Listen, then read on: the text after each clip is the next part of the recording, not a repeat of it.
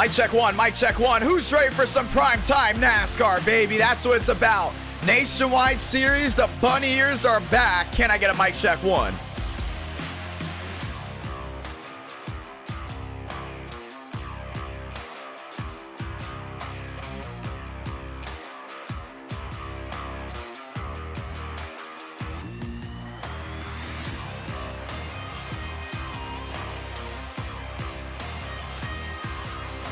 Let's get ready to roll. Session up, 8:03, password IDK. The bunny ears are back. We're making them great.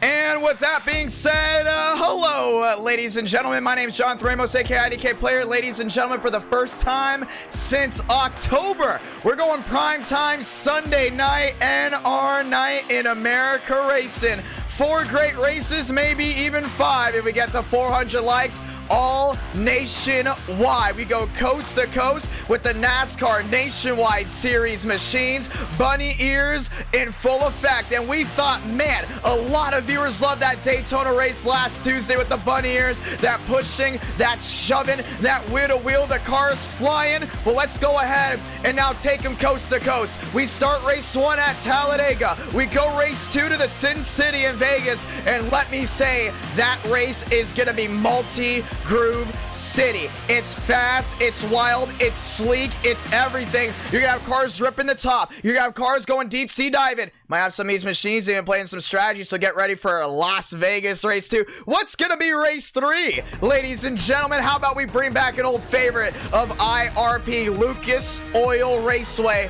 down home in Indiana. We're taking NR9 in America and the bunny ears to the Hoosier State.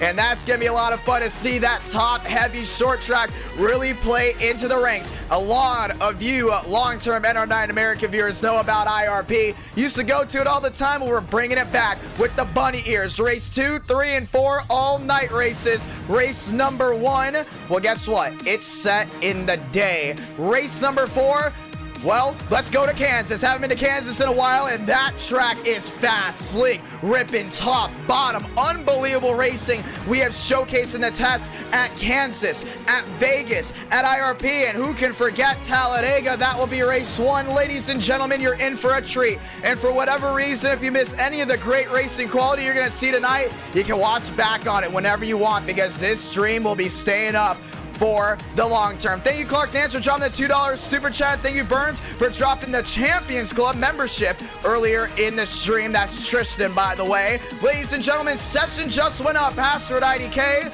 Let's get ready to rock and roll, because the bunny ears are back and we're bringing it back in style. Gonna be a lot of fun. Want to say hello to everyone in the chat. 2 chats right here looking back and forth. Hello, Electric. Hello, Bryson. Hello, Matt Skipper. Hello, Jared Bubble Contreras. Bad 13 Luck. John, how are you doing? CK Trooper, Chevy Electric, Jared Moriarty. Ladies and gentlemen, let's go rocking and rolling all night. The bunny ear stock cars are back. We're going to be talking about it all night. They perform differently at all 4 tracks. And if we get to 400 likes, ladies and gentlemen, race 5 will have a vote. We'll either go to Charlotte, USA. We'll either go to Indianapolis to bring 2 races to the Hoosier State. Or how about a fan favorite from a lot of the viewers outside of the U.S., Montreal, with the Nationwide Series. Remember, Danica Patrick ran over a shoe in that race way back. Well, guess what? Danica Patrick is on the thumbnail tonight. And at the same time, ladies and gentlemen, race 5 could be Montreal. We'll finally go back there since the first time since November. Ladies and gentlemen, with the session being up, I say hello and welcome to everyone tuning in around the world. NR9 America, feeling victories all year long. Well, tonight, it's no different. And tonight, we're getting ready for the great race in action. We've seen 3 wide, we've seen 4 wide. We've seen drivers lay on each other left and right at Talladega. And the speeds are high and the adrenaline will be high as well as we get ready for the overlays to go on. The session is up. We're joining in right now, ladies and gentlemen.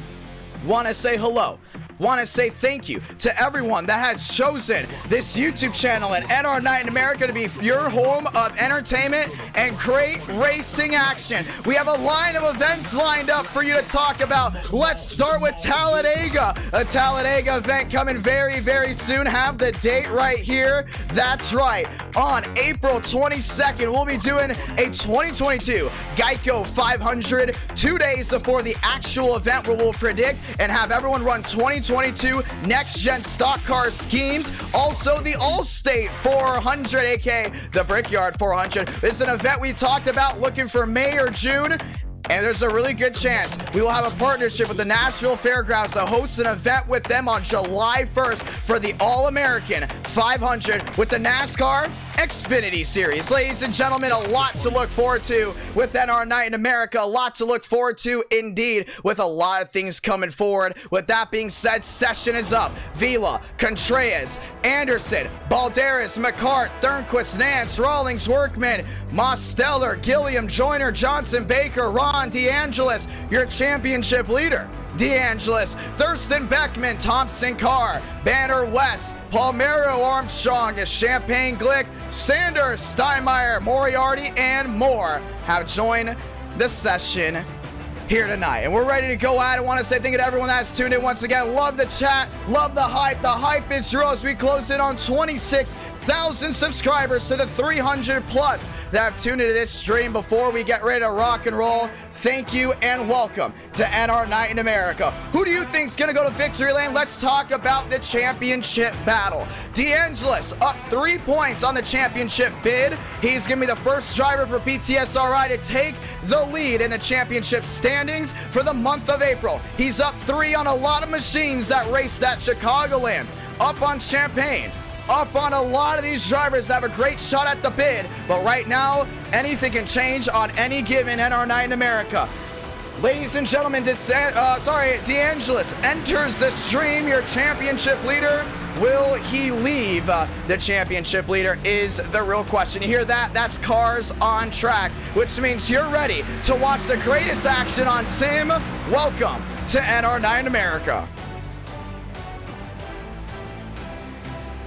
It's time for some super speedway fun, but we start at Talladega, we work our way to Vegas, then to IRP, then to Kansas, and who even knows, 400 likes, we might be going to Montreal. Get some road course racing in, let the nostalgia flow through.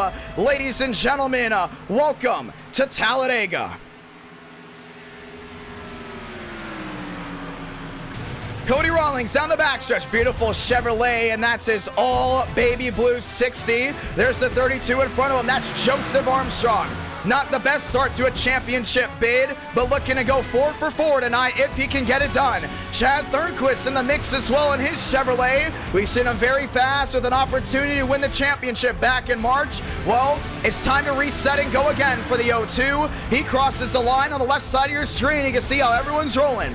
Gilliam is in third. Moriarty's back to fourth. Mosteller drops back as Armstrong goes top of the charts. Tandem drafting, will we see it tonight? That is the real question. Real question is, can Sean Rowe go back to victory lane at Talladega? 2 wins in NR Night in America here on the famed Super Speedway. Looking to make it 3 for Dale. How about the NR Thunder Chevrolet? That's Tyler Tinsley. Tyler Tinsley won the first nationwide bunny ear race ever performed in NR Night in America. That was at Daytona. He crossed the line with ease in his phase-up Chevrolet. Now trying to do it for the brand new free-to-play stock car game coming this summer. That is NR Thunder. It will be available on Roblox and once again, free to play. A lot of these machines heading the track. Demo's brand new livery in his Chevrolet. Looking to go ahead and get things done and get things so wild. And for the ones that are looking for the overlays, here it is. And everyone else ready to go at it. Zach Todriff, same boat. We talked about This team, Paintbrush, so good on the super speedway, so now they got to perform well tonight. They've got a great shot at a championship with a lot of time left. We're double points coming from an event here soon and another super speedway later in the month. That will be April 22nd. Can the Zach attack and go to victory lane from Talladega? We're going to find out, but how about Jackson Carr? Knowing the love he has for these bunny ear spoilers of the Nationwide, trying to get Dodge their third win of the year in NR Night in America. It's going to be tough to perform against 36, or should I say 39 other stock cars rolling around this racetrack. Matthew Baker, one of many, getting ready to go at it tonight. Same with Max Steinmeier, rolling down the backstretch here at practice. Darian Gilliam on the outside in his G-Mac number 5, and more to come with Sean Rowe as drivers hit the track. Nicholas Hook in the 07007 beautiful Chevrolet. Want to say thank you to everyone that's tuned in tonight. Who's excited? Who do you think is going to go to victory lane? I'm telling you one thing. I have my eyes on one driver to get it done. We're going to see if he's on pit road. I'm going to be honest. I have to go ahead and give it to possibly Jackson Carr. I think Jackson Carr is going to get his first win in the Nationwide Series for NR Night in America. I think he's going to get it done here at Daytona. Closing in on the 2-minute warning, ladies and gentlemen. Closing in on the 2-minute warning. 4 great races. An event to come soon. And for the first time since October, Sunday night, prime time NR Night in America. Someone's going to go to victory lane. But we will find out in 70 laps time of race 1, 100 laps time of race 2, and 3 and 4 as well. Once again, thank you for choosing NR Night in America and the YouTube channel, IDK Player. Ladies and gentlemen, let's get ready to rock and roll. Qualifying in 2 minutes. Qualifying in 2 minutes.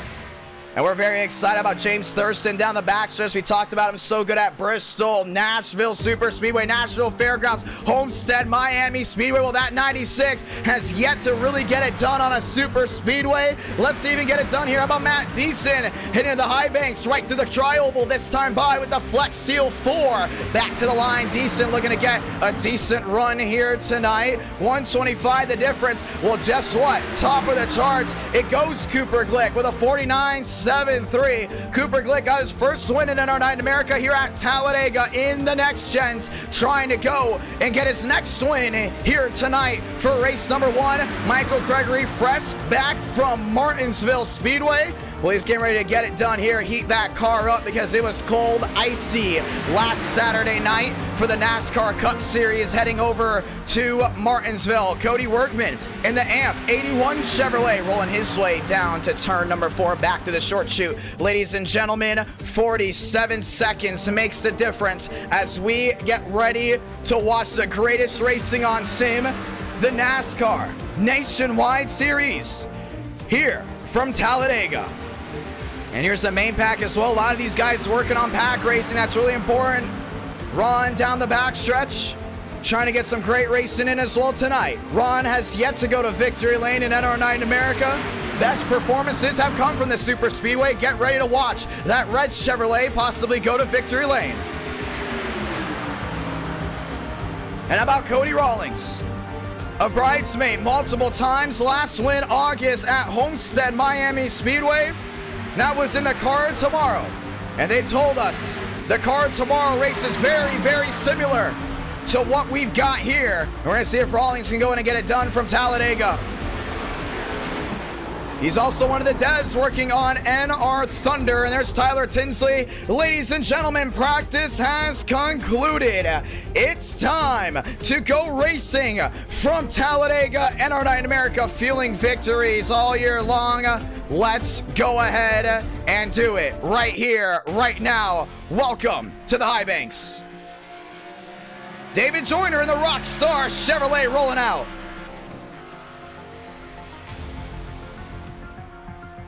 Ready to rock and roll, ladies and gentlemen. Let's see if Joyner can do it.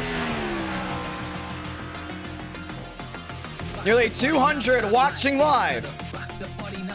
I think Joyner's really got a good shot. You can see on the bottom of your screen, a lot of these guys working back and forth to see who's going in the purple, who's going to bring us to the start-finish line. Let's start Talladega Race 1, Round 1, should I say. Down the backstretch, that goes to Tua Johnson. Look at that 12 machine as well. I believe that might be Moriarty or Jackson Carr, and it is Jackson Carr in that 12 machine. Watch his line. He goes right to the top early, but what a lot of guys love to do on that second lap is hold that inside line the entire time. Jackson Carr works with the cruise. He works with the forward momentum, top to bottom, top to bottom. Alex Anderson, first one in the purple, trying to go number 1, but it's Jackson Carr in Dodge. Now working through the middle of the tri-oval. At the line this time by Jackson Carr in the 12. Stopwatch, yes sir. Cha-ching, racing his way back down to 1. He's on a flyer.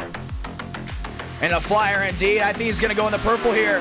No bottoming it out, down to 1 and 2. Raul Alves already in the purple. He's looking to go number 1. Jackson Carr down off turn number 2. Still might pick to win. Still might pick to go number 1. Can the pole sitter get it done from Talladega? That is the real question. Alexander Balderas in the green. He's trying to go ahead and rock and roll tonight. Ladies and gentlemen, let's get ready to do it.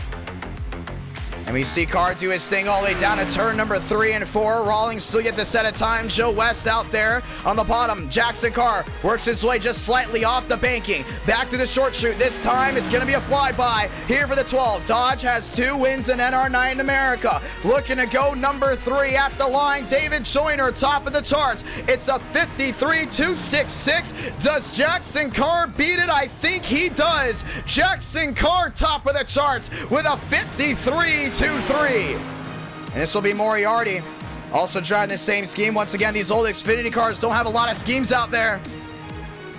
Moriarty down the backstretch. Jackson Carr first, Joyner second.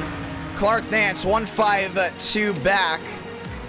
Hook jumps 6, Rowe jumps 7th. McCart goes back to 8th. Moriarty just gets on the apron. That might be the difference from first and second. I don't think it's going to be a Dodge lockout for Mopar, as that 12 just skinned the apron down the inside, washes wide. Not a lot of forward momentum out of the 12. Back to the line. Mason, Moriarty to the tri-oval once again. It's a 50. He's in the green, but no purple. Onto the apron. 54, and he's going to be qualifying towards the back. How about Michael Gregory down the inside, trying to get a lap in? And Moriarty will qualify 21st for Talladega. And it looks like Gregory is slow as well, getting ready to go back through it. Rawlings got his way through. James Thurston, a lot of forward momentum carried off the top. Didn't get to the bottom, still using the outside lane. He's going to give up lap number 1 to get to lap number 2.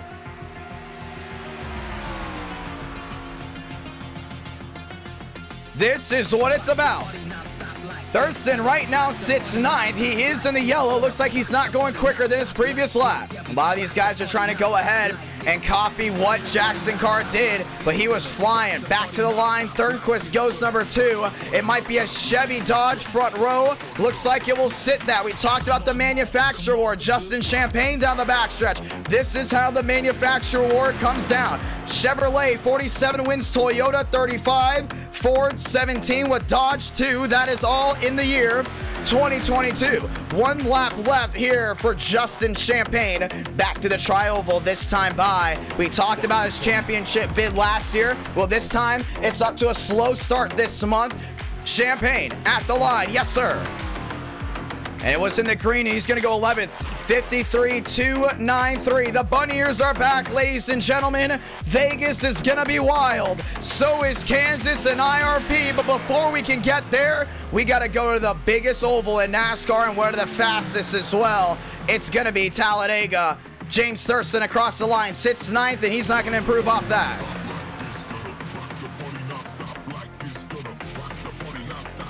Cody Rawlings back to 7th. And I want to say thank you to the viewers as well. Over 500, make that 600, and have tuned in so far tonight. Are you ready to get this race started? I'm excited. Hopefully you're excited as well. Ladies and gentlemen, 70 laps, 40 drivers. On the top of your screen, you can see how they roll through. Welcome to Talladega. And it's time to go racing. 4 races confirmed for tonight. Less than 300 likes away from race 5, possibly going north of the border to Canada for some Montreal action. And at our night in America, look at that crowd, a stacked Talladega crowd, ready to watch the greatest go at it. 70 laps, no stages, one fast repair, and we're ready to go. And Skipper back in 23rd, that is. That's going to be a long way through this big pack. Palmero back to the 26th spot. Deason 27th. Johnson 28th. Who's ready for it? Cody Workman starting up front, trying to go to get this one done. Cooper Glick in the 47. There's Tyler Tinsley, last driver to get it done on a super speedway with the bunny ears, looking to go ahead and do it again. How about Cody Rawlings in the 60 as well? Ladies and gentlemen, it's gonna be a storm. It's gonna be fun. And tonight, we light them up one more time. Sunday night, prime time, and our night in America. Vegas under the lights, IRP under the lights, same with Kansas. But we start in the day because guess what? Sparks are going to fly anyways from Talladega. Next eTicket event and at our night in America, the 2022 Geico 500. April 22nd, that's a Friday night, and that will be at 8 o'clock Eastern Daylight Time, 7 o'clock Central Daylight Time. Ladies and gentlemen, let's roll. Rolling off, let's go ahead and do it right here, right now. Welcome to the show and our night in America. And DeAngelis looks going to be starting from the back. Remember, he is your championship leader. Last thing he wants to do is wreck out here. Including with a lot of these guys known to be very good super speedway racers, they're going to have to keep it hard, keep it strong all the way through. Ladies and gentlemen, are you ready? 250 watching live, 250 ready to go at it. Stacked crowd, nearly 1,000 have already tuned in. A line of e-ticket events ready to go, rocking and rolling as well. 70 laps of action. Can Champagne get on the championship board?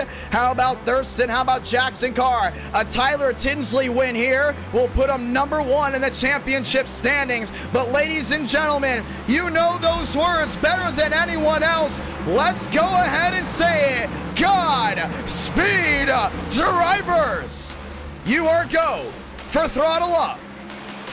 Lock and load, Thornquist on the front row, and that's one driver we got to keep an eye out. He's fast on the intermediates, fast on the short tracks and the super speedways. Thornquist has got to be licking his chops here tonight because he knows one thing and one thing only. This is his shot to not just own a championship, but pull away with one. With nearly 300 watching live, Thornquist is ready to go out of here tonight. He's on the outside front row in the O2. Show him the love as we get the one to go. This time by, ladies and gentlemen, 8:22 p.m. here on the East Coast. Let's get ready to rock and roll.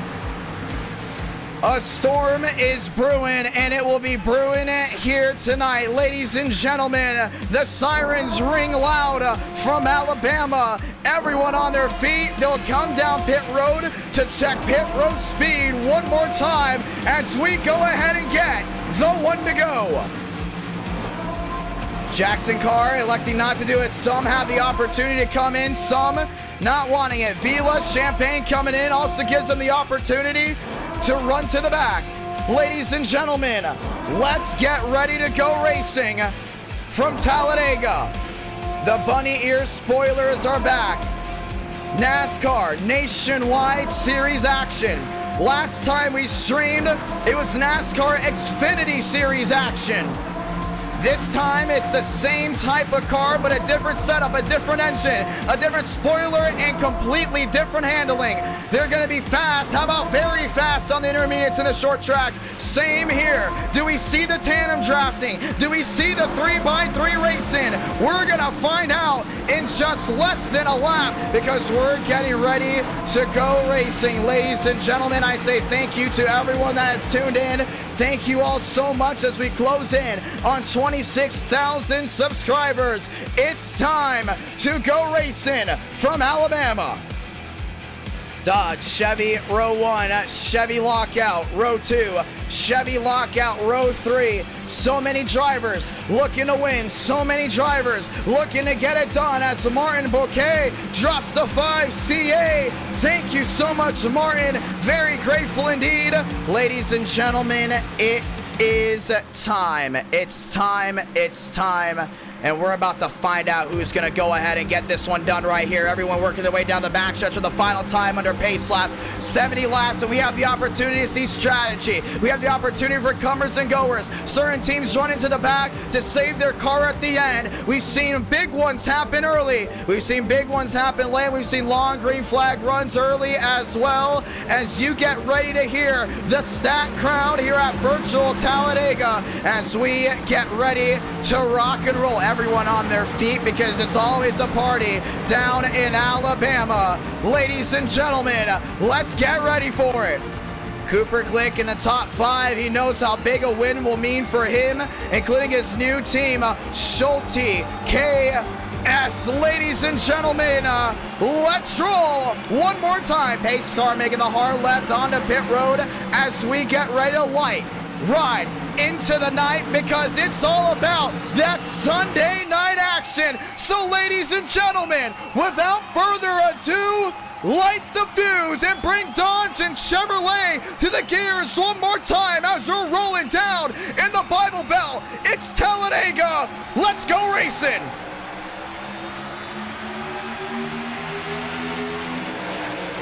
2x2 down to turn number 1. Not a lot of these guys looking to the outside just yet. Palmero looked for a shot top side. Not going to happen just now. Still the 2x2 action. 3 wide Johnson. That's back for 12th. He's going to wash back just for now. Champagne puts himself back to 11th. There's still 2x2. A flare out. Now 3 wide in the middle. Rolling stuck on the bottom. Multiple machines dropping back. They'll be full saw by the time they enter turn number 3. Thornquist with a shot in the rear end. That's from Tyler Tinsley. Middle lane moves well for now. Outside lane severely dropping back. Thornquist on the apron there with Jackson Carr. Already 3 wide down to turn number 3 and 4. Tinsley holds the middle lane. Outside lane's looking hooked. Can't get it done. They wash down turn number 4. Who's going to lead lap number 1? Jackson Carr all over Thornquist. We talked about how fast that 0-2 is in happy hour, in testing, and now just like that, top of the chart, Chevrolet, they're going to lead lap number 1. 3 wide, Champagne top side. He's got 2 buddies. That's Palmero on the outside as well. Still 3 wide, Landlock. West in the middle as well. Back down to turn number 1 and 2. Inside, Jackson Carr holding everything he's got. He's got Thornquist behind. 3 wide, washout. Jackson Carr to the middle lane. There with Tyler Tinsley. 3 wide, Justin Champagne around the outside. So as they all over that rear end of that Chevrolet. 3 by 3. Looks 2 rows. Look, 3 rows now. Down to the bottom goes Carr. Champagne's going to slam the door there on Tinsley. Not a lot of room for a mistake for the 75, but they're going to stay clean through 3 and 4. Palmero on that outside. Not a lot of these guys want to go 3 wide just yet, but you see the 3 wide action once again. Back to the line, this time by Justin Champagne in the middle. Jackson Carr behind. Still 3 wide. Baker's in the mix. At the line, give it to Champagne indeed. Champagne led that lap 3 out of 70. 2 by 2 towards the back end. Now they're starting to get comfortable at the 3 wide. This is where we've seen a lot of things go very, very bad. To the outside, Alvis. Down to the bottom goes Thornquist. He's getting out of Dodge. Doesn't like what he sees. Smart move, definitely. You talked about having to win races. We talked about that number 02 machine winning races a lot on the super speedways. He smells trouble. He gets out of there very, very quick. 3 out of 70. Still 3 wide. To the bottom goes Tinsley.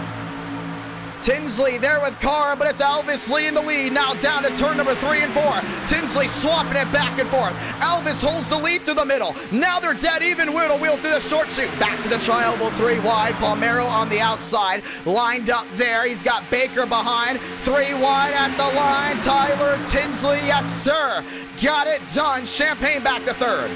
I love what we see right here. Look at the intervals on the left side of your screen. Look, everyone back from 15th, maybe even 16th. Those are the guys in this main pack. Everyone else, they're getting out of there. They don't like this 3 wide early racing early on. Even Tinsley, even Rawlings, they're getting out of here. They don't like how it's 3 wide early on because they raced Daytona and they saw how wild things get early on. Even 4 wide looking there for Huck. Down to the bottom, they're 3 by 3 again. It's Palmero only to the outside there with West. West might give him a bump. Still no go for that Dirt Vision Chevrolet. 3 wide, still maxed out. 3 by 3 down to turn number 4.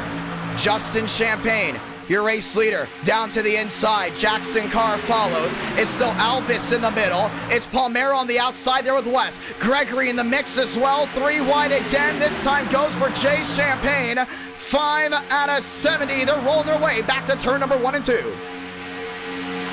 Yeah, Rawlings got a little bit of nose damage on that 60. Yeah, that's probably one of the things they talked about, pushing the pusher. That's the last thing you want. We talked about these bunny ear spoilers. It's so tough to see in front of the driver. And one thing we've seen before, including at Daytona, pushing the pusher never works. And Workman almost had an issue there as he's going to drop all the way to the bottom and get out of there.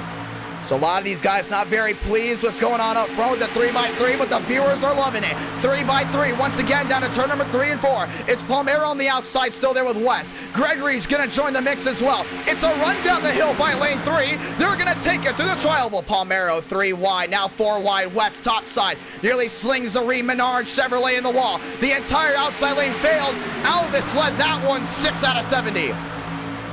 4 wide again, one in the wall. And that's Joe West. We talked about that 4 wide move. Well, I think Palmero was too happy about that one. That 27 has got damage on the left side, the right side, and now he's got to fall all the way back. Gonna have to bank on a caution here soon to go in and fix it. As long as he stays in the draft, though, he should be okay. Some of these guys coming out of pit road elected to start on pit road to avoid any controversy early on. It's 6 laps in out of 70. To the outside, it's Jackson Carr. He's got drafting help there from Gregory, from Palmero, from the 45 as well, going topside. Steinmeier in the mix, but it's still the 2x2. Justin Champagne leads the charge on the inside. Jackson Carr follows. Alvis topside. Baker in the mix. 3 wide outside. We're going to see if Gilliam holds onto it on the bottom. He does. 3x3, back 2, back 3, maybe back 2x2 again, as it's 7 out of 70, back to turn number 1 and 2. The outside lane continues to fall back. You saw what West did there. I really did go ahead and crumble that outside lane, but back to the 3 wide action. On the inside is Justin Champagne there with the car. A shove to the 38. Now forces that forward momentum down that inside lane. Gilliam playing it safe in that CarQuest Chevrolet. It's still 3 wide again, but in the middle, Alvis has got that fine line rolling down the hill. Now let's talk about strategy. Let's talk about statistics. Usually when we go to Talladega, it's the middle lane that prevails late. When this track rubbers in, we've seen it in the NWP 400. We've seen it multiple times. The middle lane gets the run down the hill. And as you see it there, I don't think Alvis got it, but he was close. That middle lane, as long as that driver in that second spot in the middle gives a little bit of a shove, the driver in first in lane 2 will go ahead and shove its way to the lead. We've seen multiple wins come from lane 2. We got to keep that in mind here tonight. Washing wide goes the 0-2. Thornquist back 3 wide again. This time he's on the outside. He's got the 17 right with them. 8 out of 70. 3 wide. Jackson Carr on the bottom. Moriarty stuck in the middle. Baker still stuck in the middle as well as he drops back to 4th. Moriarty trying to get a shove back around. Can't get it done. 3 wide, top side. Outside lane loses forward momentum again. It's 8 out of 70 coming to 9. 3x3. Justin Champagne has led the most laps tonight. Add another one. Chevrolet owning the top 2 spots. It's still Dodge now 3 wide. Now 3 wide around the outside comes Moriarty, helped there by Rawlings. I think Rawlings proved a lot there at Daytona that he is willing to really help out a driver, including when it comes down to pushing and shoving. Watch that 60 here tonight. We got one to the wall. Palmero slams the outside wall. 3 wide again. He's going to drop back. Same with Wes. Those guys fall back. How about the Volusia 6 there out of Skipper, scoring his first points of the month. That was at Daytona. Trying to go ahead and get it again. That is here from Talladega. Alvis in the middle. Baker still follows. Gilliam there in 4th. 3 wide. That's going to be about for lane 3, maybe lane 4. Still the outside. Now it's a pair of Dodges. How about this one? Both the 12s all the way to the outside. Jackson Carr still up there trying to get a run, can't get it done. Alvis gets at the line. 10 out of 70. Next time by, 60 laps to go. If you're just joining us, welcome. Rush hour here from the high banks of Talladega, Alabama. 414 watching live, prime time, and our night in America. The 3x3 has concluded back to the majority of 2x2. Let's talk pit strategy. Let's talk strategy in general. A lot of comers and goers already in the main field up front here tonight, and you can see it in the battle block. On the right side of your screen. Up, down spots. Up 19 spots is Alvis. Up 17, that's Matthew Baker. Jackson Carr down 3. Champagne up 8. And you see a lot of green there on the right side of your screen. How the drivers have dropped completely back. DeAngelis, Beckman trying to save their car early on. Smart moves as we get the 60 to go this time by. Dodge still in its wake on the outside lane. 3x3. If you want to stay up to date and get a retweet by me, go ahead and use the hashtag NR Night in America. or at me at IDK Player. As long as you're watching this stream tonight, we want to go ahead and keep in contact with you. 3x3 again. That's going to be 3 rows deep, nearly 4. I don't like what those Dodgers are doing on the outside. No type of correlation. Not on the same page at all, but they keep on trying it. It's early. You got to try different things. How about trying different things? Indeed, it's 4 wide by Gilliam. Gilliam on the inside. Alvis having to go to whoa out of it. Now back 3x3 towards turn number 3 and 4. In the middle, it's Baker. In the middle now goes Alvis. Dodge not giving up on the outside just yet, but it's Champagne still knocking off laps on the bottom. That's going to be big right here. You got Gilliam, Champagne down the inside, 3x3. Next time by, 59 laps to go. Dodge still giving it his all. They're all still staying 2x2, 3x3 now. Looking for was a swing by Steinmeier. Not going to get it done, but definitely ambitions to get it done. They're racing their way back to turn number 3 and 4. Or should I say 1 and 2. On the inside, Baker finds his way in front of that 38, washing wide. That goes Rawlings, still 3x3.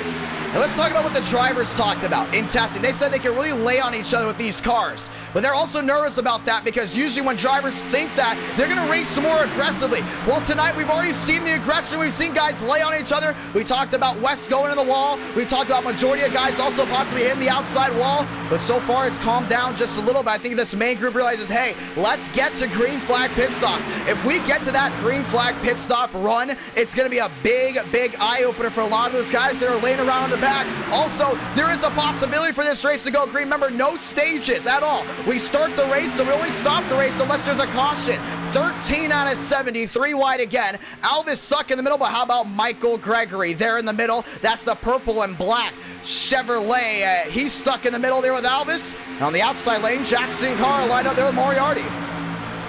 3x3, Rawlings wants the lead. I don't think he's going to get it right here. Not a lot of help there from the rear end. Now the middle lane goes back to number 1. We talked about the trends. We talked about the flow. How about Alvis? Back to the lead. Definitely one of the drivers got to watch out for here late. Alvis in the 8, leading that middle lane. Back to the short chute once again.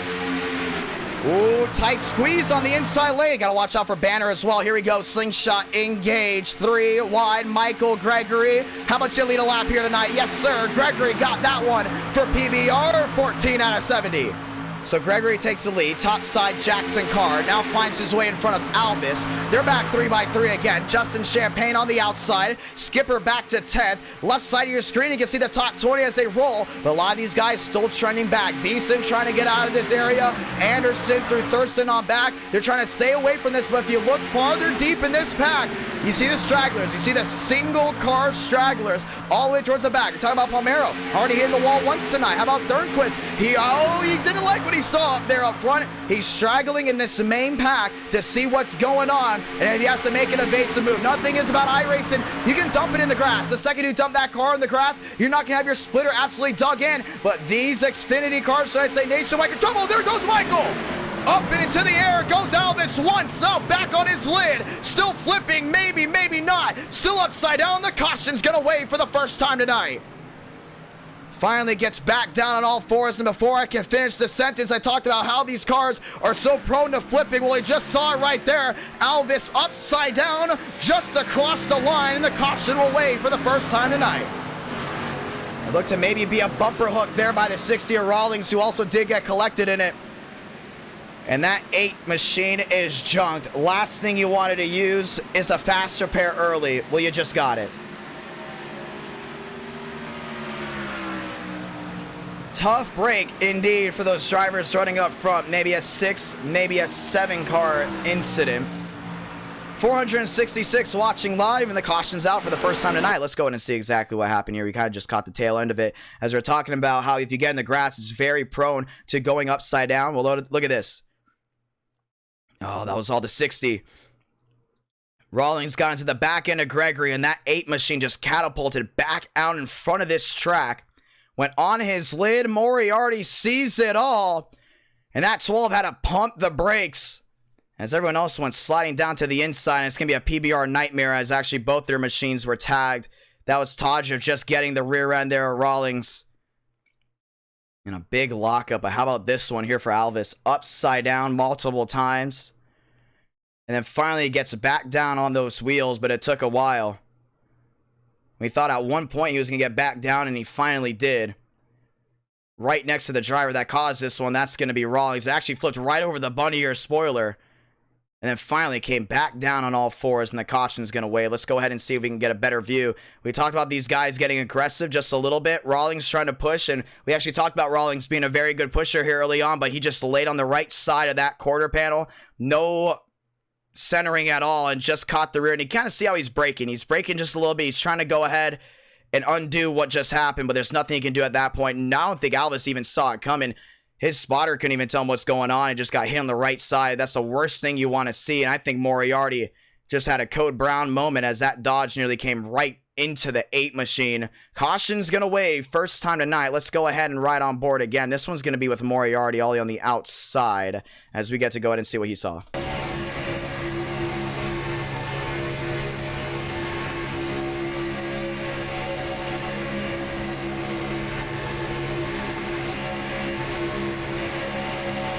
And we're actually going to go one full lap to go ahead and see how these guys are racing, and you can really get a feel of what these guys see when they're in their stock cars. I mean, it's so hard to see with those big spoilers up ahead of them.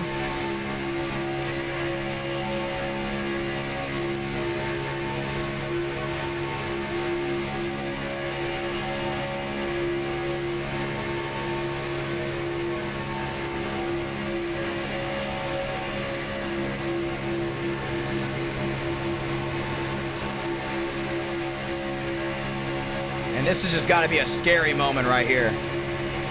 You're trusting everyone around you. Next thing you know, it's going to be a push come to shove, and he kind of saw it through the cracks.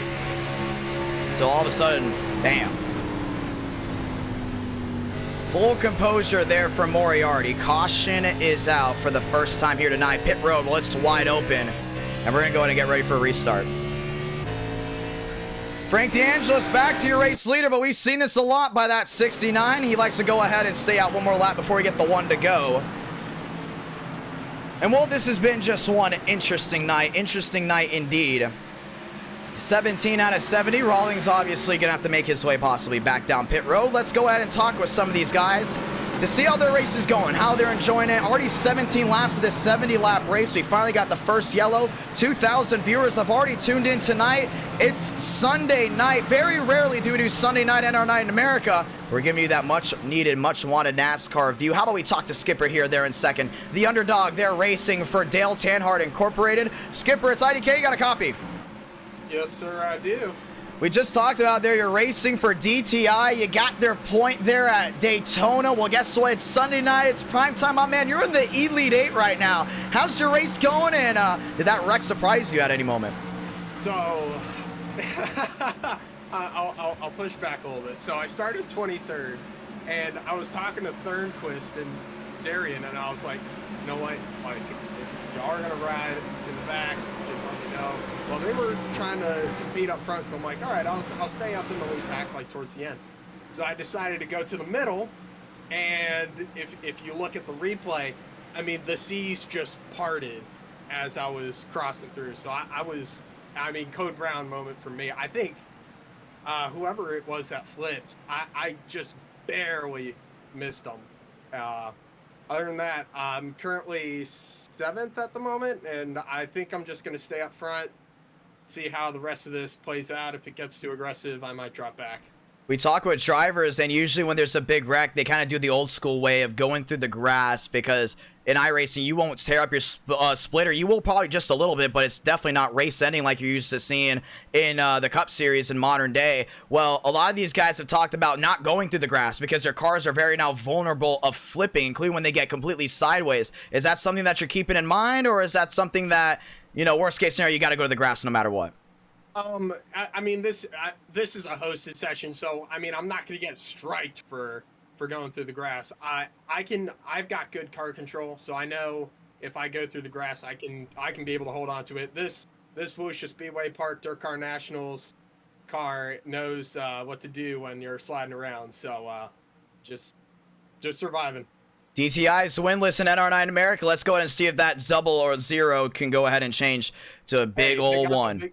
They got the big money at Martinsville and Atlanta. I think we can bring home the money tonight as well. Heck yeah. Good luck, my man. Thank you very much. Love talking about the garage guys here in NR9 America. Ladies and gentlemen, let's get ready for the restart. The one to go. here at Talladega as we had the first incident of the night. Big eye-opener for a lot of these guys that dropped back to the back. They knew this was going to happen at some point. Some expecting it earlier than expected. Well, guess what? It's Jackson Carr back on the front row. It's Banner in second, Anderson in third, Sanders back to fourth, Hook back to fifth, Skipper sixth, Baker, Moriarty rounding out that Elite Eight. Let's go back to the gears one more time. NR9 America fueling victories all year long. Dodge, Chevrolet, row one, Chevy lockout, back in row two, back to the gears one more time. We're rolling from the great state of Alabama.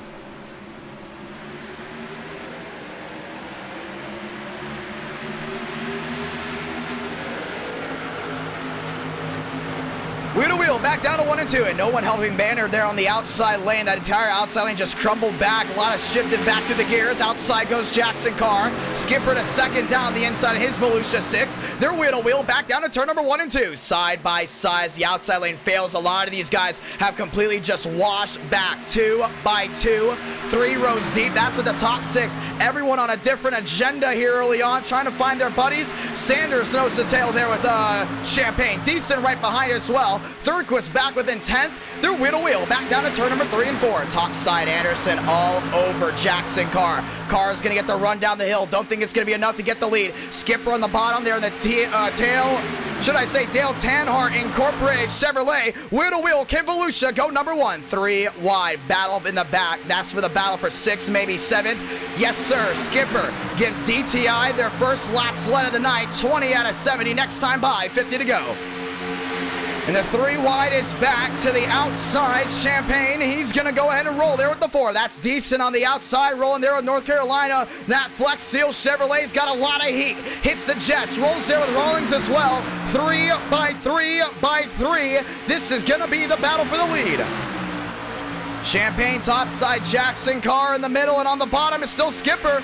And I love what this 6 car's doing. We're going to give him a big compliment here. Big time run there at Daytona. Doing a great job here from Talladega. These cars are definitely a handful, even on the super speedways. Holding that Volusia 6 up front is going to be big. 3 by 3, that's towards the back. Back 2 by 2. Jackson Carr in the middle. Lined up, sink in. Don't think it went the way of Dodge. That one might have been Chevrolet, but Carr is going to lead his way back to turn number 1 and 2. Anderson in the mix on the outside lane as well. 2 by 2 in that pink Chevrolet. Yeah, definitely try to get a nice run there. 3 wide again. Champagne topside, nearest help. That's Johnson back in the Mustang. Way in the back. A lot of Chevrolets up front, but the Chevys have got to capitalize here. Gilliam in 7th. Sanders back to 8th. Deason and Johnson round out that top 10. 3 wide again. This time some of these guys not liking it. Back 2 by 2 for the majority. Back down to 3 and 4. Jackson Carr, outside lane. Watch this run down the hill. I love what this 12 car is doing. He's getting used to lane 2 because I think he knows that's his prime spot to go to victory lane. We haven't seen that 12 a lot down the bottom, let alone all the way 3 wide outside. He loves that middle lane. That seems to be the sweet spot for the Dodge. Let's see if the 12 can go to victory lane here tonight. Jackson Carr's got a hot rod. He's 2 by 2, back down to turn number 1 and 2. Gilliam down the bottom, wheel to wheel there with Thurnquist. Behind it's Deason. Behind it's Sanders. Johnson as well, another one looking for his first win in NR9 in America. 2 by 2 by 2 again. This time Jackson Carr in the middle. Thurnquist look 3 wide, no go. Now 3 wide again, looks to the inside there of Anderson. Not gonna happen. 3 wide Champagne. Swings top side, but no one's gonna go with them again. And he's gonna sail to the back, maybe not. Still 3 wide there with Sanders. 22 of 70, Skipper versus Carr, Dodge versus Chevrolet. Seems to be the talk of the town the entire night. 1 caution in, 22 laps. 3 wide, Palmero topside, Ron in the middle, Workman's in the mix. Now you see what looks to be the left side of your screen. 20 plus drivers in this main pack, but they're separated just a little bit with a landline in the middle. That might be Ron. 3 wide, 3 by 3 by 3. That's 3 rows deep, and even 4 rows. If you look to the outside there with Nance, one to the wall, that might have been Alvis. Already used a faster pair here tonight. Doesn't want to use another one, that's for sure. Anderson in the middle. Thurnquist behind, still shoving that 67 along. And that's the most optimal way to get a run. Sanders contact. There was Champagne. They're gonna save it, but it was previous contact there with the 38 that sent in flying topside. That's Baker, and this was a big wake-up call. Champagne washes back. He actually gets into Moriarty as well. On the apron goes Demos. We stay green, but once again, we talk about these cars. You can lay on each other a little bit. Well, just like that, they did, and nobody seemed to wreck. But the biggest loser here will be Champagne for sure, dropping from 6th all the way back to about 18th. Needs to regroup, not out of it just yet, well under halfway, but definitely a big eye-opener for that 38. He's tried 3 wide multiple times, and this time, it sends him all the way back to the 18th spot. Let's talk about pushing. Let's talk about shoving. You just saw it there, but this time it was a driver on the inside that washed up the track. Well, it's great to push. It's great to shove. It's the optimal way of the driver in that second line to get the driver in front of him, out in front of the drivers around him. If you're in lane 2, you already get a run down the hill. Now look at this 38. He's behind Thornquist. He's looking at the outside. He's not really looking to work with him. Thornquist knows, though, he needs a shove by this 38 machine because once those bumpers lock up, they're faster than just one driver, let alone including in the trap. Here's another thing you gotta worry about too. There's a pro and a con to every single move in NR Night in America and in racing alone. You stay locked up to that driver in front of you for way too long, you're gonna overheat that engine. Once you're overheating that engine, guess what? It's gonna burst. It's like a magma chamber. We're ready just to pop out of nowhere. And we've already seen it multiple times, let alone even on the last lap sometimes in NR Night in America. Drivers shoving, pushing, trying to get their line to work. Next thing you know, the engine blows and they bring drivers along with them behind, causing a wreck or even a big-time caution that will change the complexity of a race. Keep that in mind when you continue to see guys pushing and shoving tonight, because if they do it for way too long, their engines can pop. Driver that knows that very well is Anderson. He did it in the Florida 500 Open, missed the show because his engine just went kaboom, and then he was out of that race. This time Anderson, row 3, outside lane in that 67. He's wheel to wheel there with Darian Gilliam on the inside, still 2x2 for the main 3-4 rows. So important note indeed, Rawlings back out onto the racing surface. Nearly forming back in with the main pack, 26 out of 70. Do we see the green flag pit stops? That's the real question. We didn't really get a scoring here on drivers 5th on back because we were looking at the replay, but for the majority of these guys, they all came down pit road just 9 laps ago. So if you look at the chart, pit road maybe around lap 30 to lap 40 on the same sequence.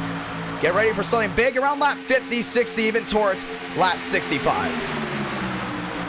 So drivers can't make it to the end just yet. Gilliam into the catbird seat. DTI 1-2. Kind of a nice little homage there to Dale Earnhardt Incorporated. Well, they're 1-2 on the bottom. Now they're wheel to wheel. Top side, Thornquist.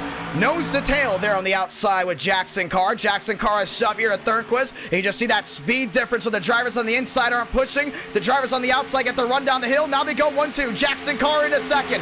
Thornquist in the lead. New race leader. Top of the charts goes the 0-2. 2x2x2. 3 wide, that's Palmero trying that third lane again. No luck at all. Banner looking down the bottom. I don't think a lot of these guys want to get pinned on that outside lane. Very claustrophobic moment. You know, drivers on the bottom, you can't trust them. If they go ahead and wreck, they're going to be washing up into you. And I don't think a lot of these guys want to risk going 3 wide now too early. They did it early on. They saw what happened to lane 3 when those drivers on the bottom wrecked up.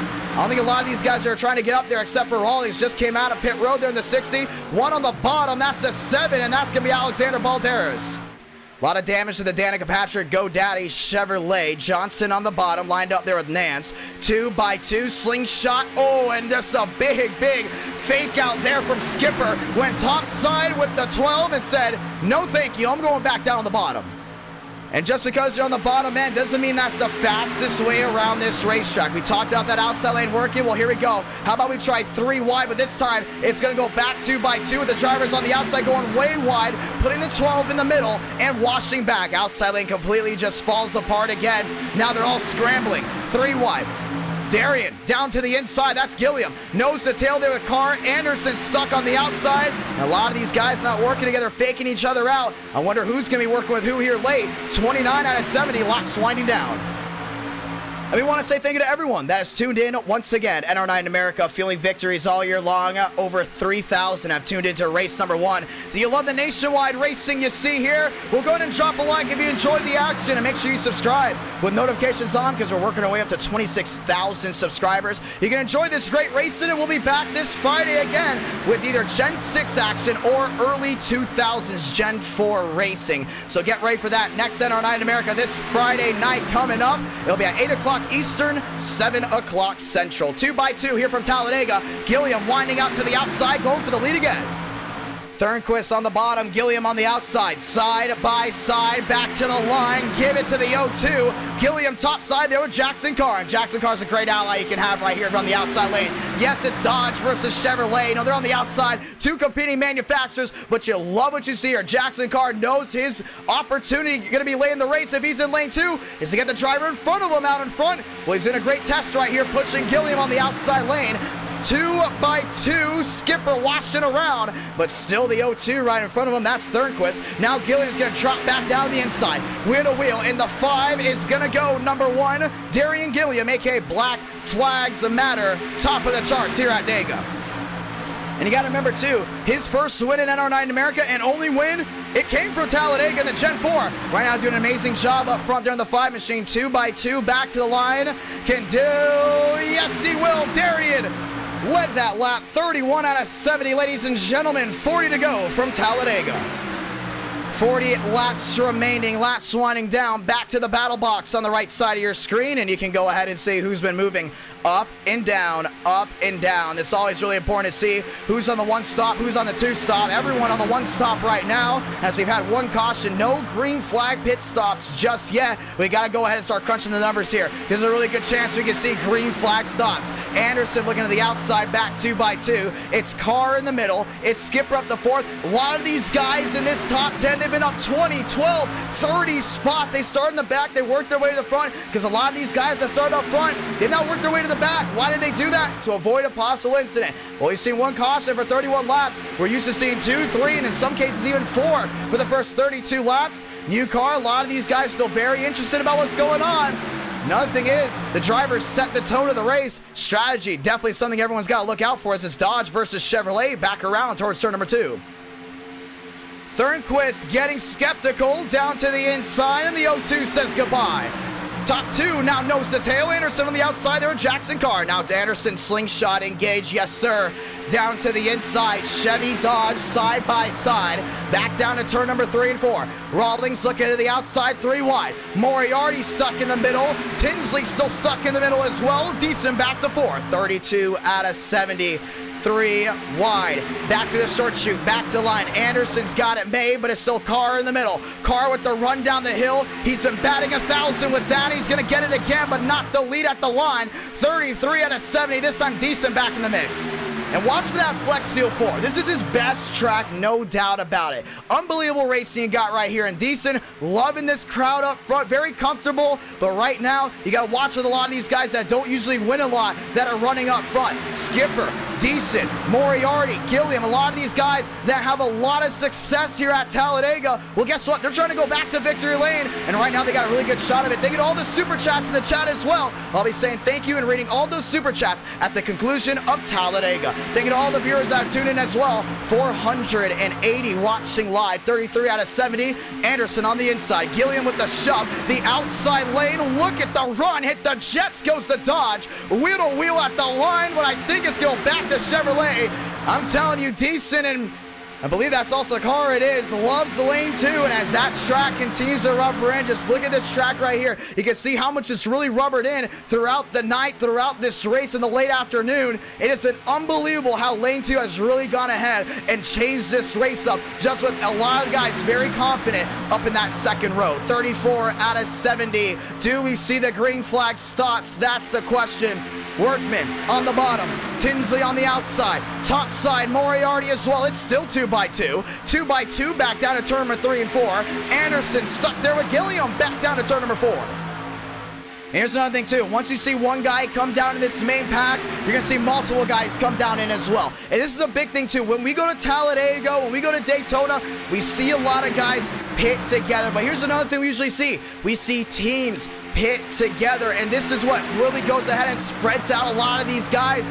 You got to really think if you're in this main pack, hey, we want to win. Let's all pit together. Let's find a set lap. We all come down pit road. And by the time we get back out, we're all still collected. And at the same time, it keeps a lot of those guys that ran their way towards the back out of the main pack. So it's less of us going in for a win. But at the same time, we will still stay clean and possibly green all the way. Once again, only one caution for 35 laps. Top side Jackson Carr still lined up there with Deason. Top side Contreras lined up again. It's Workman on the bottom. Darian on the yellow line. Oh, he's looking 3 wide, but Anderson, no forward momentum off the corner. Gives the lane back to Dodge on the outside. Jackson Carr back to the line. Now Suits down to the bottom. He's going to defend himself there on Anderson. Gives Deason the opportunity on the top side there with Contreras. Toyota, not a lot of them here in this pack. Well, right now, Contreras, one of the very few Toyotas up front. He's in row 2 on the outside. Still 2 by 2, and Rawlings trying to make a third lane. Trying to put a lot of these guys on edge. Gilliam on the bottom, still there with Skipper. Now 3 wide, Anderson top side. I think he's going to sail back. Nobody's going to give an opportunity down the inside. Tyler Tinsley in the NR Thunder Chevrolet there in lane number 2. Once again, a free-to-play NASCAR-style stock car game coming to Roblox. And I'm telling you, that's going to be coming summer 2022. One in the wall. And that does go the way of the 67. Alex Anderson, sleek to geek, not what he wanted to see. And he's going to fall all the way back to the tail end of this pack. All the way back there with Thornquist, back there with the 11 machine as well. A lot of these guys back here still very, very curious about what's going on. But once again, it's all about crunching the numbers. Gilliam on the bottom, Decent on the outside, lined up with Contreras. Contreras works his way back down the hill. Decent, oh, still staying nose to tail, but Gilliam looked at the inside. Once again, in NR9 America, you can pass below the yellow line. It is legal, but if you wreck the field, you're going to be disqualified. A lot of giving and taking, a lot of people on edge when they see a driver go below that yellow line, because a lot can happen, a lot bad can happen here as well. Another thing, it also comes down to driver etiquette. A lot of these guys go below the yellow line, they give and take a little bit early on, but if it comes down to that last lap, you're going below that double yellow line, well, guess what? You're going to get flung into the fence, and we've seen that multiple times by guys that get desperate on the bottom. 2 by 2, Gilliam on the outside, now he leads lane 2. Jackson Carr, best performing Dodge. So we got 2 Dodges now inside the top 10. Moriarty top side, still there with Tinsley. Laps winding down. Skipper on the bottom. Carr there as well. It's Gilliam on the top side with Deason. Now they give each other a shove. Deason gives a big shove there to Gilliam, but no lockup. Now they're going to fade back. Contreras looking 3 wide. We talked about before, that driver in that second lane, you can't bump. You got to stay connected. Seal it off with Flex Seal if you have to, because they have to stay collect on that outside lane to get that run down the hill. 38, now coming to 39 this time by Money Stop Time. Money Stop Time, when is it coming? Do we see guys towards the tail end? Well, look at this, 3 wide. Skipper on the bottom. In the middle, Jackson Carr. On the outside, Gilliam, give it to Gilliam. 39 out of 70. I think he just got Skipper at the line. Wheel to wheel, back down to 1 and 2. 3 wide for the lead. Now 3 wide, wash wide, and dropping back. Back goes Matt Deason.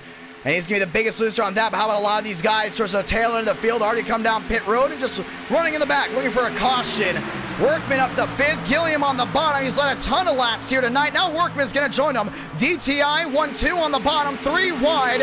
Back 2 by 2. Skipper top side. Oh, a side draft there by Gilliam. Still 2 by 2. Jackson Carr is going to go ahead and make up that ground there in lane number 2. Works to the rear end of the 6. Looks to the bottom. 3 wide. Not going to happen as the lap machine stay in front. And they got to get out of the way. That's the main thing. If they don't get out of the way, it's going to be bad. And that's the 32 of Armstrong. Stuck in the middle. Once again, they're going to work their way around them. And Skipper's going to go in and take the lead. It's always a scary moment when you see those lap machines just stuck in that middle. You never know what's going to happen. It can be either very, very good or it can be very, very bad. Well, guess what? Jackson Carr on the outside lane. He's 2 by 2. It's Contreras in the mix as well. Gilliam down on the bottom. It's still 2 by 2. Next time by, 30 laps to go. 1 caution for 40 laps. You love to see the clean race, and now back in the mix, that's Armstrong in the 32.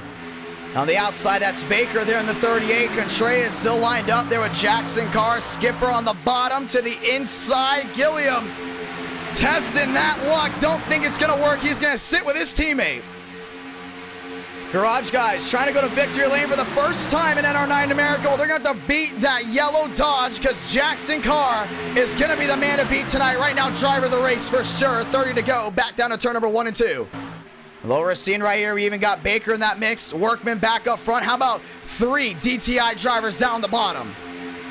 And that's going to go once again. Skipper, Gilliam, and Workman on the bottom. The DTI guys line up on the outside lane. Still Jackson Carr there with Contreras. 2 by 2 by 2. One on pit road way in the back. That's going to be Baltimore, and I think they're still 3 wide again.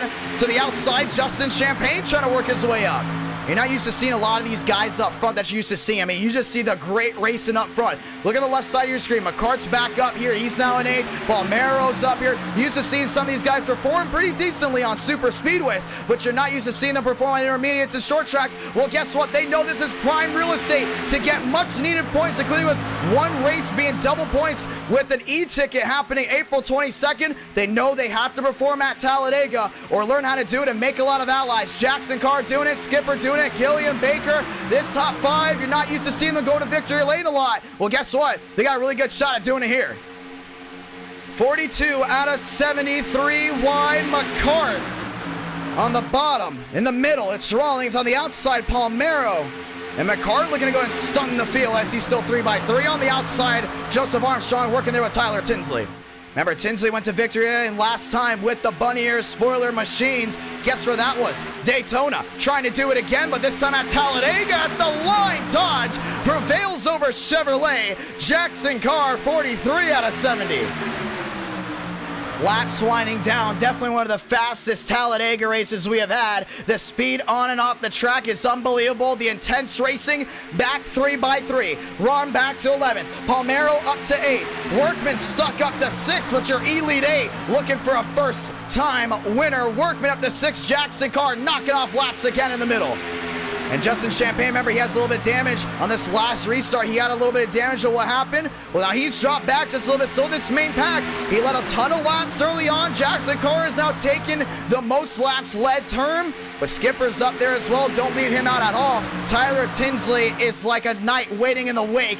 And the outside lane went sideways. That's Rawlings. Very loose coming down off that corner. Should I say the tri-oval? He's 3 wide. We got a couple lap machines right in the mix as well.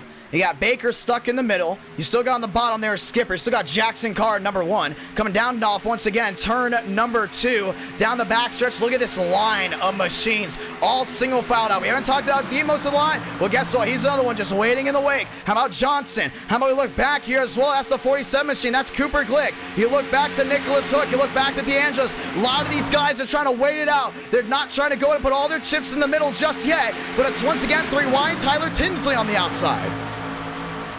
3 by 3, 552 watching live. Jackson Carr, the man of the hour. 44, turn it to 45 out of 70. And Jackson's got that one on the outside. It's Baker there with, I believe that's Rawlings. It is. Still 3 wide. Palmero again on the outside with Tyler Tinsley. 3 by 3 by 3 by 3 again. Moriarty up to that 9th spot. On the bottom, Jackson Carr doing an amazing job just sitting in that bottom lane. To the bottom, Skipper below the line. Don't think it's going to work. Slamming the door again goes Carr. He's not going to let the drivers behind gang up on him. Yeah, he's not letting anyone take control at all. You saw Skipper had a little bit of a run there with the 5. They ganged up on the 12, but Jackson Carr not letting it happen at all. Next time by, 25 laps to go. Joseph Armstrong on pit road. When do the green flag stops come? Because they're coming, and they're coming very soon.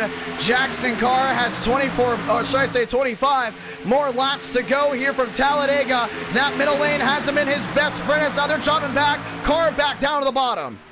And Skipper's right in line. Last thing he wants to be is a bridesmaid.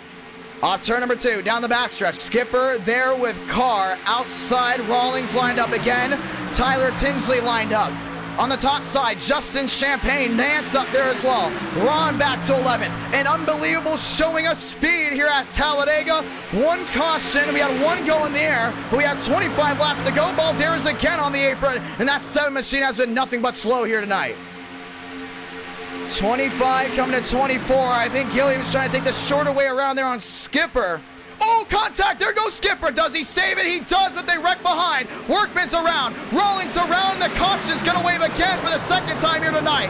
Contreras around as well. And just like that, this changes everything. All the drivers that have dropped back to avoid, well, guess what? They're going to be back up front. Green flag pit stops. They run out the door because they're all going to come down in now. They'll be good to go to the end. But just like that, caution is out, and it came with the DTI, guys, with 24 to go. And that's the second incident that happened right in front of the start-finish line. And this, well, it's going to change everything. NR9 America feeling victories all year long. Well, nostalgia running deep in the veins of all the viewers. For the racing, well, it's been nothing but fantastic. 24 laps to go. Let's go ahead and watch the replay. And it's going to be big right here. And you saw Gilliam down the bottom. Oh, man, you can also tell these tires are kind of wearing. Just got right in the back of Skipper. And that little bit of a tap put Skipper on the apron and into the grass as well. You can see that 6 machine. He's dirting it. Not dirting. Let me rephrase that. Dirt tracking it just a little bit. Great save for the Volusia 6. Now, that's great marketing if I've ever seen it. Cody Workman really bent up on the nose. Rawlings goes around. Tinsley just gets in the back end of Contreras. But nothing race-ending by any of these guys whatsoever for sure. And that's definitely to go ahead and note here. Because, once again, these guys are going to have a really good shot of going back to victory lane. NR9 America feeling victories all year long. And look how these guys are racing. 3x3 doing a really good job. You can see this is a complete lap ahead. Let's go ahead and watch on board with some of these machines to see exactly what they saw. You know, Rawlings was just right in the middle. Remember, he was one of those guys just one lap down. And this is what he sees in front of him.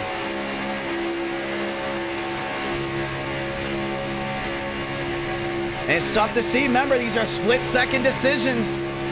Definitely a lot of damage there on the 60 that he's going to have to go in and fix.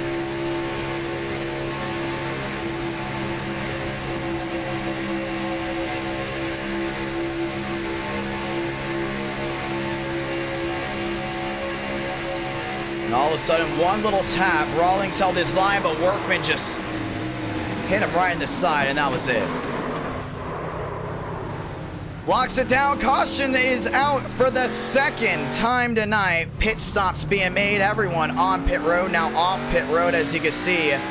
Your race changing, that's for sure. 22 laps to go. Everyone had to come down in. Well, Todriff still staying out. Looks like he's going to have to come back around. Rawlings definitely going to go back around, get his lap back, so it's not race ending for sure. Same thing with Balderas, as we'll have about 21, maybe 20, I want to say maybe 19 laps left in this one. Let's go ahead and dial in some guys. DeAngelis back up front as well. I don't believe he pit. We're going to have to see if he did or not. Jackson Carr up to third. Remember, the caution probably came out by the time he got back around. So it's going to be big there for DeAngelis. Baker back up to fourth. Gilliam back to fifth. Anderson back to seventh. How about Tyler Tinsley? Let's go ahead and dial him in.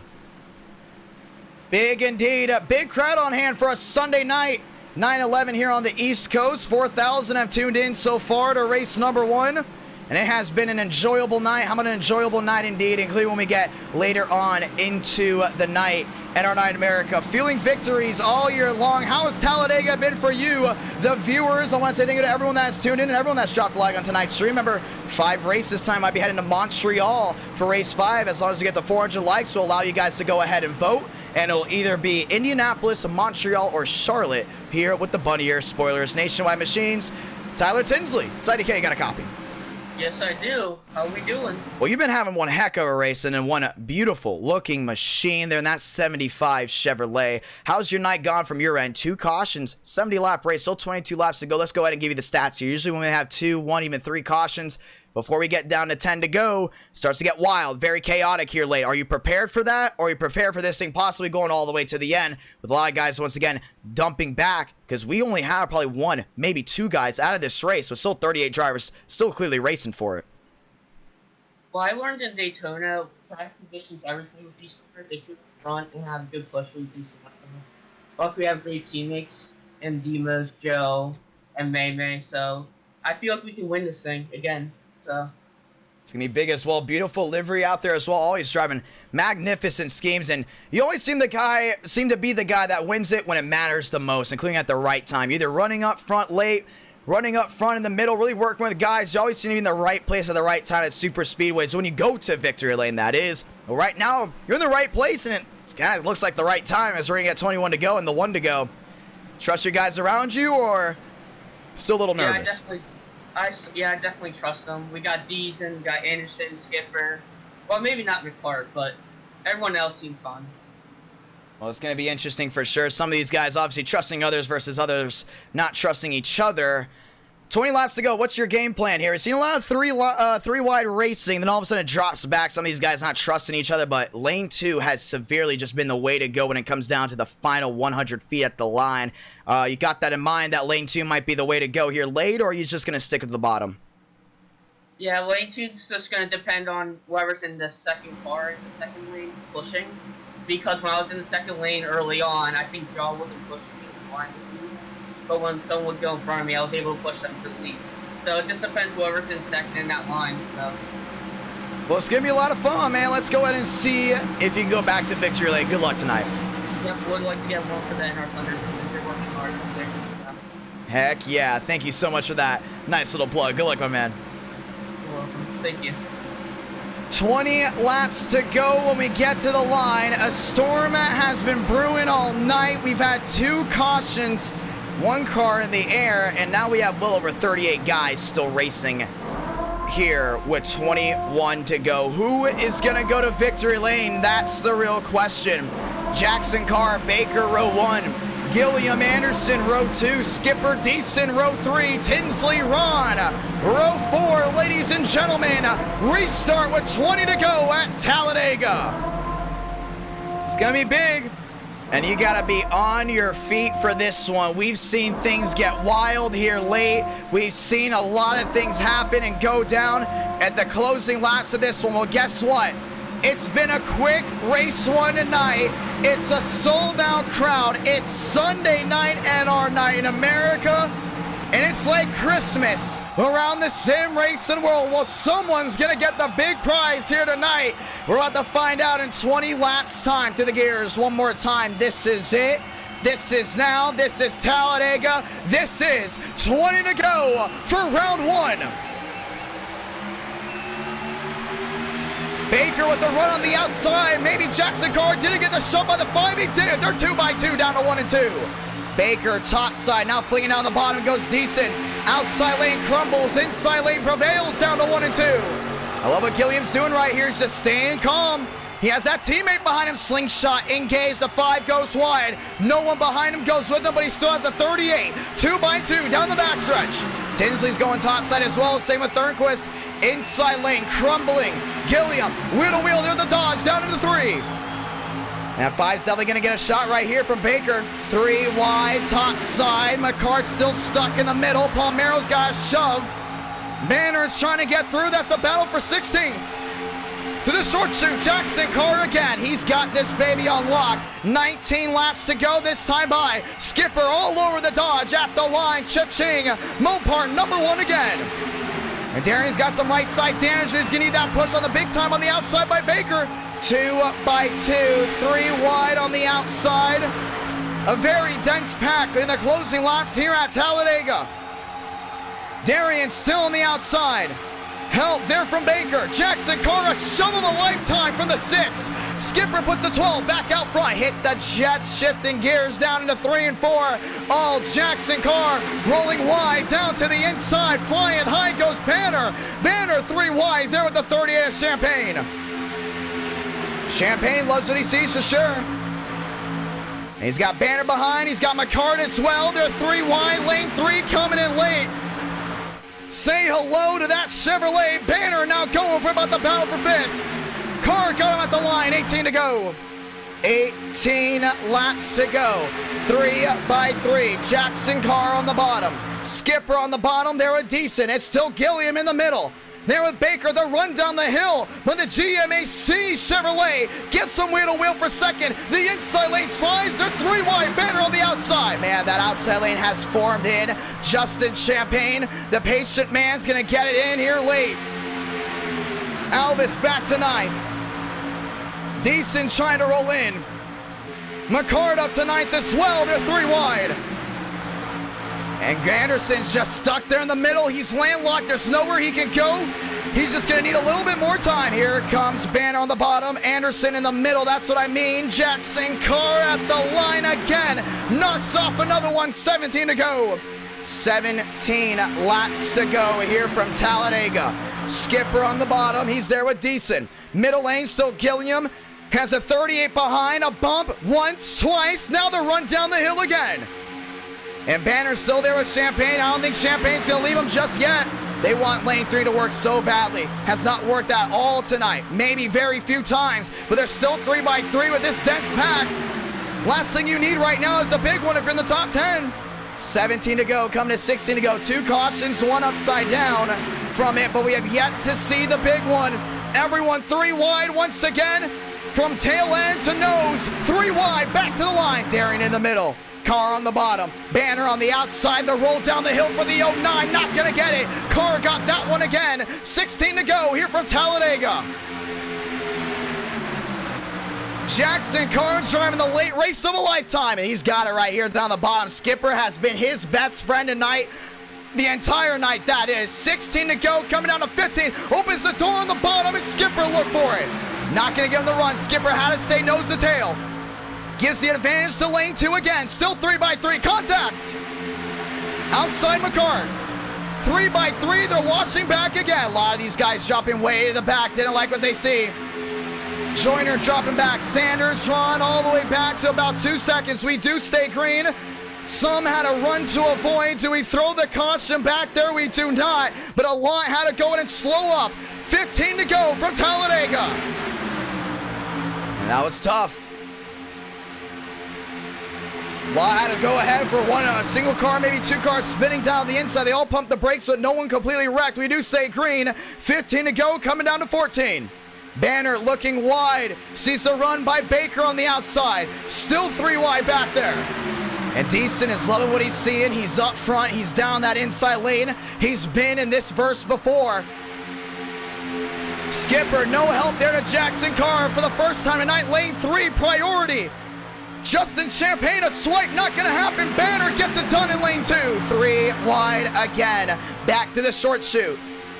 Jackson Carr has got it made. There goes Banner. Banner's around. Jackson Carr into the outside wall. The 0-2 of Thornquist is around. The caution's gonna wave for the 3rd time tonight. Demo slides. Skipper slides. They save it. And a big, big heartbreak for Jackson Carr. It's gonna be damage like we've never seen on the 12. And that might go ahead and give him a fast repair. 3rd caution out with 14 to go. Now, the little tap, that's all it took. Thornquist hard into the outside wall. I don't know if it hurt the gearbox at all. Maybe the track bar. He got a lot of damage on that 0-2. A lot of damage indeed. Let's go ahead and watch back the entire lap to see exactly what happened. 641 watching live. Was it a bumper hook? I hate to break it. It might have been. Banner, the little engine that could, went from the back on the restart to the front. He was hauling, dogging it down the backstretch, 3 wide.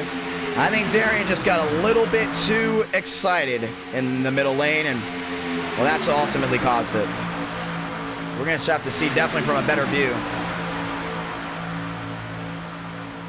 Yeah, he was peeking just a little bit. Watch this. See that 5? Peeking in the middle. He wants to go, but he also wants to see what's in front of him. A lot of those guys have been doing that in lane 2. They haven't been staying committed. They want to see what's in front of them. Also, at the same time, they're nervous about what's around them. Well, you see right there, Darian peaked. He's coming down low.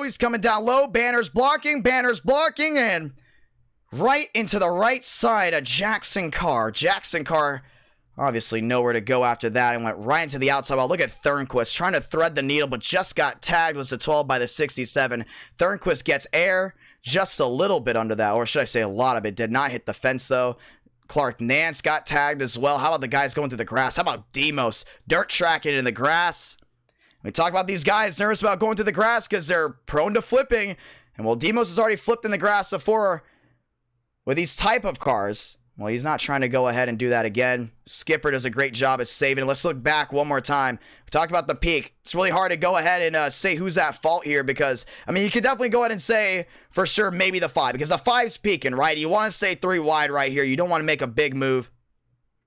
Better view. You see Darian just got into Banner. Bumped him up the track.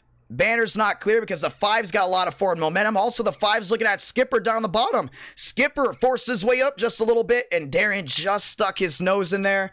Puts Banner down on the middle, and just see ya. The 09 gets left rear bumper hooked. Jackson Carr had no idea what was going on behind him. This is a big W for Champagne. This is a big W here for Burns as well. And it was just nowhere to go. You see Palmero, you see Anderson on the brakes, and just that bump from the 12 gave it enough force into the outside of the 02. Nowhere for Clark Nance to go at all either. There was just nowhere for that 7 to go. And just like that, the caution will wave again here at Talladega. We're coming down to it. We are coming down to it with 13 to go. 3 cautions so far tonight. And, well, it's definitely been an enjoyable race. Alvis up front, maybe decent. We're going to go ahead and line everyone back up again as we get the 12 to go. Banner, still a lot of damage. Not using that fast repair just yet. I don't think it's all over. Darian, a little bit of damage on that left side.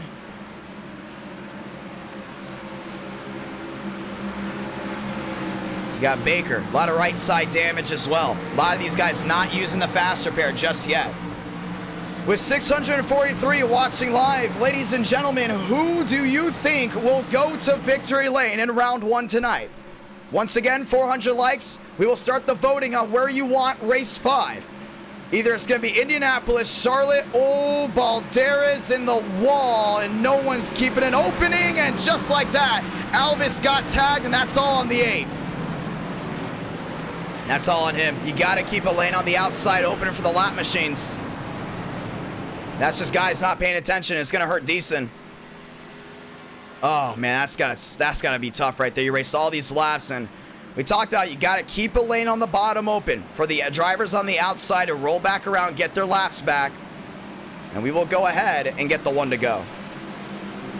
Who do you think's gonna go to victory lane? Yeah, it's gonna be tough for Alvis now to get that one done. I mean, Balderas was on the brakes. Definitely not on his fault as we get the 2x2. Ladies and gentlemen, let's get ready to go again.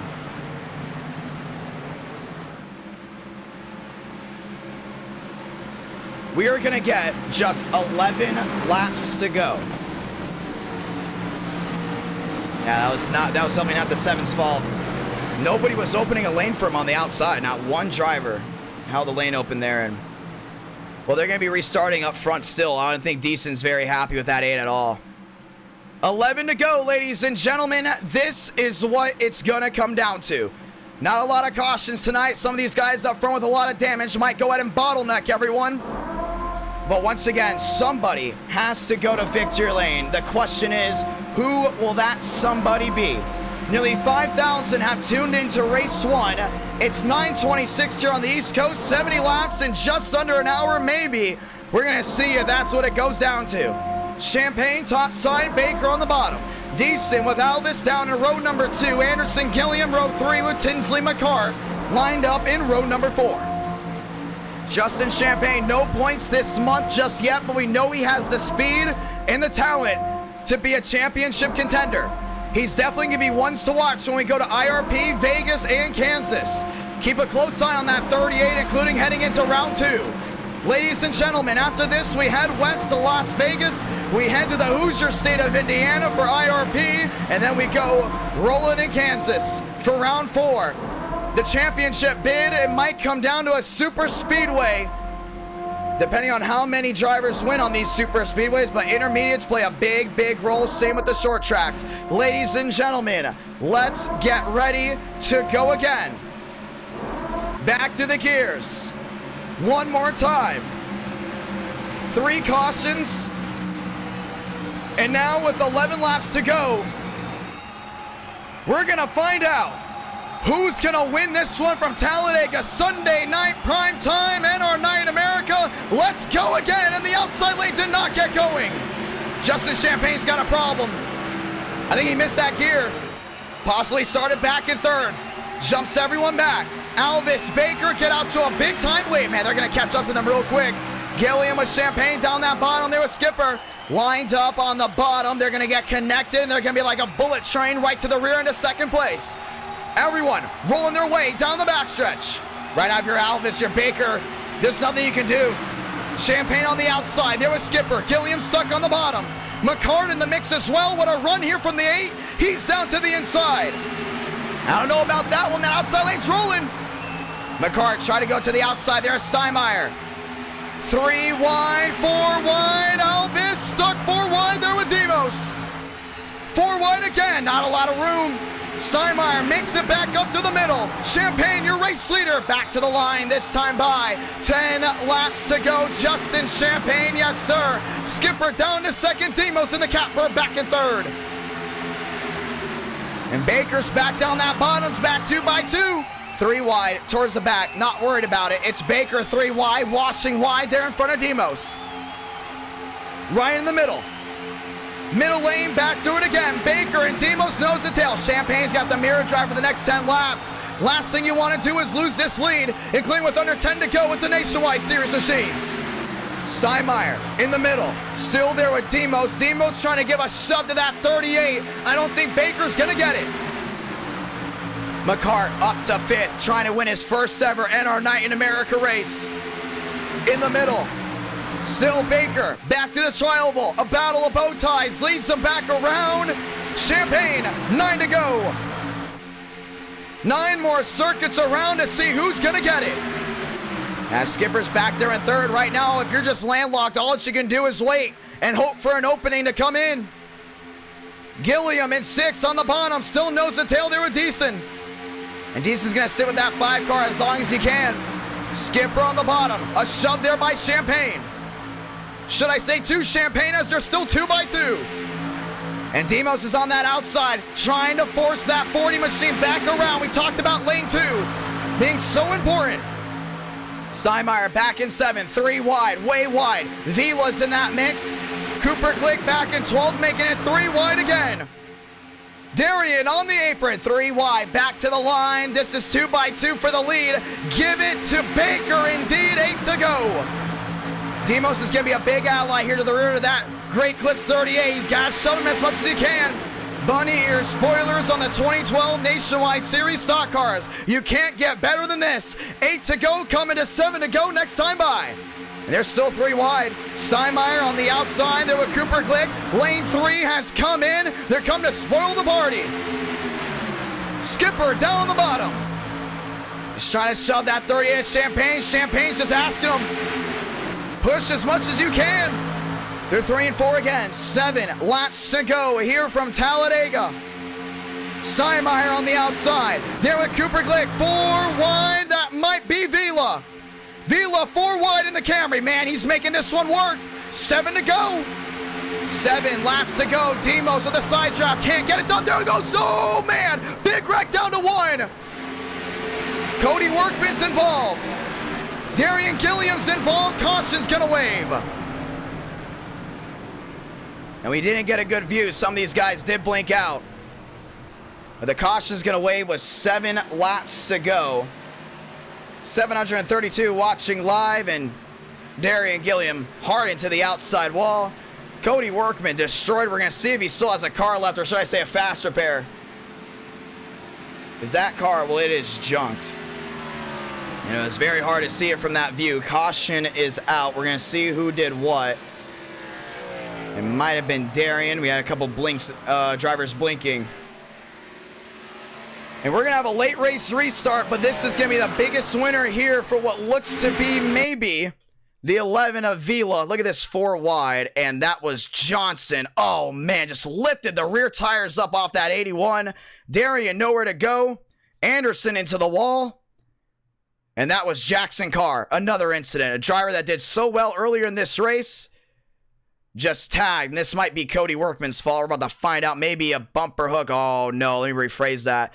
James Thurston shoved the 2 of Johnson into the back end of Cooper Glick. Cooper Glick then obviously just holding his line, nowhere to go. He hits the wall.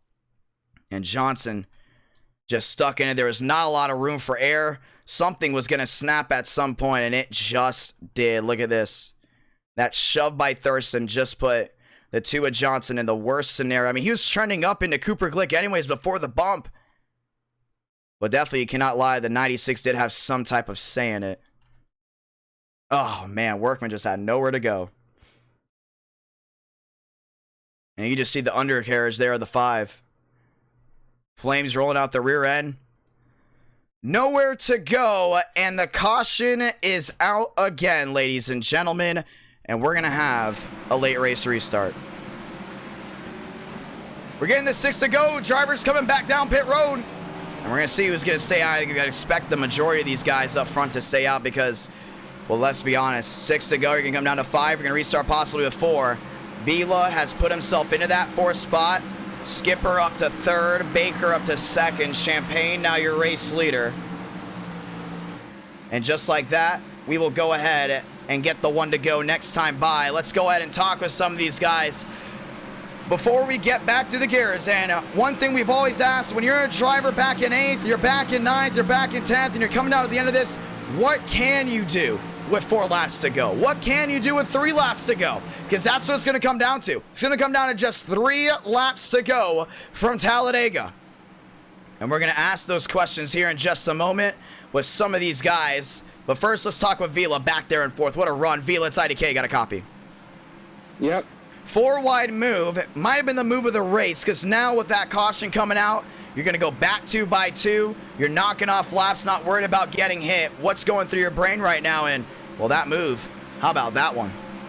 Yeah, so the first 50 laps, for the first 55, I took it easy in the back. I knew that I need track precision. We were coming like 5 to go. I'm at the 3rd lane with Cooper. We were rolling, and I saw the gap in the tri-oval. I said, you know what? If I don't make this, if I don't, like Serna said, you don't take the gap, you're not a racer. So I took it, and it worked out. I'm just seeing Champagne P1. Hopefully, I can get him. Well, it's going to be a lot of fun. That's definitely for sure. Well, you're up front. You're going to get 4 to go here, 3 to go here. A lot of these guys up front seem to trust each other. I mean, we talked with Tinsley before. He was trusting certain guys up here. Demos up here. We've seen him win multiple times at Talladega. Championship on the line. Crucial 5 points if you win. Is that going through your mind? Or you're just trying to go in and find your best buddy and roll into victory lane?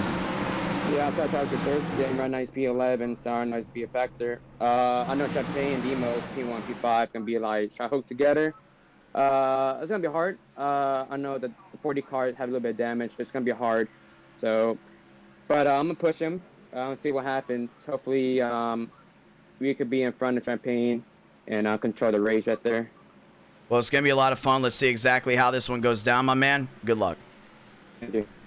Ladies and gentlemen, time for the restart. NR9 America fueling victories all year long. You get the 4 to go this time by. Champagne, Baker, that's row 1. Skipper, Vila, that's row number 2.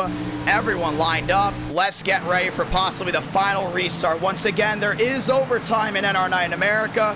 Will we have to use it tonight? Well, that is the real question. Ladies and gentlemen, let's get ready to go again. Thank you to all 40 brand new subscribers tonight as we work our way to 26,000 subscribers. The viewers seem to be loving tonight's race, pushing, shoving, 4 cautions for what seems to be nearly, should I say, 70 laps. A storm is brewing, and for what might be the final time here at Talladega, a restart. Ladies and gentlemen, Justin Champagne winless this month. A win puts him in the championship hunt. Baker in the same boat. Skipper with Vila. They haven't been to victory lane in a while. How about Skipper looking for his first win in NR9 America? Vila hasn't been to victory lane since, get this, Talladega back in October. He's lined up row 2. How about Demos and McCart? McCart looking for his first ever NR9 America win in the 8. Trying to get it done from row 3. Look back at row as well. Those are the PBR guys. PBR guys have got a lot of speed. Back in row number 4. Rowe has shown he can win from Talladega multiple times, and Gregory just won the 2005 Daytona 500 just a couple weeks ago. That rounds out your Elite 8. Who's going to be the first one to try 3 wide? Can they go through the gears cleanly? Can they make it to the line, or will we have to go to overtime? Ladies and gentlemen, Talladega has been wild. It's been fun. We questioned fuel. We questioned tires. We questioned the wrecks. We questioned it all. Now the last question to be answered: who will go to victory lane? Pace car down below. Everyone on their feet. We're gonna get the 3 to go. 3 to go, this time by Justin Champagne on the inside, Baker on the outside, Skipper, Vila lined up as well, Demos back to 5th, McCartan in 6th. We're back to the gears one more time. 3 wide right away. Cooper Glick up there with Gregory. That's a nice move. I think Ron's gonna join him. 3 wide, DeAngelis in the middle, that's for 10th. Still 3 by 3, they roll back through 1 and 2. Champagne on the bottom's got to sit here with Cooper. Should I say Skipper down the bottom? And Baker's got to run down the hill, still there with Vila. 3 wide, Gregory top side. Cooper Glick not giving him the help he needs. There's still 3 wide, next time by, we're gonna get the 2 to go. Yeah, Skipper's gonna be all over the rear end there of that 38 machine. 3 wide, washing wide. Gregory way back, Vila in the middle. A bump there. Not gonna get it done, a blink there by the 11 as well. Back to the line, this time by 2 laps to go. Someone's gonna go to victory lane. Everyone on their feet, you can hear them loud and proud. 2 to go from Talladega. It's gonna be big right here. Back down to turn number 1 and 2, Champagne, your race leader. Skipper there in 2nd, Demos back to 3rd, lane 2 not coming in. They've got to push each other right now. Thurston back to the outside there with Gregory. Blocked there by DeAngelis. Lane 3 coming in. Skipper, when does he make the move? Not now. Not going to happen. Champagne's going to be mirror driving all the way around. Through 3 and 4. As long as they get to the line, this race is official. Over 800 watching live. Demos in 3rd. Steinmeier back to 5th. 3 wide, Baker stuck in the middle to the short chute, back to the tri-oval. Justin Champagne, he's got to look in his mirror for 1 full lap. Sounded off, Salamanca, 1 to go from Talladega, Demos into lane 2. A shove there by Champagne, contact. Rowe into lane 2, that's going to be big right there. Wreck in the back, we do stay green. Rowe in lane 2, Demos getting blocked by Champagne again. They're 3 wide, Skipper still holding on that bottom lane. Oh, he turned him! He turns Justin Champagne! And they're wrecking even more. Anderson around, 1 nearly into the fence. Steinmeier up and over. Big wreck, decent up into the air. We got to crown ourselves a winner. Who's it going to be? Sean Rowe, your race leader. Skipper back to 2nd. Don't know if it's going to work out. Through 3 and 4 for the final time. Can Skipper catch up to Rowe? PBR has been strong at Talladega. Well, guess what? Their strength is going to stay because Sean Rowe is going to bring Toyota to victory lane. Victorious from Talladega. That is what it's about. And a big, wild, scary wreck in the back. 850 watching live. We will watch back to it, but Sean Rowe brings PBR number 1, Skipper 2nd, Serrano 3rd, and Toyota the upset at Talladega. That's big right there. That's awesome. And they all just came together. We talked about it, man. There was well over 38 guys still racing with 15 laps to go. Something had to give.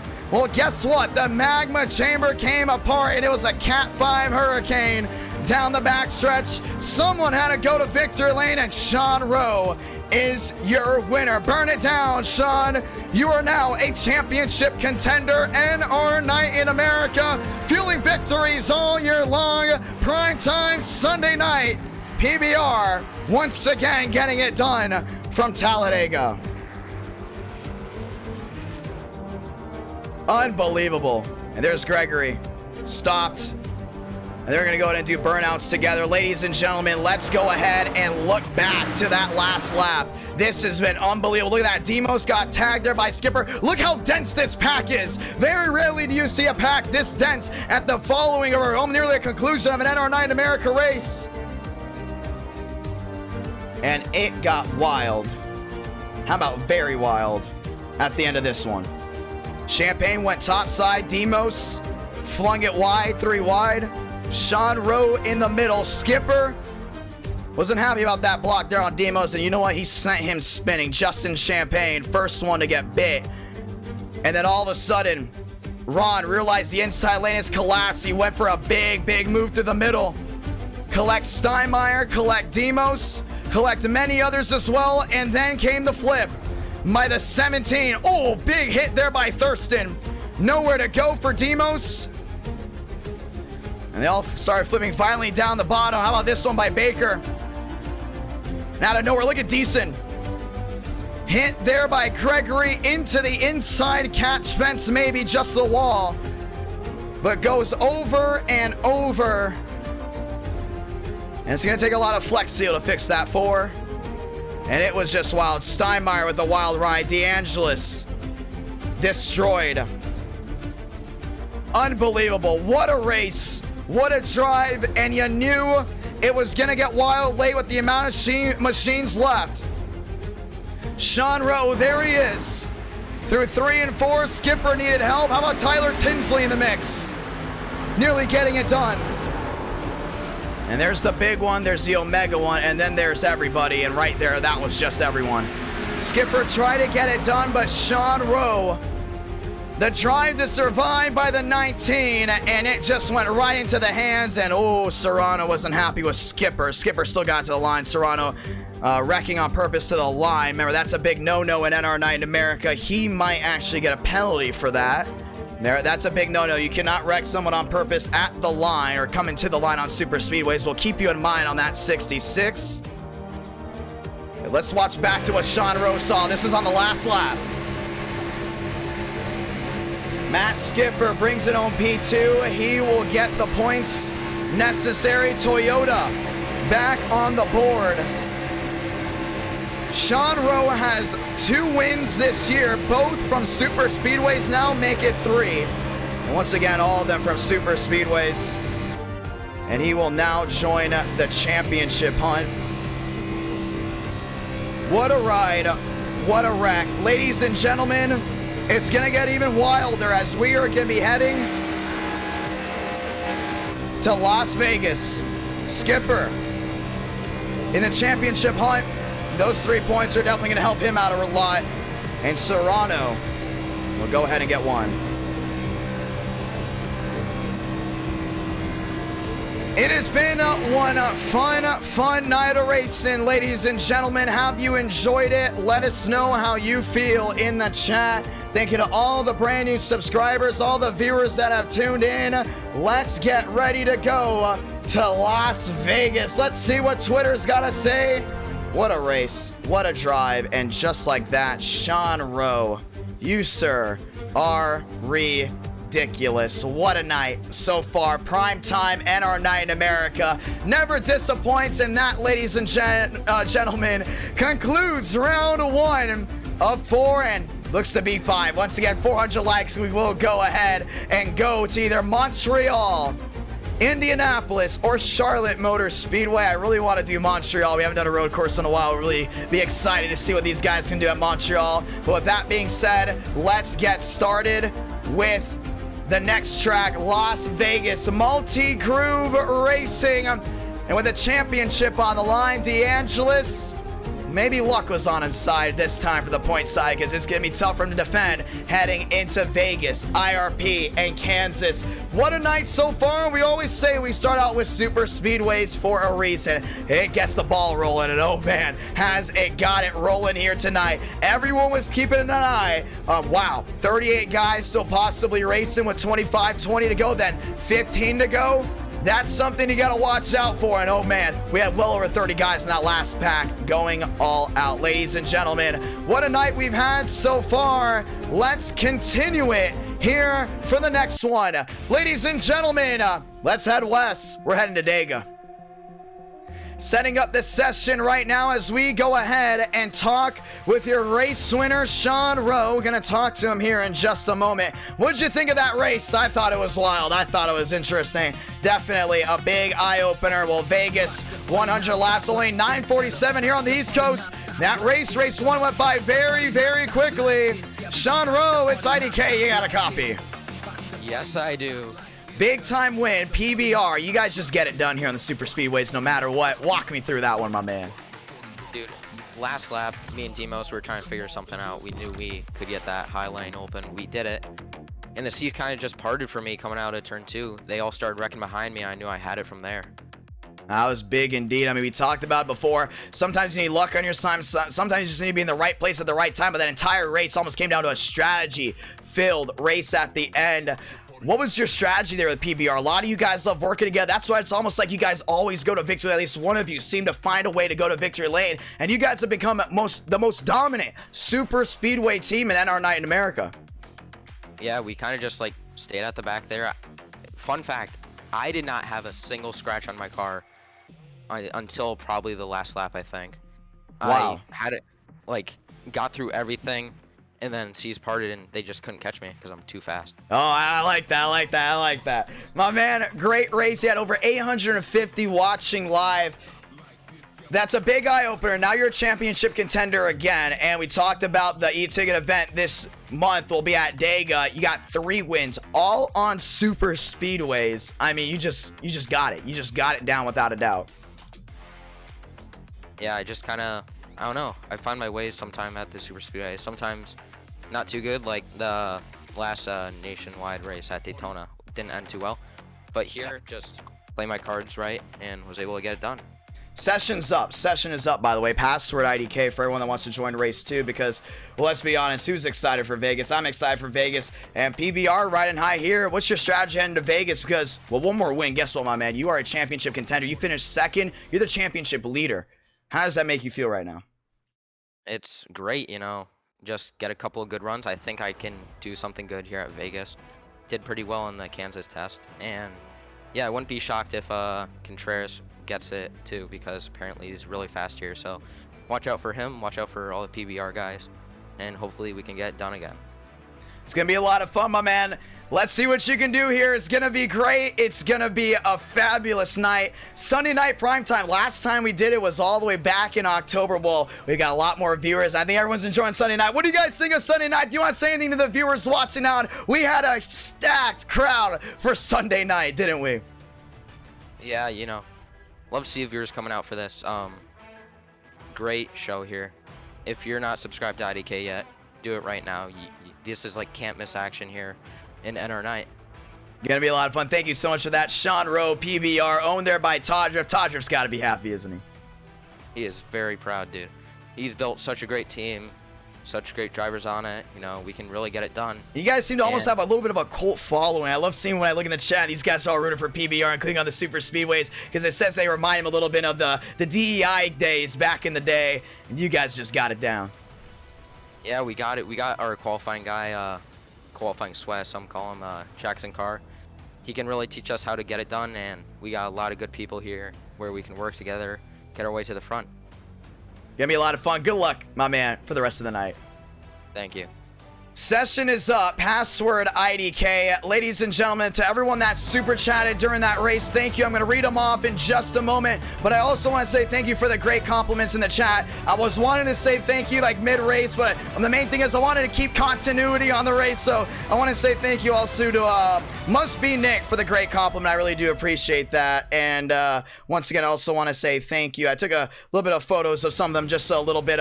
David Applum, thank you so much for the great compliments as well. And thank you to everyone with the great compliments in the chat. It takes a lot of time, a lot of preparation to get these streams rolling, and sometimes it takes 3-4 hours even just before the stream on stream day, and even multiple hours way before when we are not streaming to go ahead and get everything to where it needs to be. Very grateful for everyone, and thank you also to the super chats tonight and well over 60 new subscribers. You guys are amazing, ladies and gentlemen.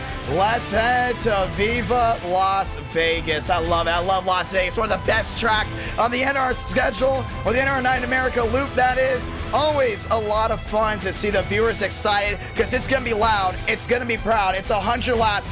You're going to have everything here. Tire management, fuel management, everything is going to be working together. Ladies and gentlemen, let's go ahead and rock and roll here in just a moment. Just going to go ahead and check some things out. I want to say thank you to all the new super chats and all the new members as well. Once again, memberships. If you want to become a member, go ahead and hit that join button. Really does help us out a lot with funding of NR Night America. I'm very thankful for everyone that is a member of NR Night America and the YouTube channel IDK Player. Thank you to Toe Matters and Tristan Rivers for becoming a member here tonight. Once again, you hear the cars already on track. Also, thank you for Toe Matters for the $5 super chat. James, thank you so much for the $2 super chat. Very thankful indeed.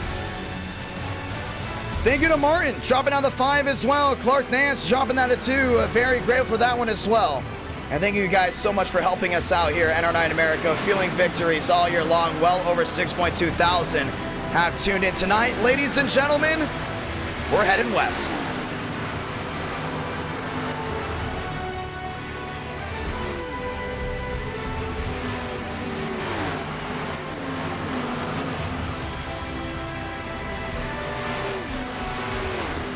Nicholas Hook, there in the 07, working his way back to the line. We're going to go ahead and reset trading paints one more time. Lendowski, Armistead, Beckman down the backstretch. Prime time Sunday night, ladies and gentlemen. He's ready to rock and roll one more time. Jason Beckman trying to go in and get a nice lap in. So far, 14th quickest. Brady, number 1. McGlaslin, 2nd. Armistead there in 3rd. Joseph Armstrong back onto the racetrack.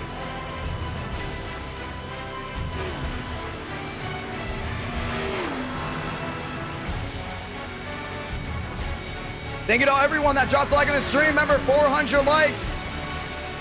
We're probably going to be going to Montreal. Speed is key, ladies and gentlemen. Gavin Newton heading out for NR Night in America. James Thurston back around the outside. Brady, number 1. Vila, 2nd. West, 3rd quickest.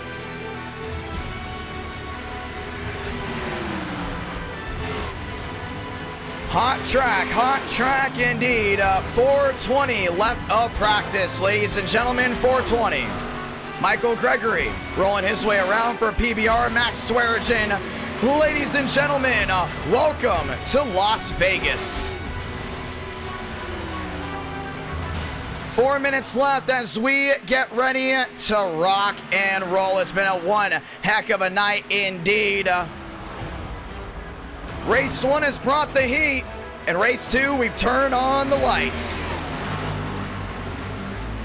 What do you guys think of the Nationwide Series in NR Night in America? Do you enjoy it? Do you love it? Do you want more of it?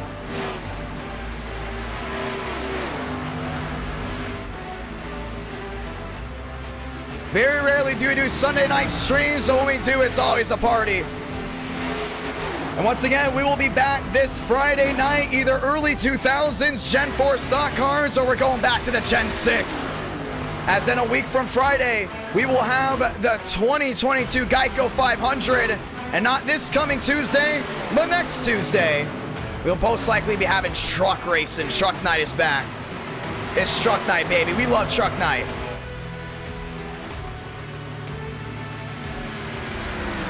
Beckman 10th. Kenny up to 9th. West up to 7th. And now TCB is joining his first race of the night. He is 3rd quickest. And there's Darian Gilliam there in the 29. Very thankful for the huge support. A lot of positivity there in the chat. as we get ready to go racing again. Always a fun night, always a great night when you're going NR Night in America Racing. Do you guys want a National Fairgrounds event? Well, guess what? You might be getting one here soon. So keep up to date with that. Oh, thank you so much, William. Very thankful. Very passionate about commentating, very passionate about NR Night in America, very passionate about racing, and I love when we just go in depth with the racing, because once again, it's just a story that's on your screen, but sometimes you gotta get someone to really tell you what's going on. And once again, this multi-groove racing at Vegas is gonna be big, and we're gonna be all in depth with that. Nicholas Hook around the track, Zach Armistead down the backstretch. NR Night in America is always a night to remember, and Zach Todriff knows how to get it done out west. Big win from Auto Club just a couple weeks ago. Zach Todriff across the line. Armistead goes 6th.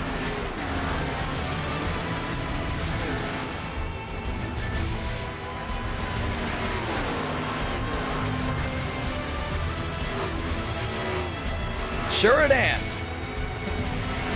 up to the 4th spot. With Brady up to 3rd, it's going to be big. Brady has shown a lot of speed. How about a ton of it? And right now, he's shown a lot of it as we are under the 2-minute warning. We're getting down to 1 minute left. And once we get down there, ladies and gentlemen, get ready, because you got 2 laps of qualifying right here, right now. Yes, North Wilkesboro is on iRacing. We have done it before. We just haven't done it in the last couple months. Ladies and gentlemen, let's go racing.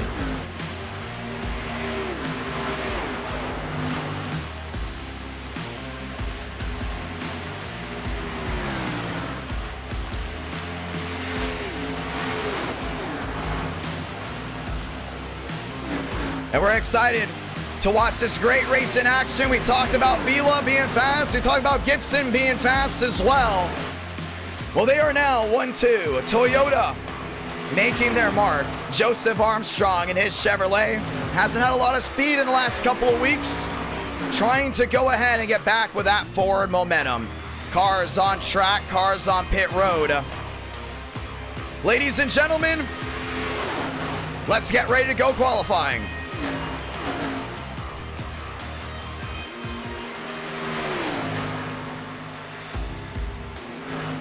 Always a lot of fun, and ladies and gentlemen, we are ready to rock and roll. We're at just 130 subscribers from 26,000 prime time Sunday night. Let's go qualifying. And Justin Champagne out onto the racing surface. They got 2 laps to qualify, and well, that's about it as we get ready to rock and roll. After this, short track racer going to IRP. IRP, always a lot of fun. Big throwback to the days the Nationwide Series went there with these beautiful bunny ear spoiler stock cars. Justin Champagne looking to get some done. And that 38's going to roll right to the line. Cha-ching in the purple. Nicholas Hook goes to the purple now. Joyner back within a purple. Champagne looking for a flyer. And nicely around the outside, trying to go ahead and get those tires heated back up. Down the backstretch, that 38 is flying. A lot of these guys love that inside lane. They love that outside lane. You're going to see a lot of these guys going top to bottom. And it's all about driver preference. That's what's great. I think these opening laps are going to be really important for the first 10, 15 laps to really understand, okay, 1, this track, 2, the drivers on this track. And Champagne might have just gone top of the charts in the purple. He's going to slide. 36. 4-7, even Swearengen's going around. Also how the car handles with the tire wear. So many things, so many variables to go ahead and understand. That's why we're giving them 100 laps, because it's really a big guessing game early on. Then all of a sudden we start finding the answers and finding the speed on that track. You're going to start seeing who really are the fastest and the best when it comes down to Las Vegas. Ladies and gentlemen, one more time. Back around, everyone keeps rolling. And it's the 34 down the back. So it's the 81, Cody Workman. Went to the bottom, started working his way up. Try to dime that corner down off turn number 4.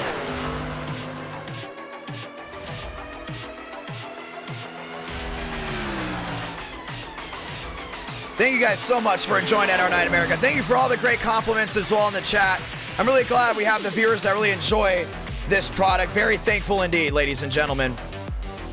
21, 29, should I say, Darian Gilliam as Landowski goes number 1. Yes, sir.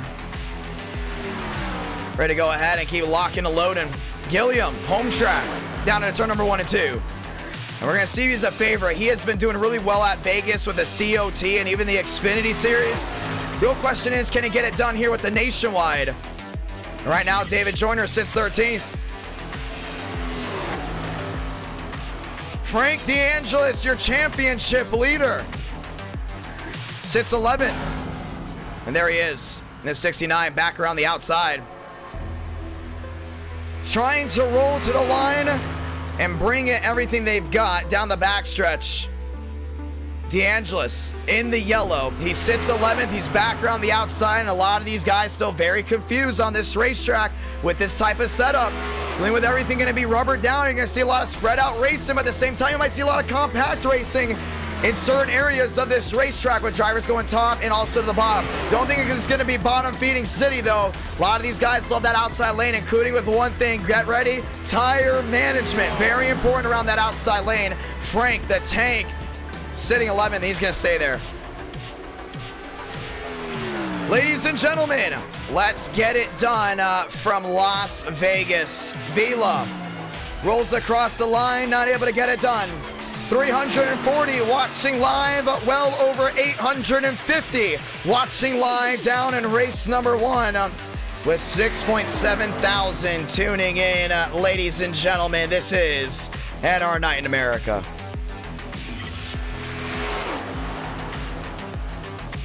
Abraham Vila, 6th quickest, caught the wall. Don't know if they're gonna botch it, but he's gonna get to the line this time by. It won't be the 34.4 that he wants. Cooper Glick done with his lap as well. Ladies and gentlemen, welcome to Las Vegas. And I feel like it's only fitting to go ahead and put on this background music because they have just announced F1 is gonna be heading to Las Vegas in 2023. Left side of your screen, I think that's a very interesting top 20. Qualifying, well, it has concluded, and now it is time to go racing.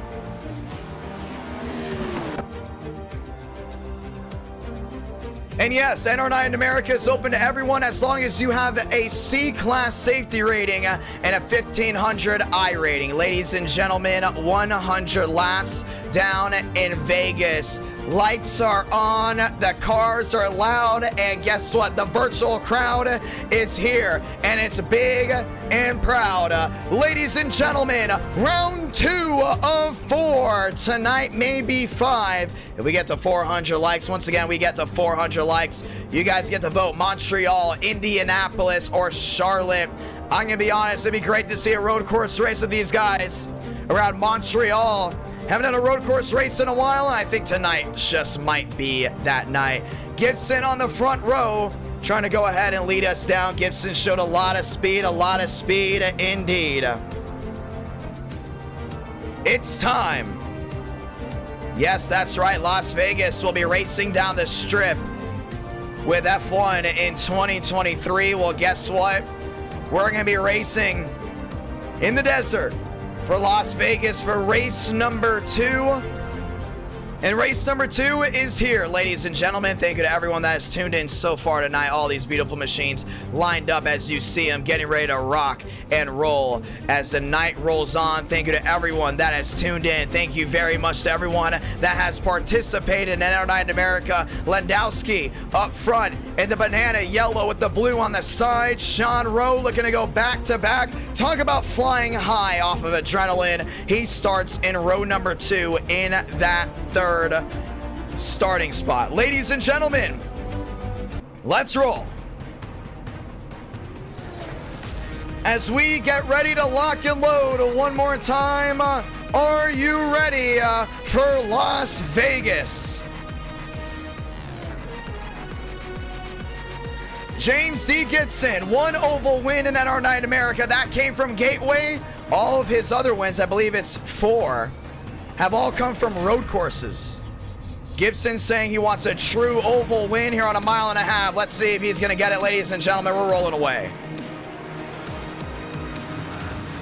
Time to light up the night here in Las Vegas, Nevada. Ladies and gentlemen, NR Night America has headed west before we head to the Hoosier State. And now it is time to see who is going to go to victory lane. Justin Champagne, oh so close from Talladega. Starting there, row 2. How about the Dollar General 25? A lot of banana yellow machines out here, bright and bold, as we get ready to lock and load. That's Terrell Baker back in that 5th spot. We will get the one to go next time by. Drivers can come down pit road and test their pit road speed if they like. And then we roll away. How about the Haas 96, James Thurston back in the 8th spot. Ladies and gentlemen, let's get ready to roll off indeed. It's been one heck of a night. Round 2 from the Vegas Strip, the Sin City home of the Neon Garage. And it's a stacked crowd, everyone high on adrenaline after race number 1. And let's go and say those magical words. You know them better than anyone. Say it with me. God speed drivers. You are go for throttle up. Sean Rowe, victorious at Daytona, now starts 3rd. As we get the one to go here, James D. Gibson and Landowski will be leading us down to the green flag to get this thing started. NR Night in America has now entered your household, ladies and gentlemen, or wherever you're watching this, whether it's on the go, whether it's with friends, or even in some cases at a bar. With that being said, make sure you strap down that TV, tablet, Apple iWatch. No matter what you're watching this on, even a smartphone, maybe even a PC, strap it down, because when these cars roll into the night, it is loud, it is proud, and it's always a lot of fun. Ladies and gentlemen, welcome to Las Vegas.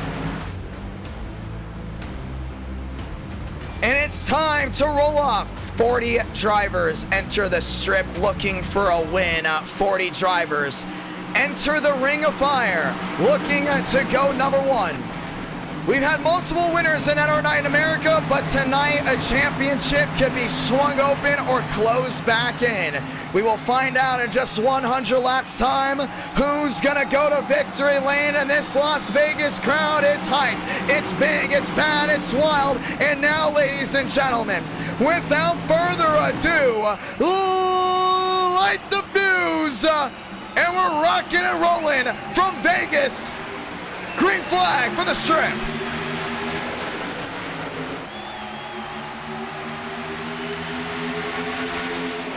Great start for Landowski, opens at the bottom. Sean Rowe down to the inside. Gibson falls back. Still Baker down that bottom. 3 wide already. Thurston flung wide. It's going to be the run down the hill there for the 16. Side by side. Down the backstretch. Gibson behind Landowski. Rowe on the bottom there with Baker. 2x2 down at turn number 3 and 4. And Newton sliding up just a little bit. Really losing that rear end. Down off turn number 4. Lap number 1. Rowe's in the grass. Sliding it, saves it. Landowski, your leader, back down to turn number 1 and 2. That's big right there. Look at that. Gibson's already working his way to the outside. Thurston's up there as well as Newton. The run down the hill for the 75 is going to close it back within 20. A lot of these guys washing back already top side, but Landowski's going back down low through 3 and 4. Deep sea diving goes to top 5, down to the inside off turn number 4, back to the line. Landowski, 20 the difference. Does he open it up? He does not. Gets it at the line. Gibson still there in second. And he's trying to go and open this one up, but we've seen a lot of these guys use that outside lane. Landowski this time back to the middle, same with Gibson. Some deep sea divers down towards the back. Marabello down on the inside. To the outside, Justin Champagne, wheel to wheel. 3 wide, 4 wide, that's towards the back. We still stay green up front. top 5 breakaway, trying to break away that is. Thurston uses a middle lane down off 4.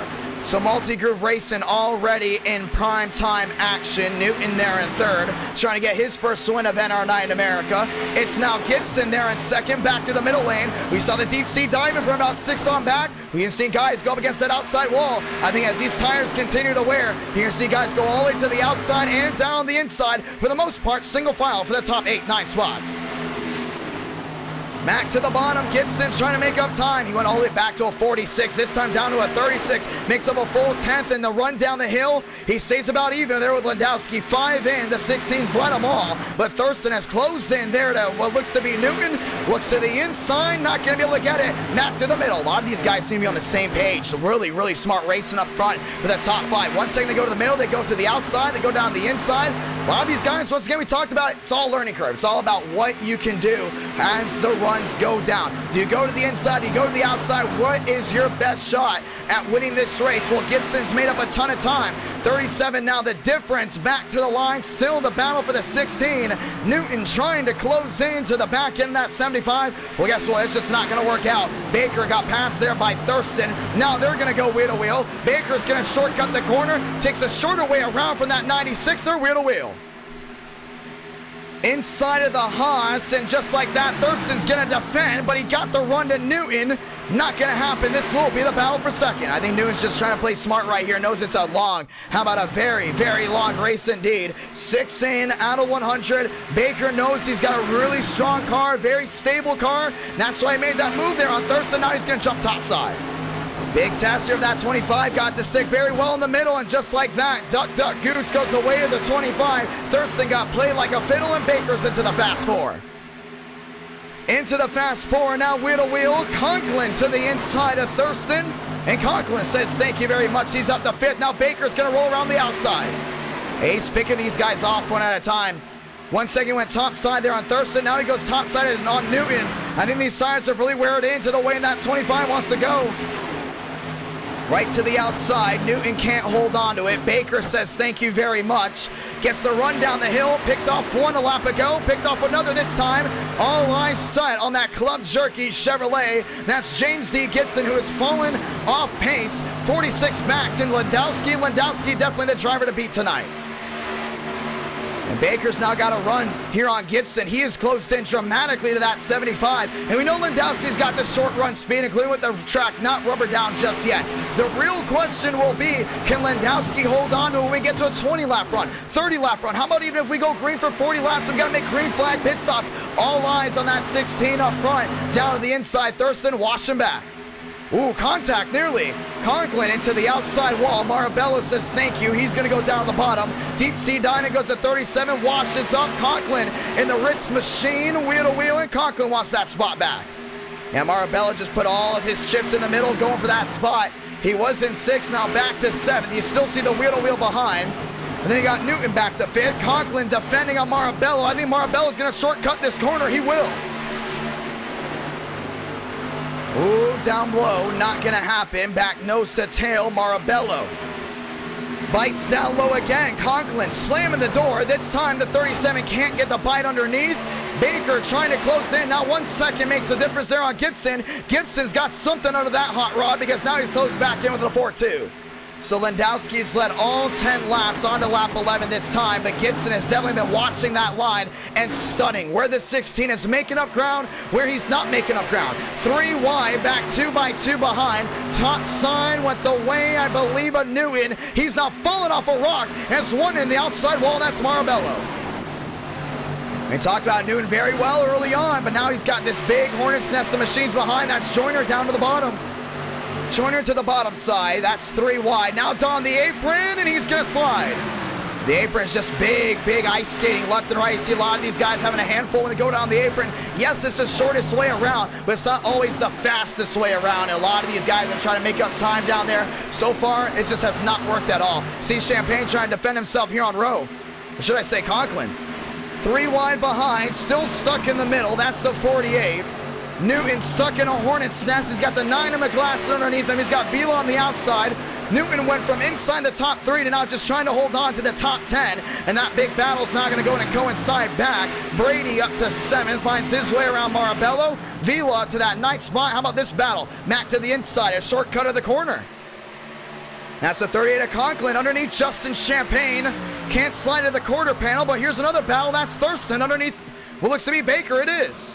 Thurston drives it in deep on the 25. Baker's going to pin him down low. No forward momentum out of the Haas. They're still wheel to wheel. And then we talked about before, Baker's been on iRacing for a long time. He knows where these guys are going to get the run. Wheel to wheel again. It's still Thurston down the inside. A squeeze by the 25. Don't think it's going to happen again. Maybe so. Thurston washing up just a tad. Contact, maybe not going to happen.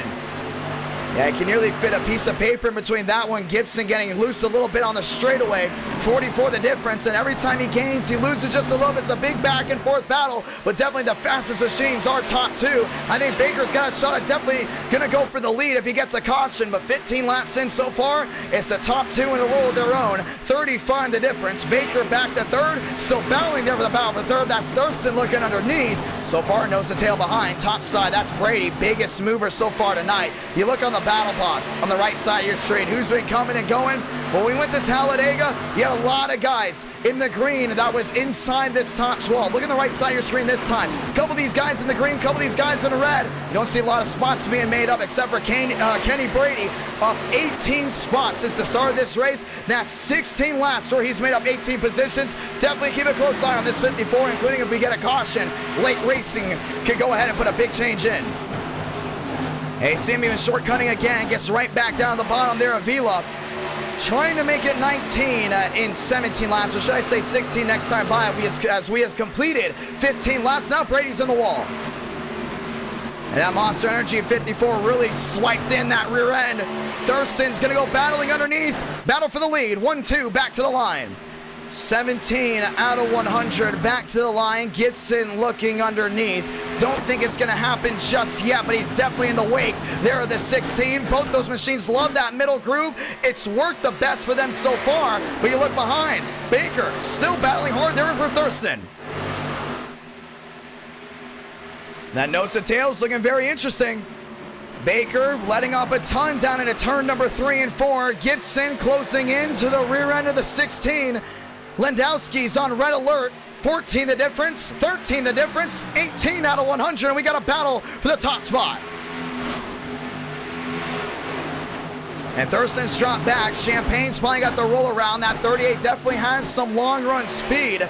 Another driver to circle as that 38's now worked his way up to 5th. 9 the difference, 8 the difference, battle for the lead. Gibson rolling topside, trying to get that run off the corner. A little bit better there from the 16. Lost a little bit on entrance, but he's going to gain back a little bit more on exit. Gets to the rear end of Landowski. Landowski keeps him at bay. Now Gibson opens it up wheel to wheel. Gibson topside, side by side. Landowski can't defend. Wheel to wheel as they let off down into 1 and 2. I think Landowski's not going to get the run right here. I think Gibson's got it made on this outside. Rolls the top well. New race leader. It's the Club Jerky 75. James D. Gibson, top of the charts here from Las Vegas. Big move indeed. Now Baker, 146 back. That's what it is. Landowski, I don't think he's given up just yet. Now he's following the line of the 75. 15 back the difference. I think he's got him on the hook back to 14. Thing is, Landowski's more of a middle groove to bottom lane driver. Gibson has no problem going to that outside. Landowski back within the draft, trying to close back in there on the 75. He's back down the backstretch for sure. Here's the battle for 3rd. Thurston back to the inside of Baker. Baker can't defend. New driver in the top 3. That goes away to the 96 Haas on the podium. Baker might give him the bumper here. Now looking back to the inside, not going to work. Now looking to the outside. Gibson opens it up to about a 2-4. Landowski still trying to battle hard. This now a 3-way battle for 3rd.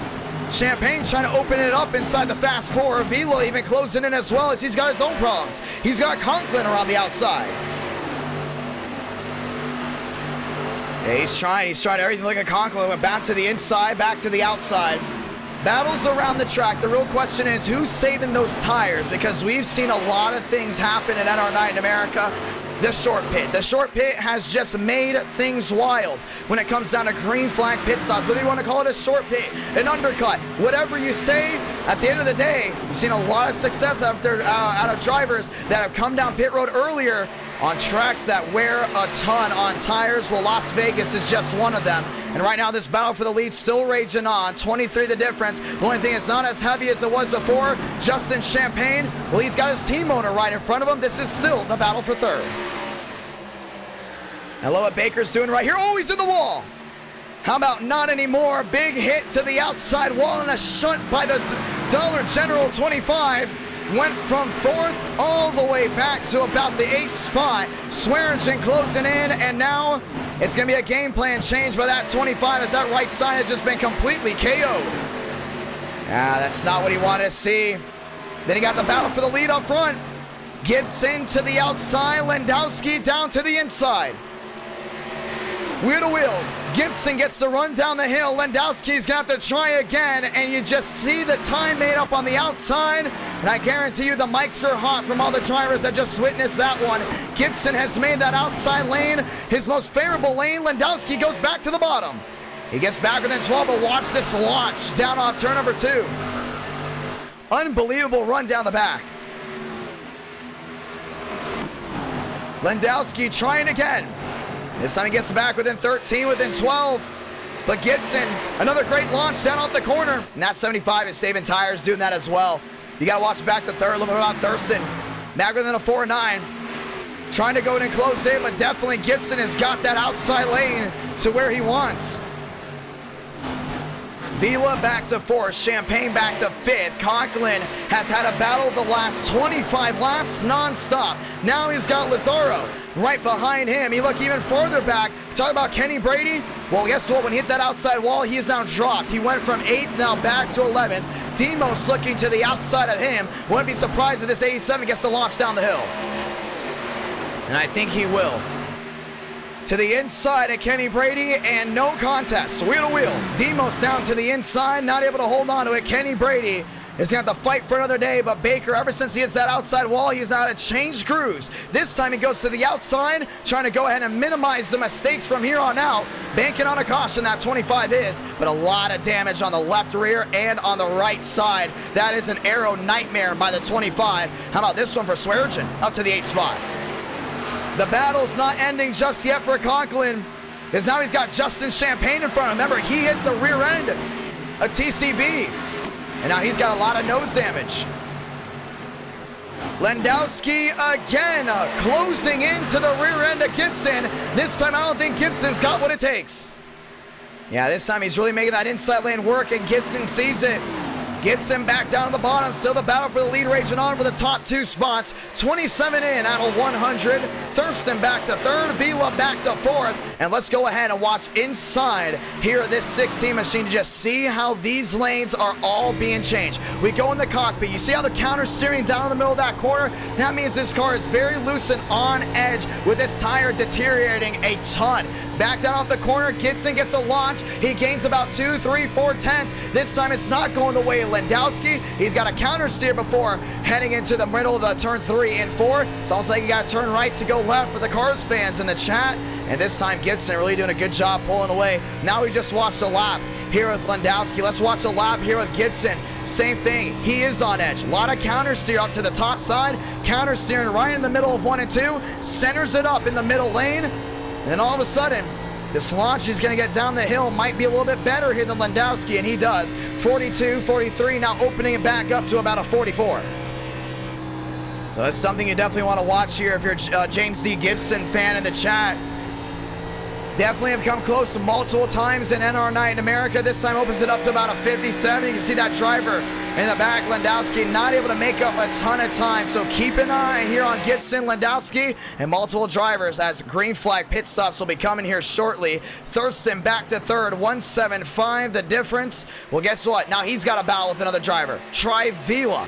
Vila's now worked his way right to the rear end of the battle for 3rd. And now we might see a new podium driver. This one going for Toyota. Thurston can't defend. Vila down to the bottom. Vila into 3rd. 30 out of 100. Now Justin Champagne's coming to pit road. So green flag stops being made, and it's an undercut of a lifetime. Baker also coming down to pit road as well. Workman to the outside here, Nicholas Hook. That wheel-to-wheel battle, well, it has not stopped at all towards the rear end of this racetrack. But Demos up to 8th after a poor qualifying spot, has brought Swearinger up to 7th, and Conklin, well, he has had a battle all night. This time he's bringing the battle to the battle for 5th, and that's Lazario up to 5th, and Thurston, no competition, has Vila throwing his way into the dust. Landowski has dropped back. Now he might be battling there for 2nd because Vila's got an edge, and that's right now 1 second back to Landowski. 352 watching live NR9 America, fueling victories all year long. Thank you to all the brand new subscribers that have joined in. Thank you to everyone that's tuned in tonight. Nearly 8,000 have tuned in. Oh, by the way, we're only on race 2. Conklin's on pit road. Joiner's on pit road. Ladies and gentlemen, green flag pit stops while they're commencing. Back to Lazario. Yeah, he's about 4-8 back. This is when you want to question yourself. Okay, you know you're not faster than some of these guys in the top 3. Do we short pit, bank on a caution after the cycles continue, and then all of a sudden you all come back down to pit road? Or do you want to play the waiting game, the bluffing game? Some of these guys, they have found very much success on waiting towards the end of pit, waiting to be the last guy to pit, because guess what? You might not get a caution after the green flag pit stops. Next thing you know, you got the fresher tires out of everyone else. So it's a big guessing game, crunching the numbers. If I'm Gibson, I'm going to be the last one to pit. He's got the track position. It's over a second. But if you're Landowski and you know you're faster on the short runs by a considerable amount, you want to consider short pitting here on James D. Gibson. But on the other hand, you're Vila. You might want to consider doing a little bit longer because you're a little bit better on the long run. So right now, a lot of these guys on different strategies left and right. You can see some of these guys already on pit road who have already gone a lap down. Wes Armistead, just one of many machines that have dropped back. Also got to consider if you're Thurston. Well, you've not been able to judge if you're better on the long or the short run because Thurston has been able to battle all 35 laps. He has not gotten a really good point to tell how good he is depending on where he is. Well, guess what? Vila's on another opportunity. He is now closed into 2nd on Landowski. The battle for 2nd has been brought to the number 16, and this time it's away at Toyota again. Toyota is there. Vila trying to get a big time win as number 1 from Las Vegas and NR9 America.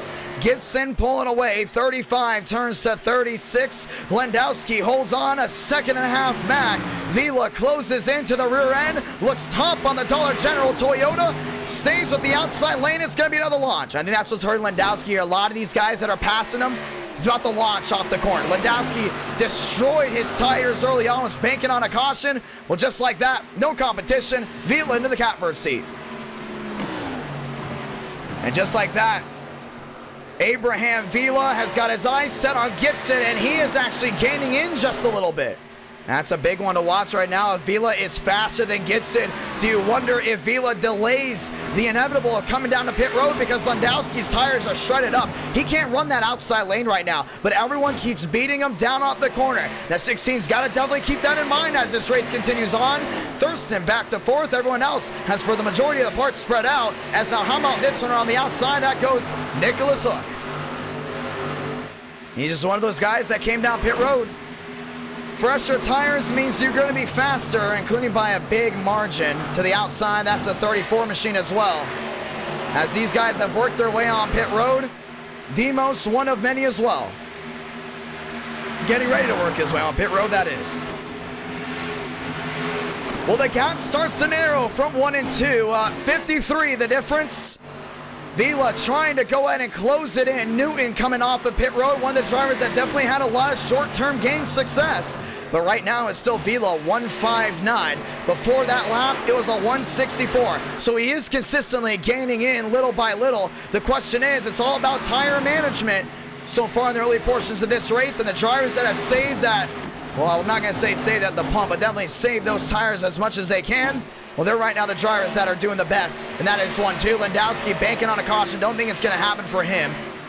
Some of these guys back nose to tail. Baker back out of the racing surface. How to use that fast repair. Wheel to wheel. That's to the inside there, the 34. That might be Conklin, and it is. PBR find their way around that 25. So nose to tail, goes back wheel to wheel, depending on where you are. 40 laps in, no caution, only 10:30 here on the East Coast. Race 2 coming to a close here very, very soon. Thank you to all of the viewers that have tuned into NR9 America so far tonight. Thurston doing a one heck of a job inside the Fast Four. Tire management, been pretty consistent on that, but right now he's got the bank on a great pit stop. Speaking of being great, I think Vila's got something made, because under that hot rod, well, guess what? He has made up a ton of time. Skipper on pit road. Or should I say not? 174, now the difference there for Vila. As now he continues to drop back. You gotta wonder if short pitting is the way to go, and if they all short pit Gibson, that means Gibson's got to find his way around more machines. And with this being such a, I want to say a top heavy track, but definitely a multi-cruise style track, it's gonna be tough to find your way around drivers. Champagne contact there with Conklin.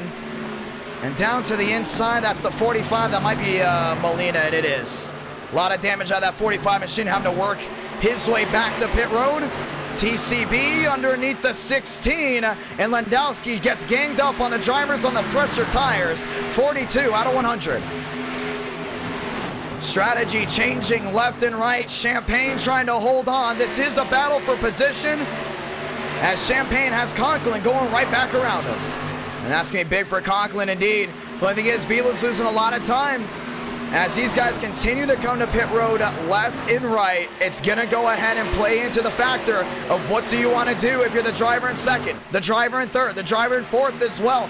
Thurston's fast, Landowski's fast, Vila's fast, no doubt about it. The only thing is, they're not showing that speed when it comes down to the battle for the lead. That's because these tires have deteriorated to a position that I believe it's not very beneficial for the drivers in second, third, fourth. And the thing is, if they all come to pit road, it's going to play Gibson's hand in coming down in, because as long as he's turning laps on older tires, a lot of these guys on the fresher tires are going to go ahead and make up more time, because their lap times are going to be faster. Keep an eye on that. I think we got one coming down in. And it is not. Thurston still back to fourth. Landowski back to third.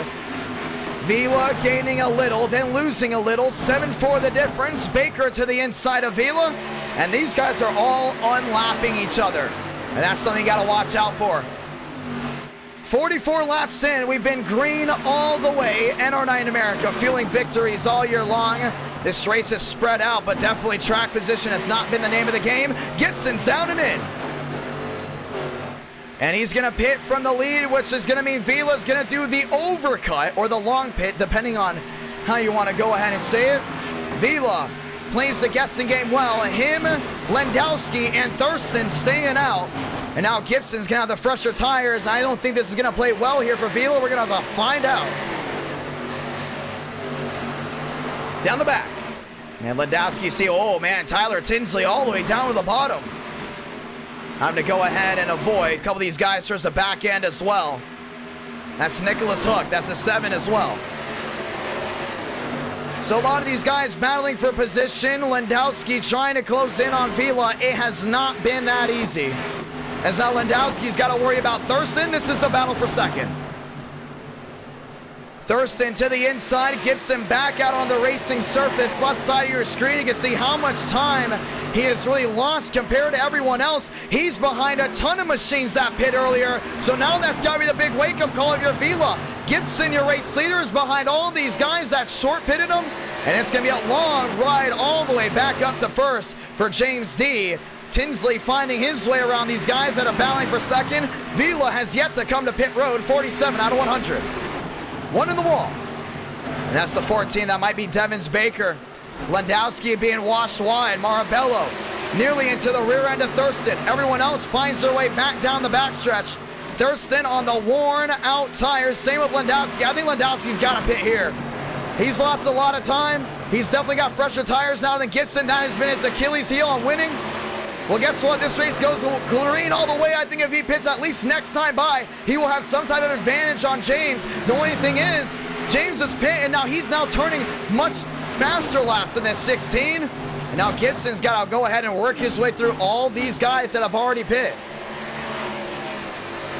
Interesting strategy, that is for sure. Thurston there in second for the difference. Vila has checked out. Really playing this strategy game. The only thing is, Gibson might be unlapping him here soon. He's trying to stay out as long as possible. We've seen it work before, but I don't know about this long. Gibson to the outside there of Vila. He will unlap himself, and Vila just got left in the dust as the Roadrunner finds his way back on the lead lap.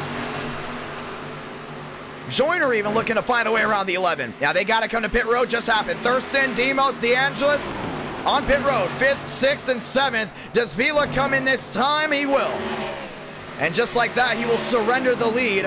49 out of 100. Will Landowski come to pit road? Yes, indeed, he will. This will hand the lead now to Joseph Armstrong. And Joseph Armstrong's going to come to pit road and will hand the lead to Cody Workman. So Workman will stay out. What these guys are trying to do is a one-stop strategy. Keep that in mind, a one-stop strategy. Because if this goes green all the way, next time by, we will be at halfway. And Cody Workman might be able to do that with ease. So some of these guys will not. We got Cooper Glick down on the apron. Down on the apron. A lot of damage out of that 47. Cody Workman to the outside. Ladies and gentlemen, this first half, or should I say this first half, has gone green all the way. Welcome to halfway at Las Vegas. And just like that, Cody Workman on a different strategy than everyone else. But is this the play of the game, should I say, or should I say the strategy of the race? Not trying to add NFL references to this because this is NASCAR Stock Car Racing. Landowski out on to the racetrack again. Behind him, that's going to be Joseph Armstrong. So while this is going to go ahead and cycle on out, on the left side of your screen, you can see how everything cycles through. Workman is your race leader for now, that is. Baker might go ahead and come out the race leader. They're cycling it through, and it'll actually be Justin Champagne, maybe even Gibson. And sooner or later, we will find out who will cycle out your race leader. 52 laps out of 100. Joyner rolling his way around. DeAngelis looking at the inside here at West. They're 3 wide there at Tinsley. Tinsley on the apron. DeAngelis to the outside. West is going to stay nose to tail. And West is now up to that 6th spot, as at least that's showing on the left side of your screen. There's Gibson. He sits 3rd. He found his way around Justin Champagne, who is now on considerably older tires. 53 out of 100. And Gibson is now going to be your provisional race leader, depending on what happens with Contreras and Workman. 53 out of 100. Gavin Newton still has that right side damage from that incident on the start of this one. Justin Champagne dropping back even more. Workman has yet to come to pit road. He's going for track position right now. That's what it's all about. Trying to find his way back around to go ahead and have a restart as him as the leader. That's going to be interesting for sure if that can even work out. The only thing is, I think Gibson is just that much quicker. Gonna find out for sure. Must be. Thank you so much for the super chat. We'll read it at the conclusion of this race. Very grateful indeed. Looking around the racetrack, looking for what looks to be Cody Workman. And there he is, wheel to wheel. He's been staying out a lot. I think he's got to come down and in right now, and he will. That Amp Energy Chevrolet coming to pit road. And that will also bring Contreras now to the lead and also on to pit road. Gibson will come back around as your race leader. And as the cycling comes through, well, guess what? The strategy and the 200 IQ going the way of the 75. Justin Champagne down to 2nd. Once again, Gibson, 1 oval win in NR9 America. All the other 4 wins, guess where it's come from? Road courses, and that's going to be big for sure as these guys continue to roll. No cautions, 55 out of 100. Gibson back down that inside, taking the shorter way around. Justin Champagne, that's a long difference as Landowski will soon go ahead and get the time he deserves. I do not believe he's 16 back as it's going to cycle on through. Landowski is one driver you got to keep an eye on. Same with Armstrong. They will have fresher tires than James D. Gibson. This race not over just yet as we are under halfway. DeAngelis to the inside. And that wheel-to-wheel action is going to work its way down the backstretch. DeAngelis down into the inside at turn number 3. Unlapping himself. He might be on fresher tires than the 75. I think that 75 really did push it a lot. Champagne's dropping like a rock. Remember, he had a severely short pit. A lot of these guys. Conklin kind of in the same boat. You look even farther back. There's Armstrong. No, that's actually Baker, should I say. Look even farther back. You got Lazario, as it actually looks like Landowski had an issue on pit road. It looks like too fast entering. We talked about it before. Those incidents, well, guess what? It can play a big role into your race craft. And right now, Champagne in second, 57 out of 100. To the top side, Contreras getting the run down the hill. Want to say thank you to everyone that has tuned in. Race 1 was all about intense pack racing. Race 2, well, it's about the IQ, and Gibson right now has definitely run the IQ up. 4-5 the difference, now 6. Down the backstretch, 1 into the wall, that's Todriff. And with a race where there hasn't been any cautions, the last thing you need is to hit that outside wall, and Todriff destroys the right side. Contreras trying to go to make up ground for PBR. To the outside, that's going to be Baker there with Joyner. No, actually, that's going to go ahead and be the 48 of Newton. And Newton's going to wash it wide. How about way wide? 4-5 the difference for Champagne, but we talked about the tires. Right side of your screen, you can see it. Look at the difference between Gibson and Champagne. 13-lap old tires compared to 27. That's why the fall off is so big. And you look at Thurston, well, guess what? 4-lap fresher tires than Gibson. And that's definitely going to be playing in here soon, as they definitely got a lot of laps to wind down. This might come down to a tire lottery, ladies and gentlemen, if this goes green all the way. Some of these guys do not have what it takes to go all the way back around. Todriff back on pit road. Baker up to 4th. Well, guess what? Tire and fuel lottery is going to be big. Him and Champagne pit on the same lap. 7-1 the difference. 40 to go. Next time by. We have never had a race that's gone green all the way from Las Vegas. Once again, NR9 America has no gimmicks. We start the race and we only stop the race unless we absolutely need to. We have had a lot of guys into the outside wall, but just like that, we stay green. How about Gibson stuck with the lap traffic? That's going to be the 47, rolling right back to the middle. Great shortcut of the corner. That's going to go ahead and be the 47. I believe that is Cooper Glick, and it is. Down the back. James D. Gibson has opened it up to about a 5-7, nearly a 5-8 with 40 laps to go, but he's got to still manage tires because a lot of those guys that pit a little bit later than him, well, they're going to stay out as long as possible. This is going to be a race based on how much car control you have when there's nothing left on the rubber. Champagne has dropped like a rock. Vila up to 3rd. This will be the main battle, as Vila does have fresher tires, and that 11 machine has closed in considerably to James D. Gibson. Well, with less than 40 to go, does he have enough time as he's in the wall?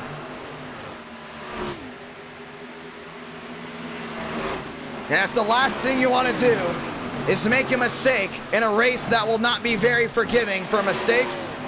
Vila in the wall, now he's got to hope that the tires have what it takes to bring him all the way.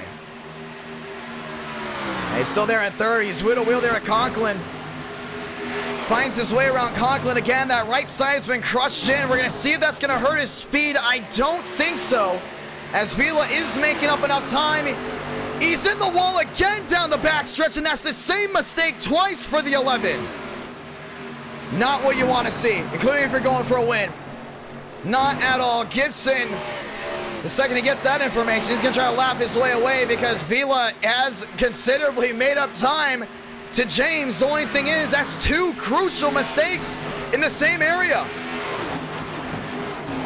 Now he's still making up time. He's got to be one lucky driver. Back into 2 again, and he's in the wall for a 3rd time. Vila dropping back again, and that's going to be crushing. I don't think he has any speed after that. He's going down to the bottom. That's 3 blows to the outside wall there in turn number 2. 65 out of 100. Champagne still 6-3 back. Vila back now 7-6 flat. Still gaining time, but turn number 2 has not been his best buddy. And that's 3 times in the wall, but this time on his 4th try, he will not hit it. As Champagne has got the fall in the clutches here of the 11. Keep an eye on that. If you look all the way back, they're trying to get the scoring right with drivers coming down pit road multiple times. A lot of changes towards the rear end there. 66 out of 100. James D. Gibson leads by 6-4 with less than 40, coming down to less than 30 to go. We keep the eye on the Dollar General Toyota because those hits into the outside wall might be race changing. 7-6 the difference. Still gaining a ton of time to the inside. Baker, wheel to wheel there at Thurston. And these guys have been going at it all night. Baker, Thurston, wheel to wheel action. Thurston back to the outside, gets one heck of a launch down off the corner. And it's big for championship points. Remember, Champagne needs to score some points here. But we're going to be going to a track after this IRP that is really, really in the playbook of Baker and Champagne. They're really looking forward to that one, but this race has just flown by. Not even 11 o'clock yet here on the East Coast. In some cases, would still be on race 1. Right now, we are on race 2, 67 out of 100. Vila closing the gap again. The only thing is, he's got to get more consistent with it. 7-6 the difference. If Champagne holds him up, that will be race changing. Conklin falls into the clutches of Thurston. Thurston down to the inside there, the 34. And Thurston another one. If I'm not mistaken, overcut Gibson. And he is actually on a roll. The only thing is he's a couple of seconds back there from Vila. Vila still having what it takes to go to victory lane. The only thing is, does this car have what it takes? And I don't think so, because that right side damage has got him falling like a rock. Champagne nearly 7 seconds back to Gibson. And you look back to Landowski. 11 seconds back. He's gained in about 5 seconds since his lap stop.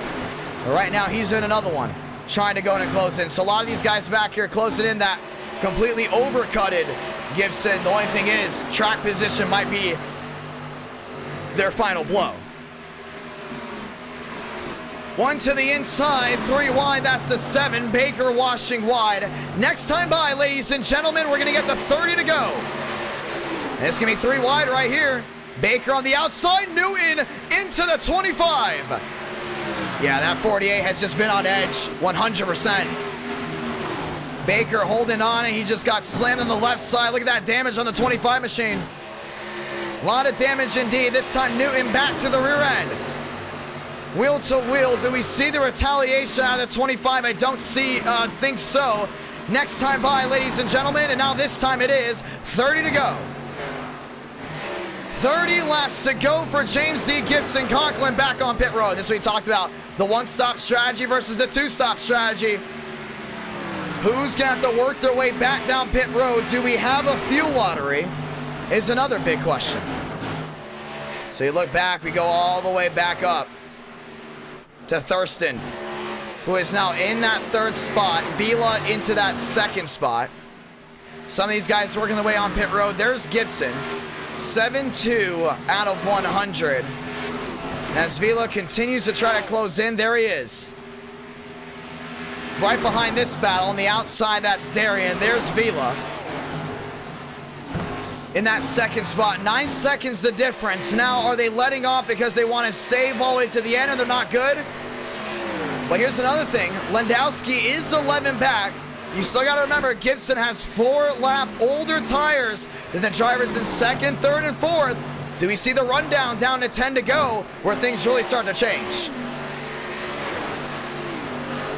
Nearly 400 likes on the stream. Very thankful for everyone. 73 out of 100. And with drivers coming to pit road, not able to go ahead and bring it all the way, Landowski is the only driver in this top 4 that's making up time. He is 11 seconds back. At one point, he was 16 seconds back. McGlasson on pit road. DeAngelis up to 8th. Wheel to wheel. This is right in front of Vila.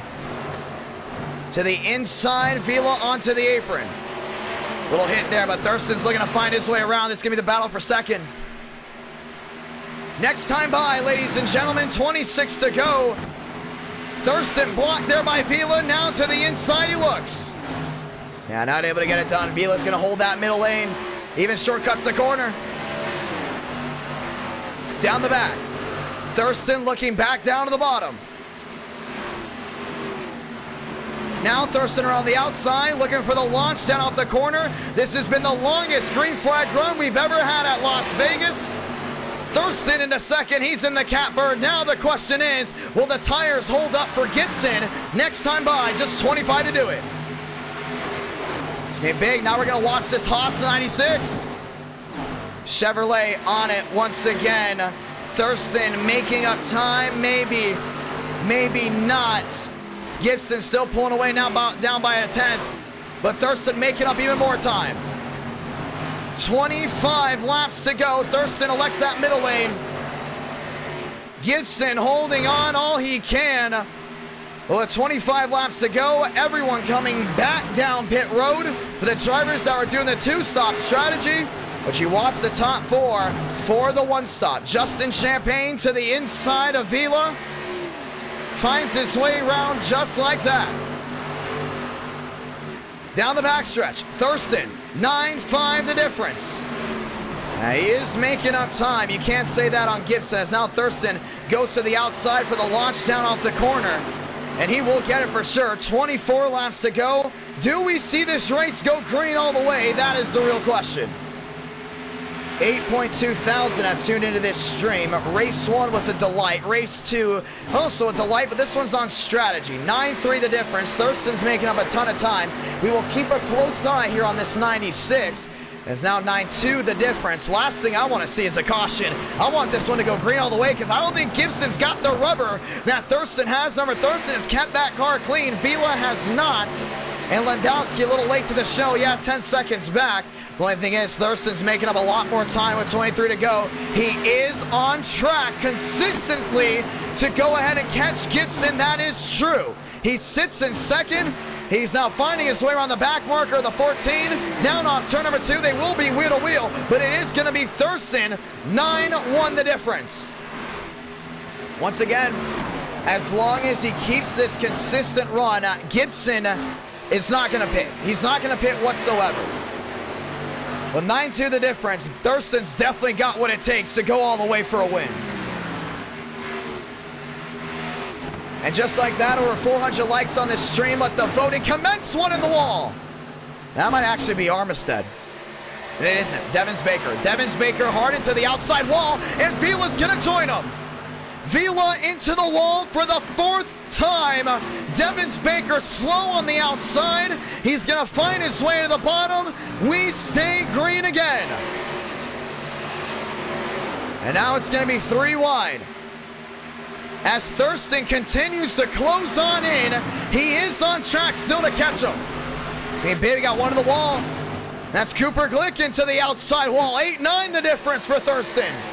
I wouldn't go anywhere. I would not go anywhere just yet. This 96 hit the Jets. 9, or should I say 8-9 the difference. And well, just like that, Vila's race is going to come to a screeching halt all the way down back to 4th. He had to stay consistent. He had to stay patient, and patience was not the way of that Toyota. Landowski might have a shot as he's another one that is consistently closing in on Gibson.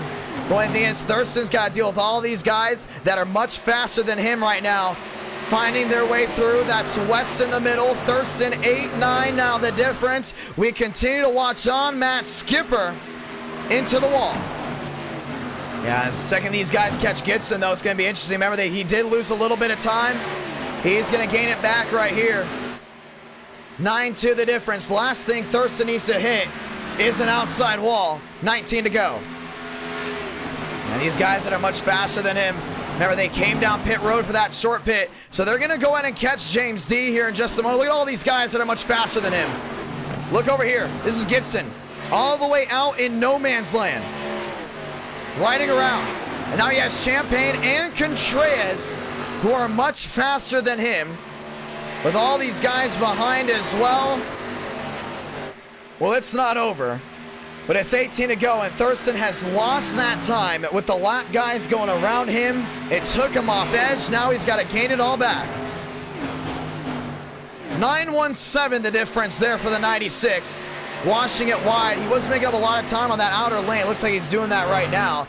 Thing is, can you save the tires with 18 laps to go? Tire management, very, very important. A lot of these guys lined up. Joseph Armstrong back to 5th. 15 seconds the difference now for him.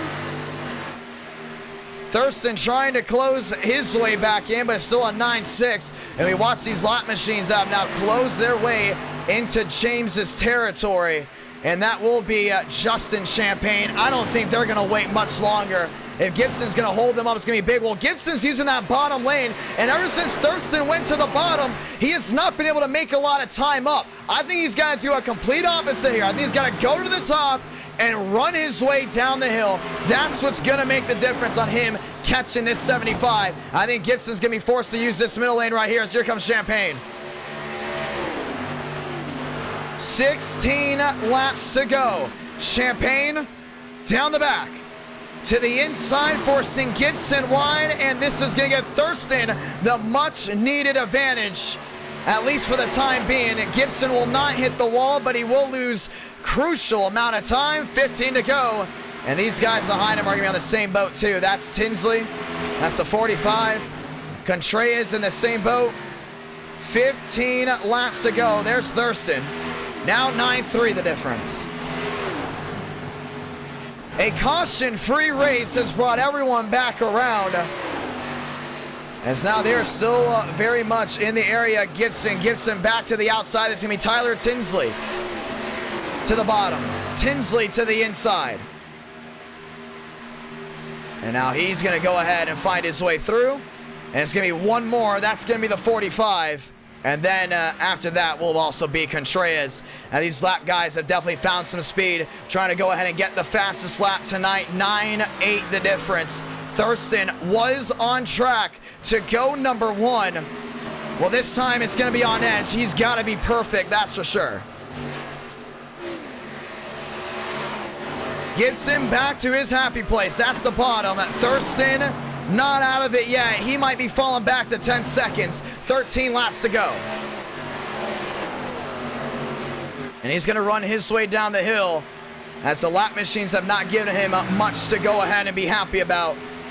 13 left here from Vegas. And after this, ladies and gentlemen, we're heading to IRP, a caution-free Vegas race so far.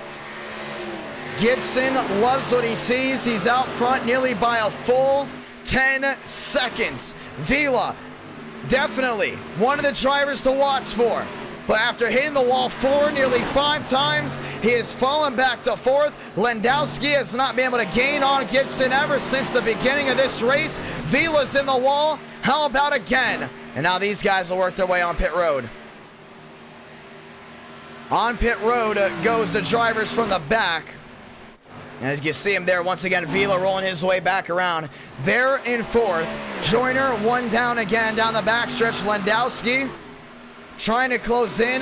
Not much to talk about with him, as Thurston was on track, but guess what? Has not had the speed ever since. Give it for James Gibson out front. 11 laps to go. He played the strategy right. He stayed up front. Now he's got to find his way around Newton, as they're going to go wheel to wheel down the back. Newton to the inside of Gibson. Gibson can't take the inside lane. Gibson washes all the way up the outside, as Newton's going to be parking it right in front of that 45. Wheel to wheel go the lap machines. 10 laps to go from Vegas. And it's amazing to watch how these guys, all 40 of them, have been able to keep it clean for the most part for nearly 100 laps. Very rarely do you see this in NR9 in America, and this is going to be a points changer. Left side of your screen, did Joseph Armstrong go up? Nope, just the overlays falling on through. And speaking of falling, Thurston falls all the way back to a 9-6. Gibson said it, if he's going to win, he's going to somehow have to win in dominating fashion. And so far, we've had 2 big lead changes, Gibson and Landowski. Strategy was big. Gibson put on the brains. And now Thurston is going to most likely be a bridesmaid here to the inside row of the 5. Champagne on the outside, 8 to go this time by.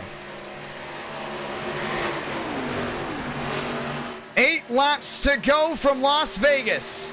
Rowe, winner of Talladega, sitting in the 11th spot. Champagne back within the top 10 as they continue to go their way around. With 8 laps remaining, wheel to wheel, DeAngelis underneath the 5. Gets right to the quarter panel, and one in the wall again. That's the 5. We had a lot of these guys hit the outside wall tonight, and that's just been game-changing for sure. And DeAngelis will find his way around, back around the 5 machine. Nose to tail, that's Kenny there in the 5. Gibson right in front, 8 to go. It's gonna come down to 7.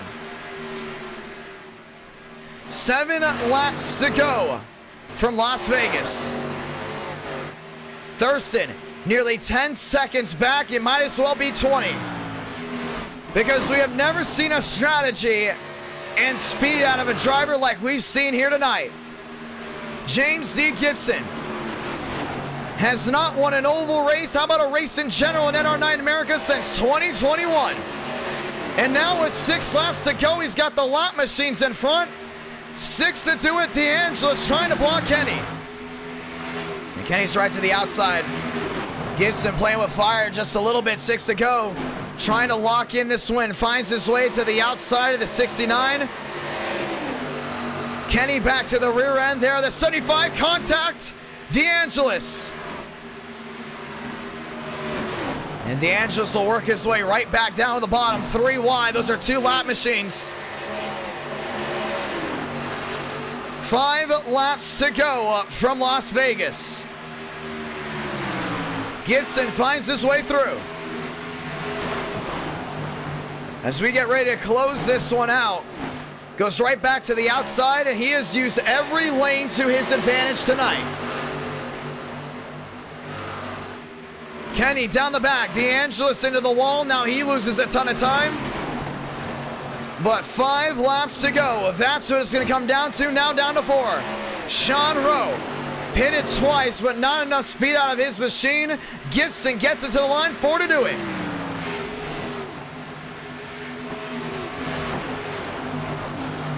And we have not seen a driver put this much of a show on in a while. Vila dropping back. Once again, the pylon having an issue. 1 to the wall, Devins Baker again. And that 14 will coast down to the inside. We will stay green. No need for a caution as the 14 slammed the outside wall. You see Thurston not able to gain in at all. Thurston Landowski still wheel to wheel west down to the inside there of Baker. 3 laps to go from Las Vegas.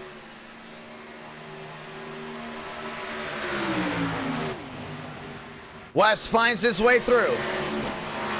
Gibson trying to make up time, but it looks like, only phrase out, Thurston trying to make up time on Gibson. Not gonna happen. 2 more laps to go, and what looks to be for the first time ever, we are gonna have a caution-free intermediate race in NR9 America. 2 to go for the 75. Rowe, contact with your leader. Hey, he just put that 75 down to the inside. Gibson's gonna wash in front of that 19. Sean Rowe gets to run down the inside. Gibson with a bad block. As the 75 gets cocky through 3 and 4 to get the send-off. Off turn number 4. James D. Gibson, Solo Blanca. 1 to go from Las Vegas. Points mean a lot, but I don't think anyone prepared for 100 laps of a caution-free race. Down the backstretch for the final time. And into turn number 3 and 4. You want to see domination? You had it here. James D. Gibson is going to win for the first time in Las Vegas. W for the iHeart Jerky 75. Welcome to Victory Lane in the Sin City.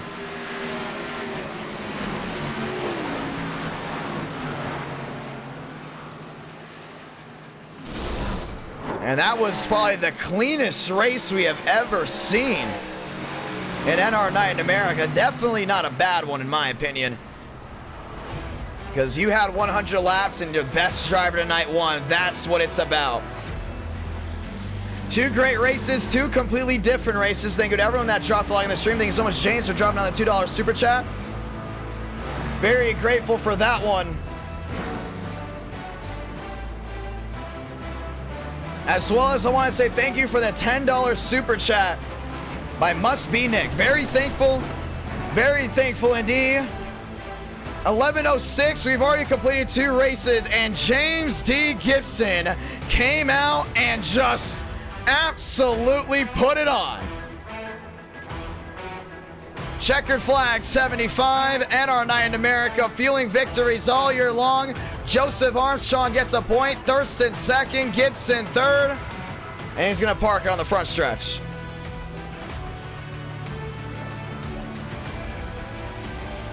And now we get to go ahead and give Gibson his first win of the year. Chevrolet back on top. Oh, he might have ran out of gas. I think he did. James D. Gibson, it was a fuel mileage race for the ones that didn't know, and he did. He ran out of gas. So the 75 runs out of gas and wins the race. That's what it's about. Sunday night action, not disappointing at all.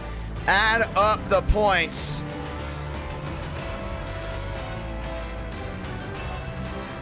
And Thurston will get 3. With Armstrong finally getting 1. Ladies and gentlemen, let's go short track racing from IRP. 11:07 here on the East Coast. Race 2 concluded. We are only 120 subs away from 26,000. Very thankful, nearly 9,000 have tuned in. And that's what it's about sometimes. You'll get races with cautions, and tonight has been clean, but I love that. I love how clean tonight has been. Strategy. Sometimes you have races that are just based off strategy. Sometimes you have races that come down to the wire. James D. Gibson, strategy won his hand, and he won that one. Ladies and gentlemen, let's go short track racing. Just like that, let's go ahead and talk with your winner. 2 key moments during that one, indeed. And just like that, Gibson gets it done. Gibson, it's IDK. You got a copy? Yes, I do. Big time win. First caution-free NR Night in America race. 1, did you even expect this race to go caution-free? And number 2, were you prepared for it? I was actually, well, I wasn't necessarily prepared for it, but I knew what to do if it didn't, because you had to make it to where you could get to the end on fuel, and nobody really knew that. So I made sure I'd pit on a lap where I could make it, and just save my tires the whole way. What's his face ran off at the Lewandowski ran off at the start, and he was just blowing his stuff up. I did like 4 laps in practice, and I knew it was going to start getting tight, so I just saved the whole race, and nobody else did. And so I don't know how much I won by, but it was about 10 seconds, because the drivers behind you, they seem to have the fresher tires, and even they wore their stuff out. And the driver that had the best shot at you was Vila, and he slammed the wall 3 times in a row in the same spot. I should have tried not doing that. That's not good for your aero. But yeah, no, it was fun. A nice, tire strategy race. It just made sure you had to conserve your stuff and conserve your fuel. And yeah, it was fun. I was kind of begging for a caution at the end, but it was a good time. Yeah, you barely got to the end. It looked like you were just good on fuel. We didn't even know you were that close. I thought, oh man, no, you must be fine. I was good. I wasn't worried about fuel. I was just a little bored. I was happy there were some lap cars to race with, though. They were providing some entertainment. Well, you're heading to IRP. Great win. Do you consider this your quote-unquote first true oval win, or what do you think? It doesn't get a whole lot more oval than this. So I think I finally put one together. Well, just like that. For it, but I'll take it. Technically, it's your second oval win, but you said Gateway's the most road course oval ever. So, first one in 2022. Good job, my man. Oh yeah. Ladies and gentlemen, let's get ready for race 3. We're just knocking these races out left and right. Well, guess what? We're going to IRP, and we're going to have another 100-lap race. This is a complete game changer, because this is big for a lot of guys. This is big for Justin Champagne. This is big for TCB, guys that are good at tracks like this. Ladies and gentlemen, let's start the voting. Let's go ahead and vote. What do you want for race 5? I'll let you guys vote right here. Do you want Montreal? Do you want Indy Oval? Or do you want Charlotte? I spelled any of those wrong. I'm sorry. Vote race 5. That will be race number 5. Session's up. Password IDK. And once again, you guys go ahead and join whenever you guys plead. 36 drivers will be racing that race. 8.6 thousand have tuned into tonight's stream.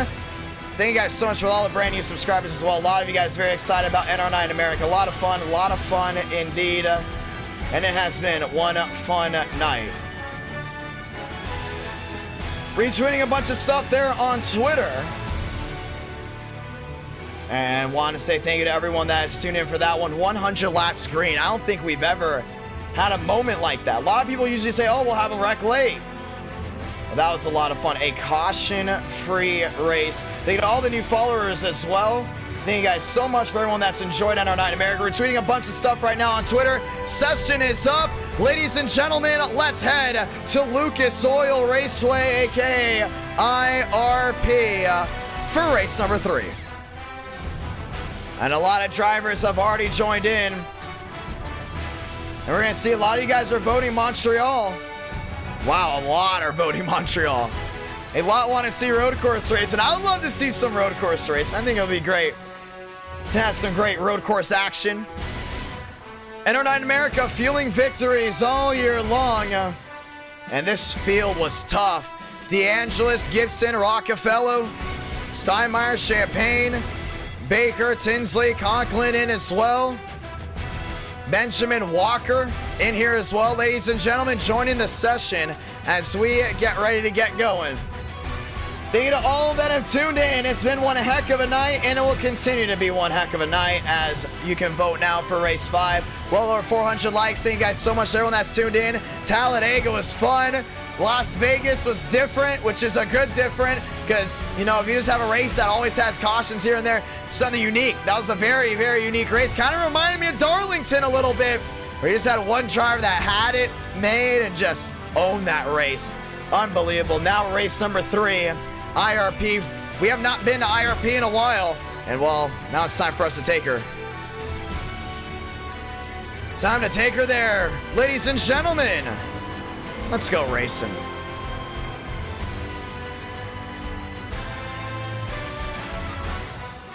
John. Let's go at it. What's up, Swaggy? You had the wrong setup on. No way. I'm serious. I'm serious. I just checked it. Well, we have the wrong setup up, ladies and gentlemen. I could have sworn I put it on. That's so weird. All right. Well, we thought we put it on.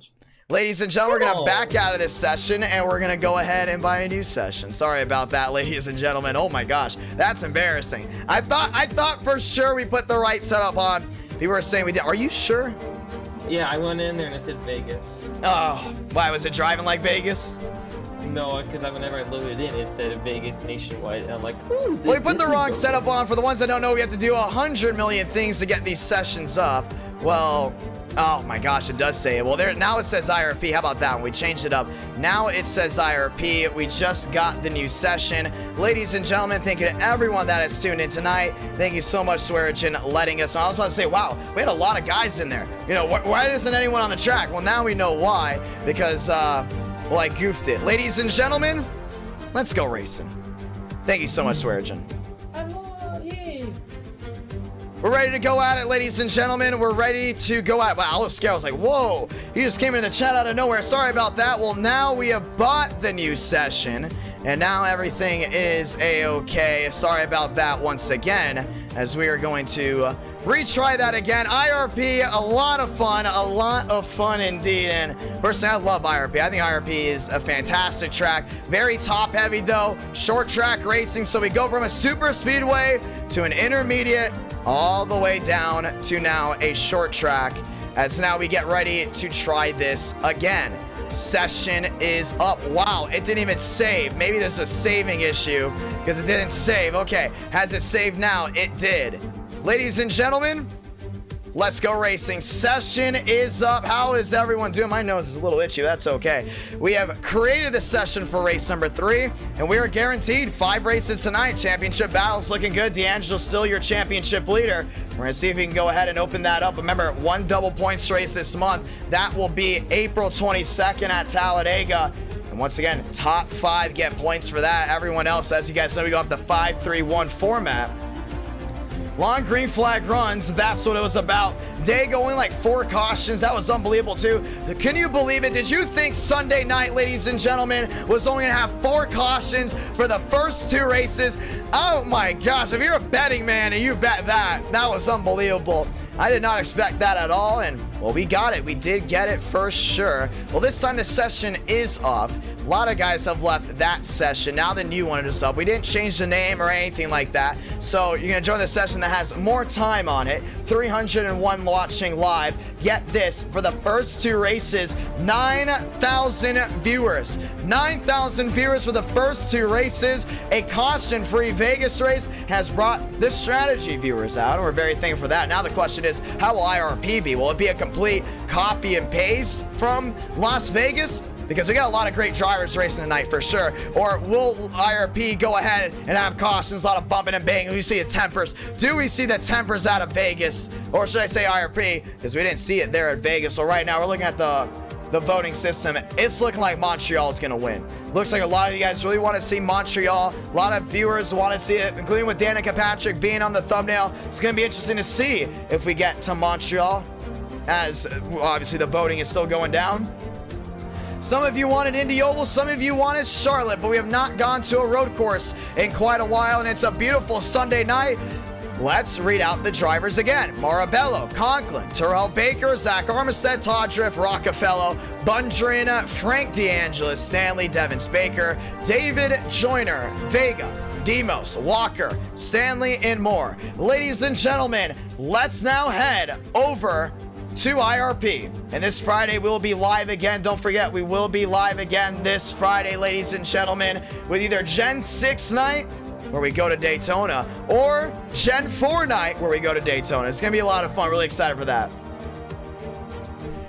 Let's go ahead and do it, ladies and gentlemen. Sunday night action. Very rarely do you see Sunday night racing in NR9 in America, but it has been exciting tonight no matter what you think about it. I think race of the night, definitely Talladega. We had a lot of guys running at the end, and oh, by the way, you hear it, cars on track.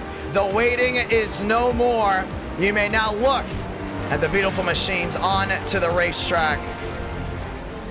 But yeah, without a doubt, what a night we've had so far. A lot of fun. Love seeing all these viewers coming out. A lot of drivers coming out enjoying it. Let's get ready for race number 3. Welcome to IRP. And as we get ready to rock and roll, we're ready to light them up on the short track.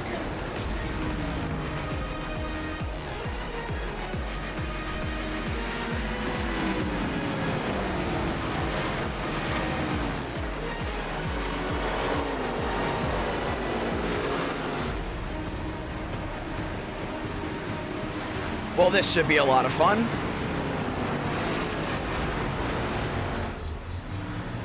Swearingen, top of the charts at 22.91. There's Vega down at the bottom in his furry Chevrolet. Joseph Armstrong rolling around. Nice, strong entrance after what happened there at Vegas. Walker, third quickest so far. Baker, second. Demos there in third. Right on board even more. This is Ethan Stanley in the 7. Go Daddy Chevrolet. You can join by typing in my last name, Ramos, or IDK Player under hosted sessions, and then typing in the password, IDK. You got to have a C-class safety rating and a 1500 I rating to go ahead and race. A lot of machines ready to go ahead and roll out. That outside wall is going to be crucial. Let's see how that plays out here tonight. Thompson down the backstretch. David Joyner rolling around.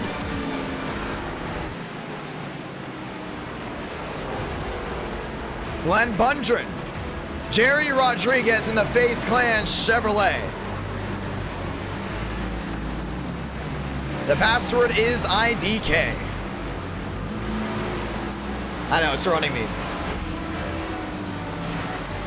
You guys ready for some great racing action? I think we're gonna hit 26,000 subscribers either tonight or well into Friday, because we are right on the doorstep of that. Very grateful for everyone that's tuned into NR9 America. Thank you to everyone that supported NR9 America by becoming a member or even dropping down a super chat or dropping a like or even viewing. At the end of the day, you guys have supported us a lot, And we are very, very grateful for that. Walker, Swearigan, Baker, Demos, Armistead, McGlasson, followed by Armstrong and Buncher, and that is your top 8. IRP is a handful, and it will be a handful here tonight as we get ready to go back racing. Tyler Tinsley back out on the racetrack. Damian Vega down the backstretch. They got David Joyner down the bottom in his Rockstar Chevrolet.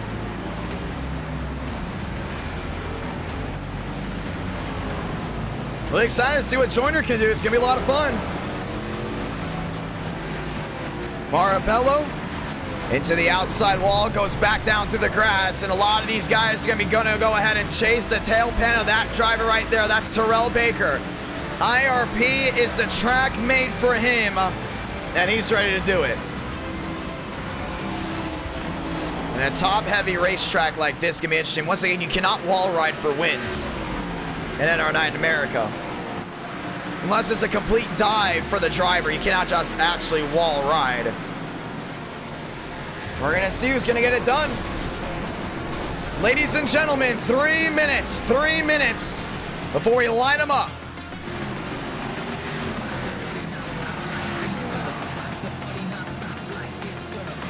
Devins Baker and that beautiful 14. Remember, the Nationwide Series used to go to IRP with the bunny ear spoilers, and right now, once again,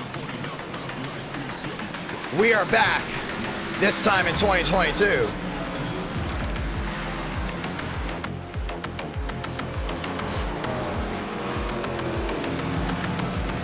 Two-minute warning in 50 seconds. Todra, 6th quickest so far.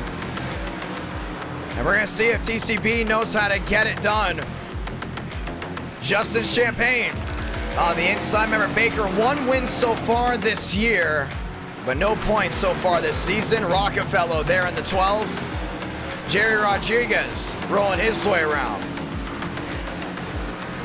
Thompson, Demos, Swearigan, David Joyner, as well as Hoeksma, Vega, and Benjamin Walker.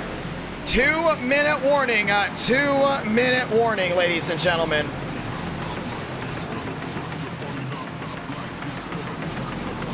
Let's get ready to rock and roll.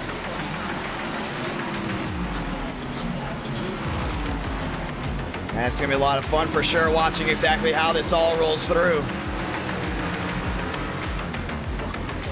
Under 2 minutes, Baker there, 3rd quickest, and you see pit road all lined up. Sean Conklin into the outside wall. Frank DeAngelis, your championship leader, knowing how important it's gonna be to get it done here from IRP. 1:34 left on the clock before we go qualifying, ladies and gentlemen. And qualifying is gonna be all eyes on the screen.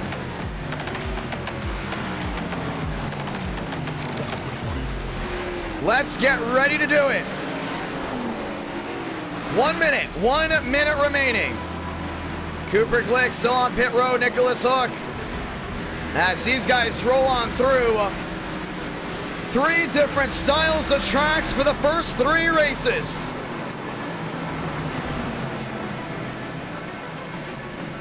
Oh man, Joyner. He just hit the fence at a short track. Ladies and gentlemen, let's get ready to roll.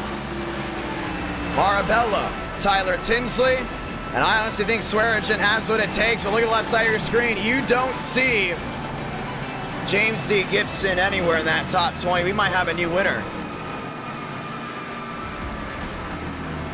Let's get ready to do it. 28 seconds left.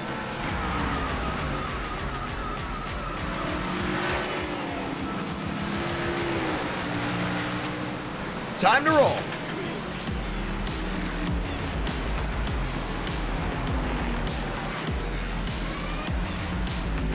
Tyler Tinsley down the backstretch as we get ready to do it right here, right now. NR9 America fueling victories all year long. And we're getting ready to rock and roll. practice coming to an end. Let's get ready for qualifying.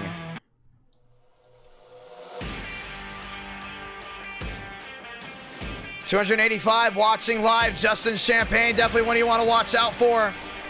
So we get ready to see the first one to roll off. And that's Vega. Rolling off there with David Joyner. Stanco drivers out onto the racetrack.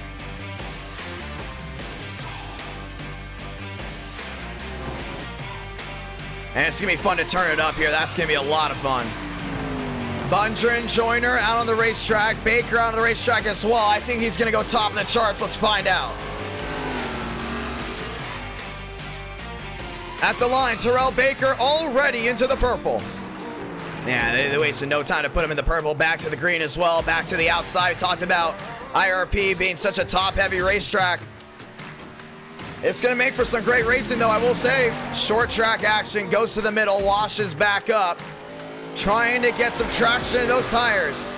Bundren in the purple. Into the green, not the top of the charts. David Joyner goes second. Baker top of the charts. 22 with 2 9s and a 4. Brings Baker number 1. And Benjamin Walker is going to go 4th. Swearigan second. Joyner rolling his way around. He is 9th. He's in the yellow, and it looks like that second lap's not going to be quick enough. Yeah, lap 1 definitely the fastest for a lot of these guys. How about Frank DeAngelis? DeAngelis to the outside. Oh, Lucas in a purple there in 10th. That's Hotsuma. But won't be able to get it done. DeAngelis struggling here at IRP. And it's not going to be what he wants to see. Tyler Tinsley down the backstretch. Indianapolis Raceway Park. Just outside of the Indianapolis Oval. That holds, well, it used to hold the Brickyard 400 and the Indy 500. Tyler Tinsley rolling his way around. McLaughlin, 9th quickest. Thompson still on a flyer. Back down to the inside, Tyler Tinsley and the NR Thunder Chevrolet. Tinsley at the line, 2 yellows, 22.994. And we're going to see where they put him. They might have given a botched lap. Cooper Glick, 9th quickest. Keep an eye here on Champagne. He's going to be fast for sure. We're going to see if Jay Champagne can go to victory lane. Has yet to do it so far this month. Now looking to get it done. Justin Champagne across the line, down to turn number 1 and 2.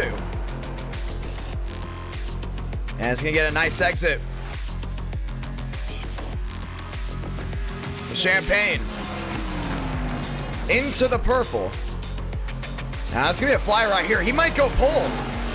In the purple, is it enough? It definitely is not. One more lap maybe. Oh yes it was. 22.896. Justin Champagne on provisional pole here at IRP. And just like that, we talked about the top 2 drivers to get it done here at IRP. Well, guess what? They are 1 and 2. Cooper Glick here in the 96 sliding around. And just like that, we have a new front row heading here. Interesting, interesting, interesting indeed. He's going to do burnouts. Going number 1. And it's a big, big win for Champagne as he's going to go number 1 on pole. Now the question is, can he hold on to it? Ladies and gentlemen, let's go short track racing from Indianapolis Raceway Park, aka Lucas Oil.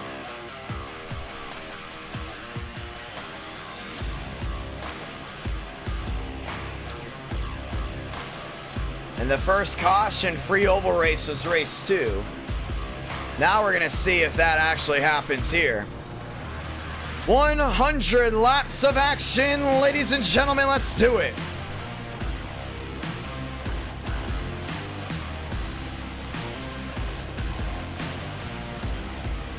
Champagne, Baker, row 1, Swearigan, Conklin, row 2.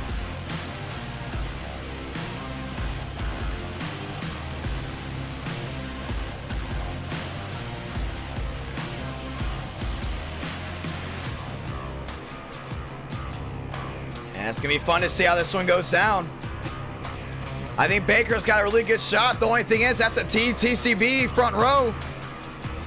So a Team TCB on the front row means anything can happen on any given NR night in America.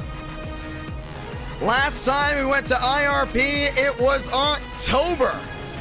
Now, in April, we are here and we're ready to do it.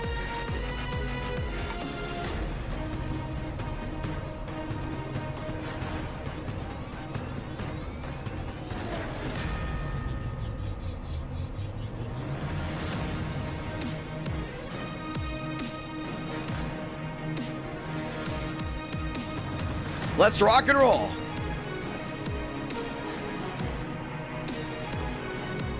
Champagne, Baker, Swearigan, Conklin, Armistead, Bundren, Marabello, Walker, top 8.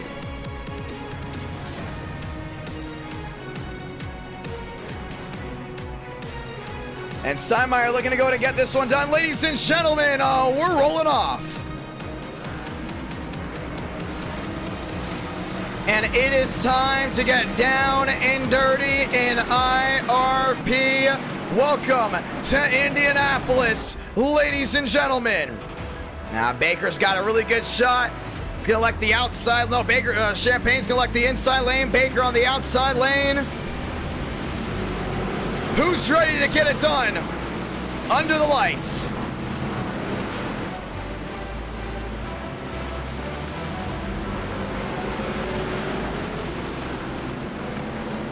Next time by, we will get the one to go, ladies and gentlemen. We will get the one to go. And it's going to be a fun one, that's for sure. First and only short track of the night.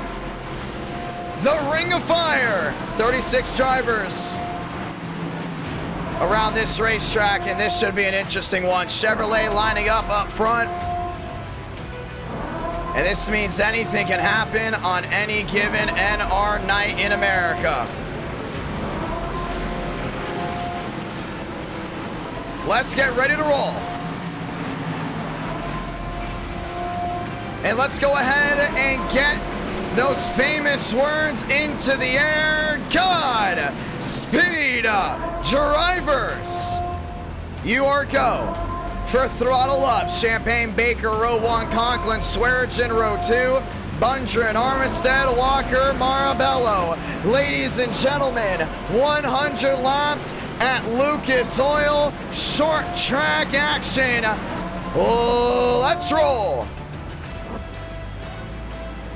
Time to turn off the background music because the only music you need to hear is the roar of those engines. Race 1 was a delight. Round 2, all about strategy. And now the question is, who will win round 3? Ladies and gentlemen, it's a stacked crowd. Prime time Sunday night. So without further ado, light the fuse. And we're rolling for the first time this year from Lucas Oil. Baker around almost into the outside. Well, he's lost a ton of spots. Falling back fast. Champagne holds on to the racing down the back. Conklin down to third. Swearigan right to the rear end. Conklin falling behind. To lead lap number 1. Is it the FaZe Chevrolet? It's not. Champagne led it. 2 out of 100. Man, Baker fell like a rock. One to the wall. And that's Bundren. Conklin into third. The battle for the lead rages on. Down the backstretch and down into 3 and 4. Justin Champagne using the preferred outside lane. Swearigan still on the bottom. Back to the line. Justin Champagne, he's going to lead that one. That's big, but the only thing is Swaggy's not giving up. Back down that inside. Side by side. Conklin is there. The Ritz machine into the top 3. Now Bungen's around again into the wall. Yeah, he kept it straight, so we're going to keep it green. Champagne. Top side, Swearigan on the inside. Dirt tracking it back to the line. Oh man, that was really loose. And Swaggy's got this one, and this Indiana crowd is loving it. To the bottom. Champagne down on the inside, wheel to wheel again. This time he's gonna take the shorter way around, and Conklin's in the mix. And Baker's back. Remember, he hit that outside wall, but he's right there. 4 out of 100. Drag race. Give it to the Finch Chevrolet. Swaggy's got that one. That's big. That's big right there.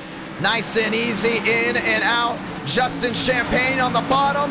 Swaggy around the outside. Still a 3-horse race for the lead. Amazing racing here early on. Champagne splits them both. Conklin drops Mac Baker back into the 4th spot. Mac to the line, still the way of the 15. I'm loving how this is going right here. Back and forth. This top 3 really well deserved so far. This time, Champagne around the outside of Swearingen. Conklin with a big door slam there on Baker. And Baker goes right back down to the bottom, but no forward momentum. How about West? Maybe that's Walker back to 5th. Side by side, down off turn number 4. Swearingen on the inside, Champagne on the outside. Wheel to wheel, Champagne is just togging it around.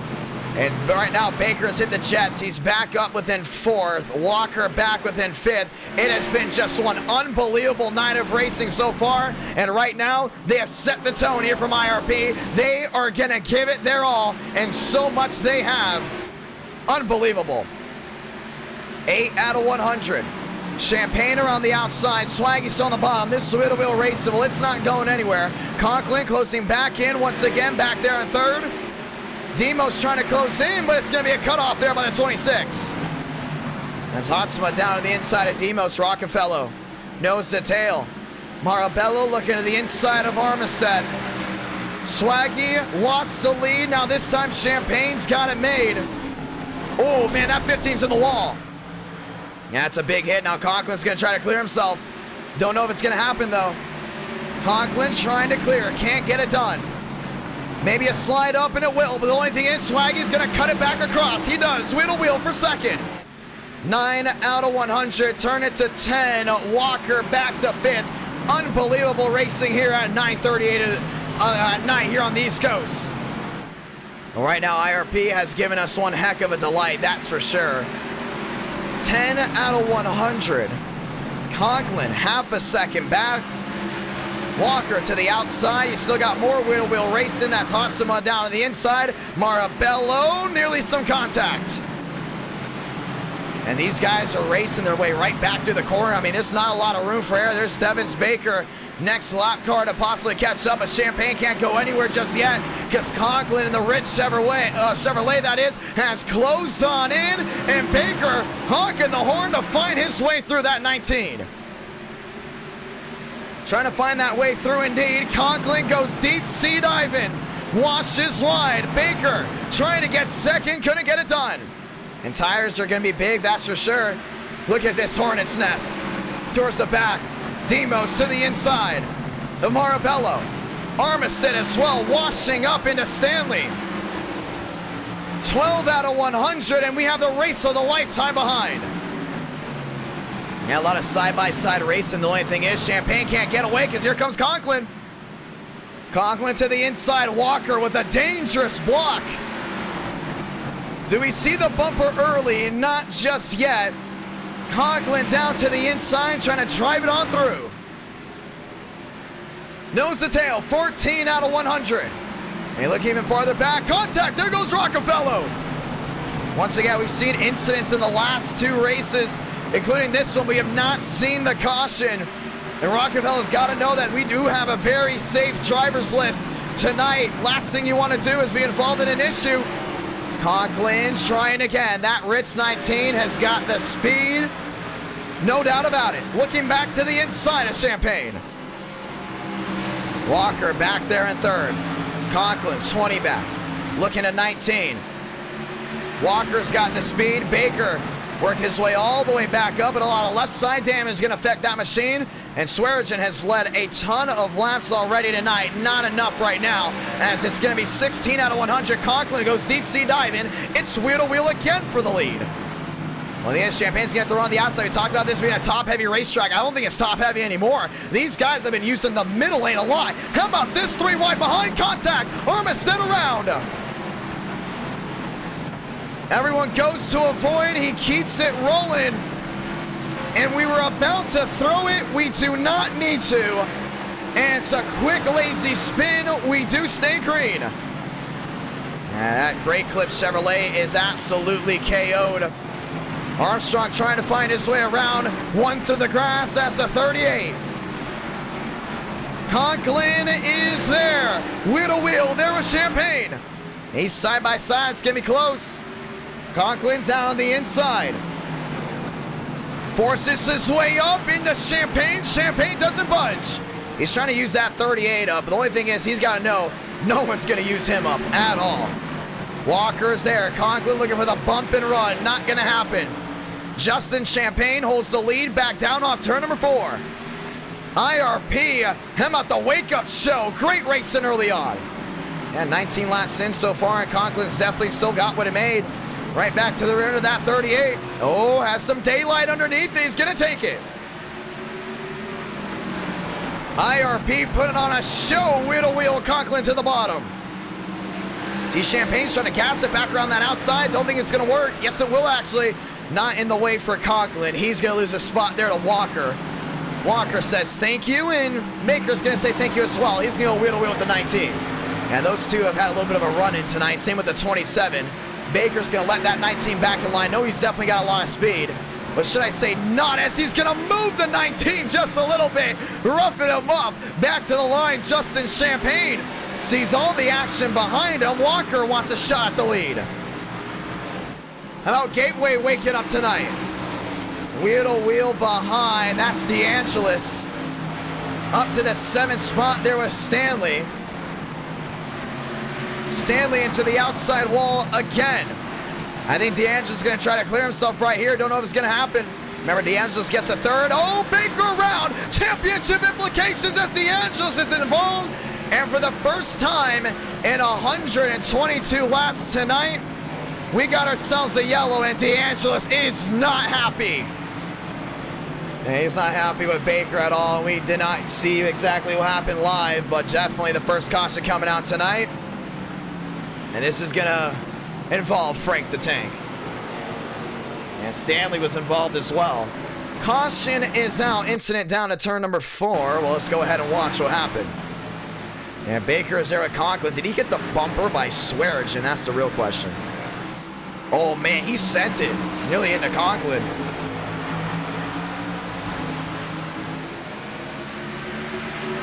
Oh, no, it's going to be an interesting one. I think he sends it right here. Locks up. Swaggy is there. Oh, yeah, he definitely got help. And that 15 just got right in the back of him. A classic short track incident. And Baker goes around. DeAngelis did not need a bad race. And now he's going to have to use a fast repair early on a short track. That is the last thing you want to worry about. And now the dice just rolls as just like that. DeAngelis involved. Baker involved as well. All these guys did go to avoid. Let's go ahead and ride on board here with the 25. A lot of counter steer out of these cars. It's a great look down to the inside of Conklin, no doubt about it.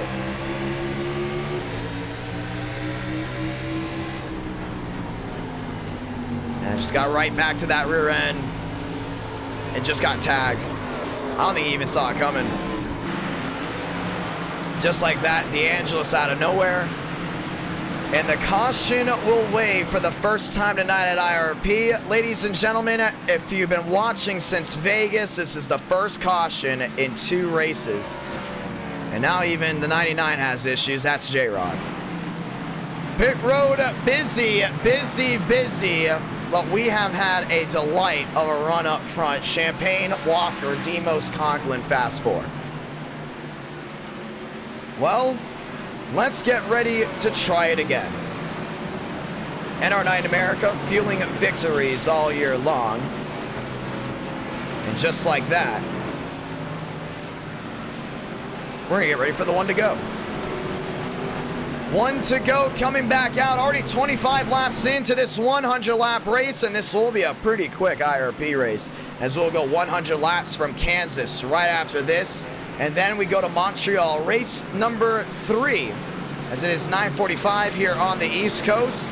Ladies and gentlemen, we'll get the 1 to go next time by. A lot of these guys still on pit road, running with strategy. Walker 2nd, Demos 3rd, Conklin back to 4th, IRP. Well, it's been an interesting one so far tonight, and we have not seen anyone with a clear advantage on who's going to win. Definitely not like Vegas where drivers just ran away with it. Definitely a difference here tonight. Well, let's go ahead and try it again. As we will give the lights off on the top, we will get the one to go. Walker, Demos, Conklin lining up. Champagne electing the outside lane. As we get ready to do it, Cooper Glick back out of the racetrack. A lot of damage on that 96. Walker down the inside. We'll have to take the shorter way around, but that doesn't mean it's the fastest way around, and let's see how this goes. Let's get ready to go back to the gears. One caution in the books. Inside Walker, outside Champagne. Mosteller, Conklin, Marabello, Hotzema, Armstrong, Rockefeller, Elite 8. Let's roll again from IRP. Walker gets an easy advantage down into 1 and 2. Champagne's going to try to go ahead and get the advantage down the backstretch. And he's going to get it right here. Look at that run down the hill. Around the outside, and that little bit of banking is going to give the advantage to the 38. Demos right with him. Couple cars in the wall, 3 wide, 4 wide, way in the back. One spinning Rodriguez in middle of everyone, and the caution's going to wave again. And that happened towards the back. And that 99 went for a tumble. There's Damian Vega. A lot of damage out of that 8. And we are under the caution for the second time.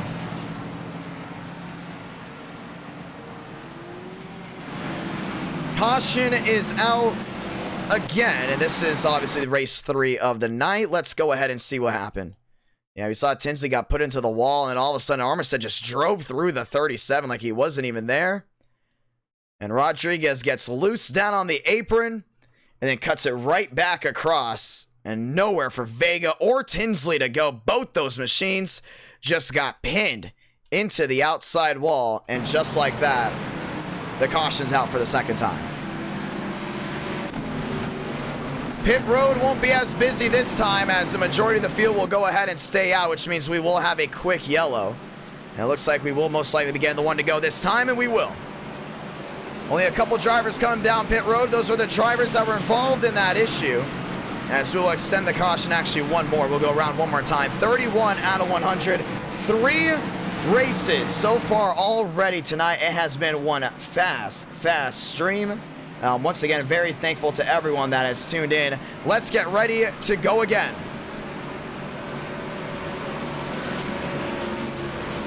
"31 out of 100. This will be 32. And we'll restart 33 out of 100. Demos has an opportunity to very much go to victory lane. We're about to find out if that's what's exactly about to happen. Let's go ahead and now get the one to go. The one to go is out. Conklin elects the inside lane. It looks like they're doing choose cone all the way towards the back as we get ready to rock and roll.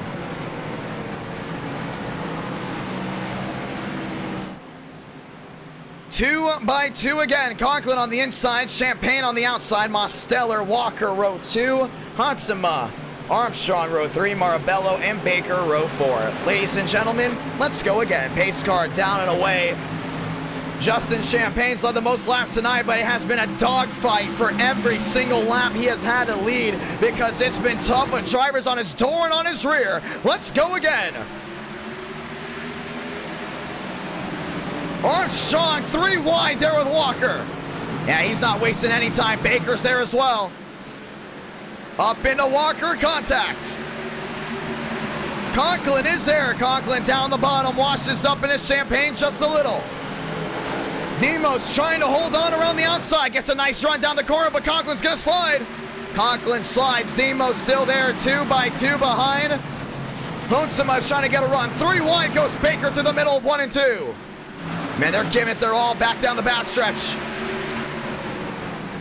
Conklin to the inside of Demos. Oh, man, wheel up there for the 26. That's Steinmeier trying to get back to the rear end. At the line, Justin Champagne. Yes, another one. The only thing is, Demos is right there.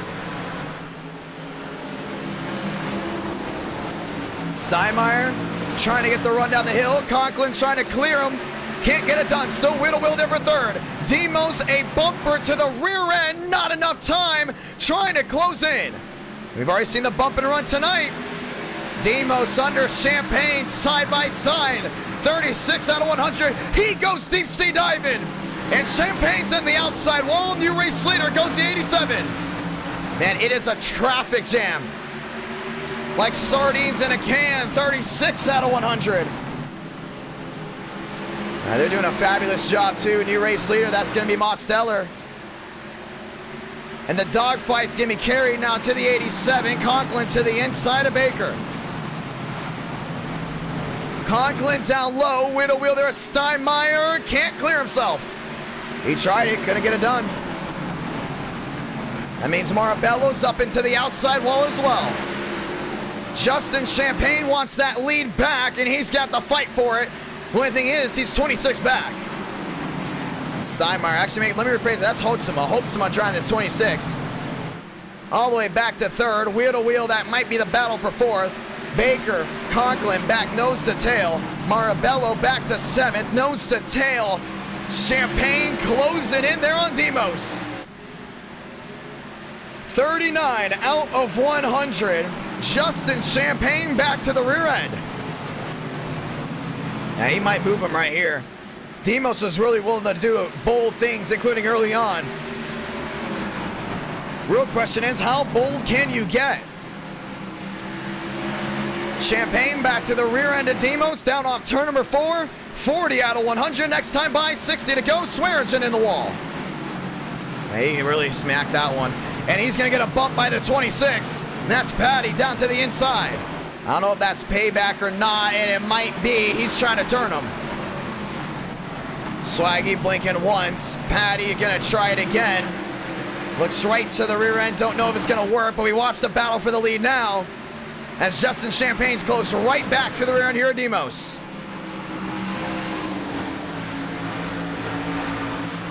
Champagne trying everything, 14 the difference. Tires wearing, but with this being a top-heavy racetrack, drivers able to get the run off the top. That might be changing here tonight because a lot of these drivers love that middle lane. Champagne trying to put the bumper to him.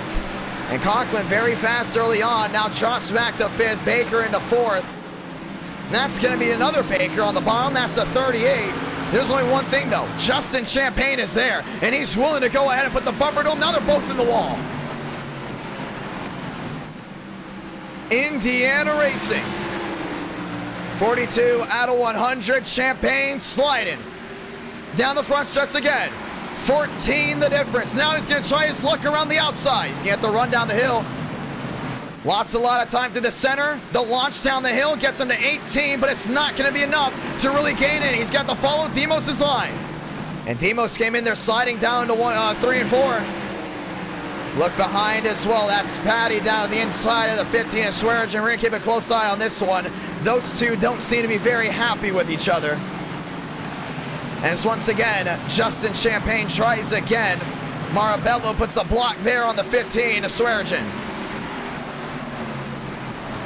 Champagne back to the rear end. Demos tries to hold on to it. 16 the difference, 45 out of 100.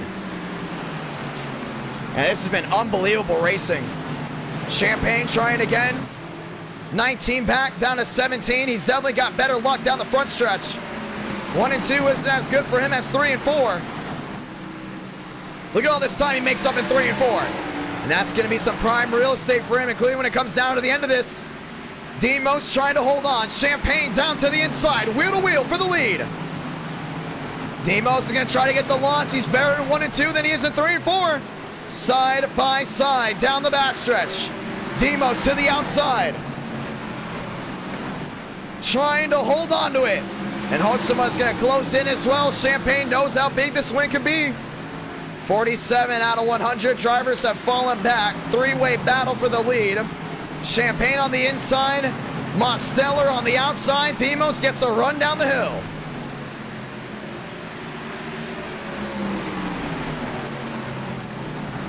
Yeah, he's looking back to the bottom again. That's your top 3. Looking back at Walker. Back there in that 4th spot. Trying to close in, don't know if it's gonna happen. We may have had a spin way in the back. We do stay green. Now it's Champagne into the outside wall. Hotsuma goes wheel to wheel. That will be the battle for second. And this is what Demos needed to see, and that's Champagne to make a mistake. This 87's got a little bit of nose damage as well. This might go ahead and even some things out because Champagne clearly was still faster than Demos. Look at this, Armstrong down to the inside of Baker. No luck there. Now he goes really deep sea diving down to the inside, forces Baker's hand to go wide. And Baker can't do anything but watch now as Armstrong's gonna take in 6. And he's not gonna be able to try it again, but you look back to the lead. Justin Champagne, 30, 29, 28 makes the difference. Next time by, we're halfway. 22 back, Hotsama's there. How about Walker trying to go to close in? He's doing a really good job of it. Now 1-3-2. Ladies and gentlemen, welcome to halfway, and that is your championship leader, Frank DeAngelis, going 1 lap down, back in the 20th spot. Halfway here at IRP. And that's going to be the 27 down to the inside. Walker finding his way through. Justin Champagne only 19 back now. I don't know if Demos can hold on to it. And you see Demos kind of wheel hopping just a little bit back down to 3 and 4. Not what he wants to see. Back to the line. Moss Stellar. Still him. Wheel to wheel. Conklin to the inside. Frank DeAngelis all banged up on that 69 machine.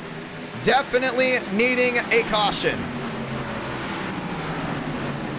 Hotsuma back to 3rd. Champagne still 2-3 back, 2-4 back as well. You got side-by-side battle. That's Lap Machine's way in the back. And as those two go at it, DeAngelis into the outside wall again. This time it looked to be helped there by Joseph Armstrong. Now, I don't think those two are very happy with each other. DeAngelis back down the apron, very slow. The entire toe kicked out of that 69. Definitely gonna have to find his way to pit road somehow. Marabello down to the inside, wheel to wheel. And they find their way through. DeAngelis is gonna drop back. 22 the difference. The Hornets' Nest still for the lead. And that would be the Fast 4. Or should I say even possibly the top 5? No, it's still the top 4, that is. Separated by under a second are the top 4. Demos has been holding on. The only thing is Champagne has been closing in little by little. Hotsuma's getting a little bit more consistent. As the tires start to wear, Demos is going to have to play complete defense mode down the backstretch because I think Champagne still has the fastest machine. It's going to be big indeed. The thing is, they go wheel to wheel. That means Hotsuma's got to maybe go ahead and try to spring it 3 wide. Because everyone knows that 38's quick. Back down to the 1 and 2. Walker to the bottom. Trying to get it done. Still no luck. Conklin back there as well. Finds his way around the lap machine. Everyone else, for the most part, has single filed out towards the back. So as we continue to watch the battle up front. 1 in the wall, Walker. And you've seen a lot of hits to the outside wall. That's been race ending for a lot of these guys, including at Vegas. I think Vegas was a big wake-up call. You can see long green flag runs, and hitting that wall will absolutely just kill your arrow. 29 the difference. Demos trying to pull away. You wonder how much that damage on the right side of Champagne is hurting him. Well, I don't think that much, because he's back within 23. Seen before, a lot of these guys are going to go down and in to get a desperate move to scare the driver on the outside. That intimidation tactic has been very, very key. 19 the difference now for Champagne. The question will be, how low can you go? Do we see the bump and run? 58, now to 59, out of 100. Hotsuma there in 3rd. All Chevrolets top 3. Make it even the Fast 4. Walker now 7-3 back. All these guys are making up time. Hotsuma looking to the inside of Champagne. Yeah, that's not going to help anyone. I think he's got to wait for Champagne to go side by side. That's just the best thing you can do right now. Wait for him to go wheel to wheel and force them into an area that might be a little critical. Champagne gets to the rear end of Demos. I think he might have to perform a bump and run here because Hotsuma's getting very, very restless behind. Top 4 breakaway. Conklin trying to close in, and he is to your leader. There's only one thing. Justin Champagne's there, and that is a teammate right in front of him. Do you want to put the bumper with 40 laps to go? 40 to go here from IRP. Champagne dimes it well. Demos does not get the run off. It might be now or never. Devins Baker down the inside part. We do stay green. 15 the difference, 17 the difference. Can't get the run off. Champagne. Demos sliding off the corner. 39 to go. Oh, Hotzema sprung it wide. He might be in the wall. No, I think he's just trying to get a launch down off the hill. Devins Baker on pit road. Justin Champagne. Knowing 30 now makes the difference. When he got to the rear end, he did hesitate, and that's what opened up the gap. He's got to get to him again. I think he's got to move him. As Hotzema is not waiting. He's tired of waiting, and now the wheel goes for second. Nope, Champagne gets to run down the hill. Now, this might be Champagne's last shot. With that 26 getting restless, he might move in because that 26 is bad fast. Turn on the jets. Champagne, 24 the difference. These guys are approaching 35 laps to go. This is what's going to come down to. Top 4 under a blanket. Race 1 came down to the wire. Race 2 came down to strategy and was opened up by James D. Gibson. Now race number 3. Round 3, that is. Top 4 separated by 1 second, and it's still anyone's race. It's going to be tough, man. I don't think Champagne can go ahead and afford to not swipe again and this time miss. But look at Hotzema all over the rear of that 38. Down the back. Damian Vega will be the lap machine. Demos will have to take the shorter way around, putting him in uncharted territory that he hasn't been all night. Champagne's going to take the higher lane to get the launch off. Yeah, he was forced up there. Hotzema to the inside, wheel to wheel for second. He gets 1. He can't get 2. There's still wheel to wheel there for second. Yeah, he tried it. Can't get it done. Justin Champagne having to worry about what's in front of him and beside him. Gets to the rear end of Demos. Does he give him the bumper? Outside wall. Now at the 30. Champagne to the inside, wheel to wheel. Oh, Demos has shortcut that corner. Same with Hotzema. 1 upside down. DeAngelis involved. Caution's gonna wave. Tinsley gets tagged. Demos gets tagged. He's destroyed as well. And your championship, well, I wouldn't say leader, but your race leader involved in that one. And the caution will go ahead and wave. Now, Demos is just destroyed, and he's gonna have to use his fast repair now. And the fast repair, ladies and gentlemen, will be coming out. Let's see what happened. It's happened way in front of him, too. Todrick was there, and what is the 26 doing? What is DeAngelis doing? Todrick just got catapulted in the air. I think DeAngelis was looking for a caution. I don't know. We're going to have to see and see what he was doing. The car is all destroyed. The rear end of that 69 is all destroyed. I don't think him and Hook have had a lot of fun. Well, he actually got into the grass. It was an overcorrect, but that 29 just got right into it. And that's a big one. Complete bumper hook, and we'll see what they do about that.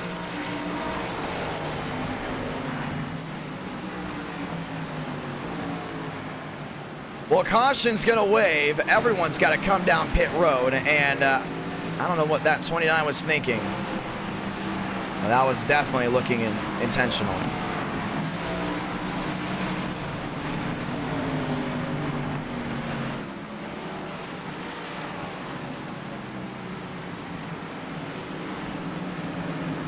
Well, we're going to get ready for the restart with now less than about 30 laps to go. It will be Champagne, Conklin, Walker, Hotzema, Armstrong, and Demos now have to restart back in 6. DeAngelis will put the fast repair on that 69.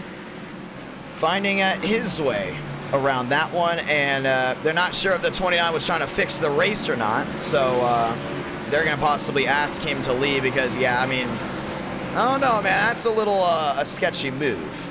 I know some of these guys are new to NR9 in America. A lot of people like it, but obviously, once again, up to the admins on what they think. They get to hear what's going on during the race, and we're obviously hearing the broadcast. Oh, and everybody wants to go see what happened here with Demos. Rightfully so, and we can go ahead and show it here in just a moment. So as they wrecked in front of them, Demos went to avoid and just slammed right there into DeAngelis. Champagne got tagged, Demos got tagged, and that is what happened. So Demos is going to be starting in a big, big hole. Now the real question is, can he find his way through? But the top two definitely still have damage. Let me rephrase that. Justin Champagne does not. He did use his fast repair. Second and third do. Let's get the one to go. So the one to go is out. We will have less than 30 laps to go. Devins Baker trying to get his lap back. Going around the outside. Walker back to fourth, should I say maybe third. Now he'd be fourth on the outside. Armstrong into third. Ladies and gentlemen, let's try again. Wheel to wheel for a restart. Less than 30 to go from IRP. Terrell Baker still has a shot. Conklin there in second. Champagne around the outside. Let's get ready to go again. We're Green Flag Racing once again from Lucas Oil in the Nationwide Series.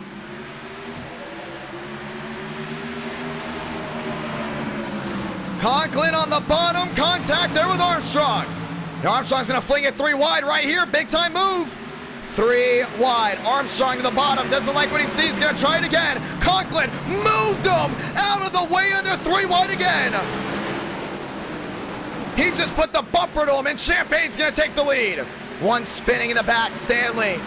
We stay green, 74 out of 100. Armstrong's going to try again. Conklin, does he move him? Remember, he might pay the price back. Gets to the rim to 32, washes him up the track. And Justin Champagne still has a big target on his back. 26 to go. We're going to see what Armstrong wants to do. Trouble, Conklin. Into the outside wall goes to 19. Everyone finds their way through. And just like that, it's going to go bad to worse for that 19 machine. Walker into third. Hotzema on the bottom. Armstrong closing in the gap. 32 the difference. 25 to go. And you've seen the bumper already tonight. Now we're wondering if Walker's going to do it. Armstrong winless this year, obviously going for a championship. Him and Champagne 1-2. 24 laps to go next time by. Marabello back to 6. 32 the difference. 24 to go. And now Swearigan wheel to wheel there at Conklin. Remember, Conklin pancaked that outside wall. PBR already 1 win tonight, trying to get 2. Marabello back down on that bottom. Armstrong there in second.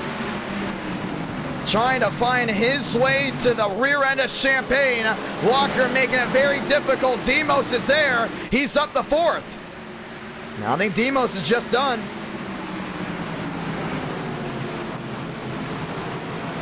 $25 the difference. Down to 21. Armstrong closes in the gap.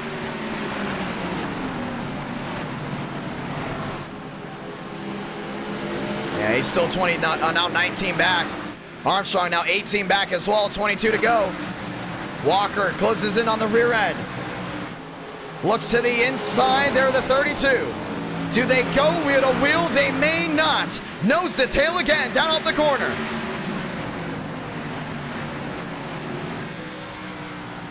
Armstrong still 20 back right now, but he's definitely in striking distance for a bump and run. We've seen bump and runs before, including here at IRP. How about Walker down to the inside? Big time move. Won't work. Justin Champagne holds on to it. Down the backstretch. And into 3 and 4. Walker trying again. Demos on the outside. He's wheel-to-wheel there for third. 20 to go. This is what short track racing's all about right here. 20 laps to go from IRP. Armstrong out in second.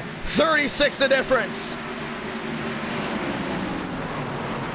One around, it's the 26 into the outside wall. That's Hotsuma. Does he continue to spin? He does. Right in front of Swearingen. We're going to restack him. Yeah, that slowed a lot of these guys down. That definitely had a race-winning pace. And the caution is out for the 4th time tonight.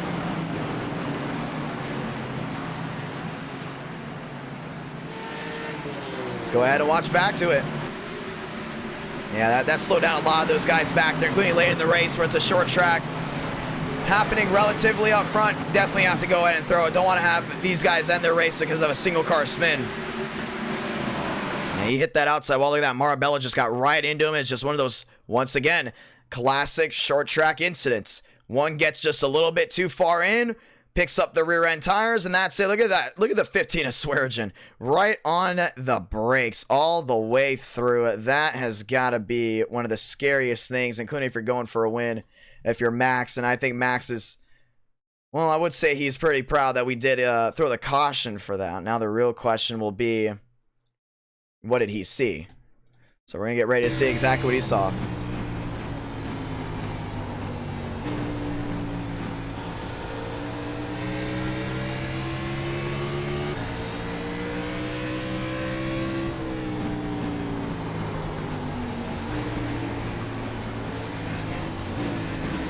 Man, and that spin happened right up front, so we did go ahead and throw the yellow. Usually when there's single car spins on intermediates towards the back, we do not throw it, but if it is a short track and there's an issue up front, we obviously go ahead and throw it. Caution is out again, 17 to go. This is going to be game-changing for sure. Champagne, Armstrong, Mosteller, Walker, Marabello, and Swearingen. Followed by Joyner and Steinmeier, top 8. Ladies and gentlemen, a storm is brewing. Let's get ready to get the one to go. 16 laps to go. We'll have 15 laps in this.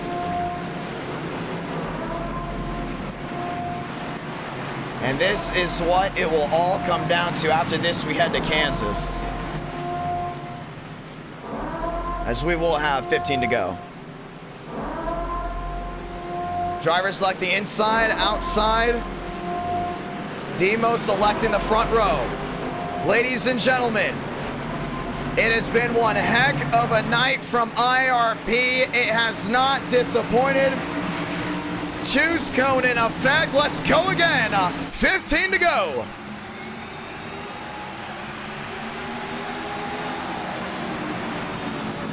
Champagne on the outside, Demos on the inside. And Armstrong's right there, back in third. Walker washing up, right in line with that 32. Demos back to the inside, trying to get to that quarter panel of Champagne. One sliding again in the back, that's Conklin. All right, keep that one clean. That was all the way in the back. DeAngelis sliding, holds on to it. 14 to go. Demos right to the rear into Champagne. He's got to move him right here. We talked about track position being important on this short track, but the bumper is a big, big tool. Walker slides it to the inside of Armstrong. Demos down to the bottom, wheel to wheel off turn number 4. 13 to go. Contact. They keep it side by side. Champagne is going to gun it down off the corner. Demos trying to hold on. 20 the difference, down to 17. He's trying to get back to that rear end of that 38. I just don't think it's going to happen that way. He's got to get a little bit more restless. That 87's been used up all night. Now with 12 laps to go, Mosteller is there, 25 back. Oh man, he got a nice exit here off the corner. 17 the difference. Down to 20, down to 19. 12 to go, coming to 11. Will Champagne come out the other end, the winner? Demos back to the rear end. And TCB's right to the bottom there, Marabello. Classic and our night in America Racing is going to come down to this. Demos so much better down on turn number 2. Trying again. Does he get to the bumper? Oh, he doesn't, but he intimidated the heck out of that 38. Washed him up the track. Side by side for the lead. Champagne holds on. 10 to go. This is great racing right here. Great stuff. Walker back down that bottom. And Armstrong is there with Baker looking at the bottom as well. 9 to go this time by. Yeah, look at that Champagne. He's that outside lane. The only thing is, Demos is doing a really good job getting to him. The only thing is, can he get past him? 9 laps to go. After this, we head to Kansas. Mosteller is there. He's back to the rear end. 16 the difference. Maybe now 15. Champagne's doing a great job holding on to it. The only thing is that 87's ready to bounce. To the bottom. 8 to go.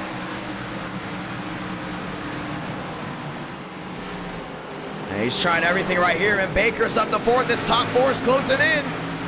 7 laps to go this time by here from IRP. You know Walker's not going to wait. Same with Baker. Bumper to the rear end of the 38 by the 87. It won't work again. 7 to go.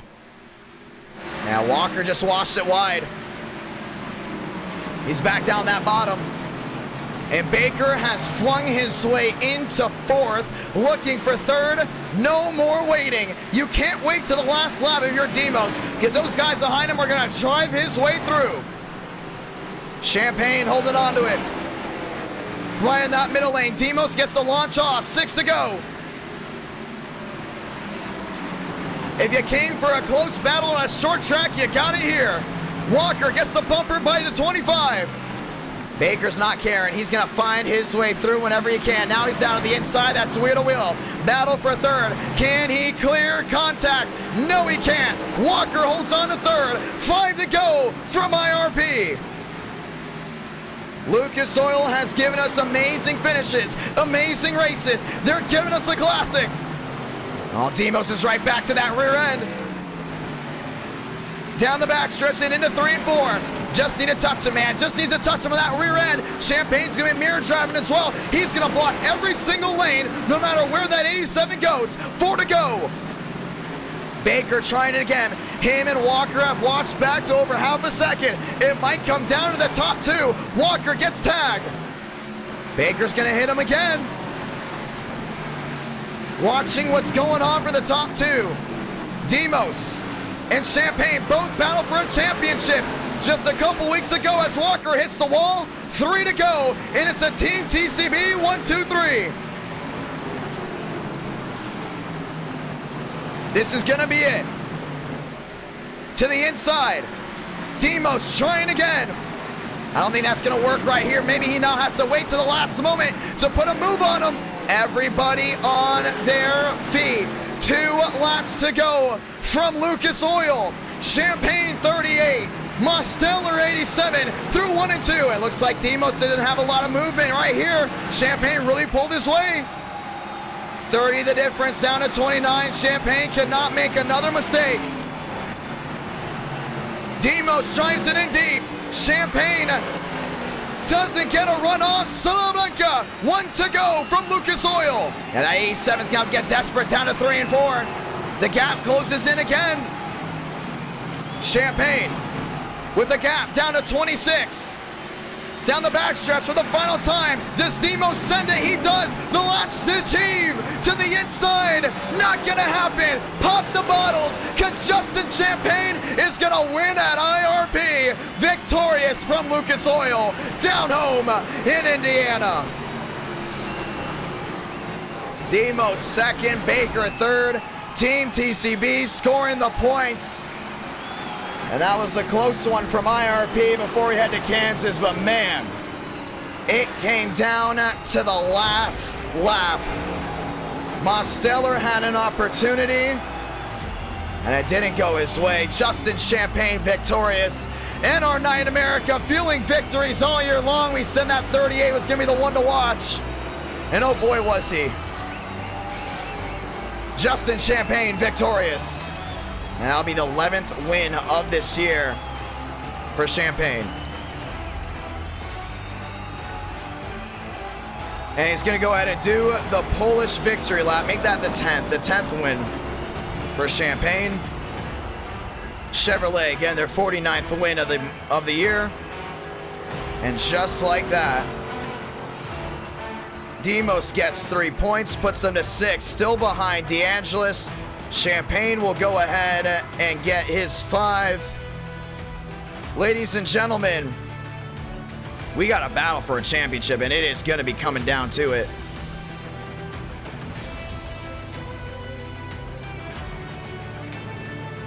Justin Champagne victorious from IRP. Ladies and gentlemen, let's go to Kansas.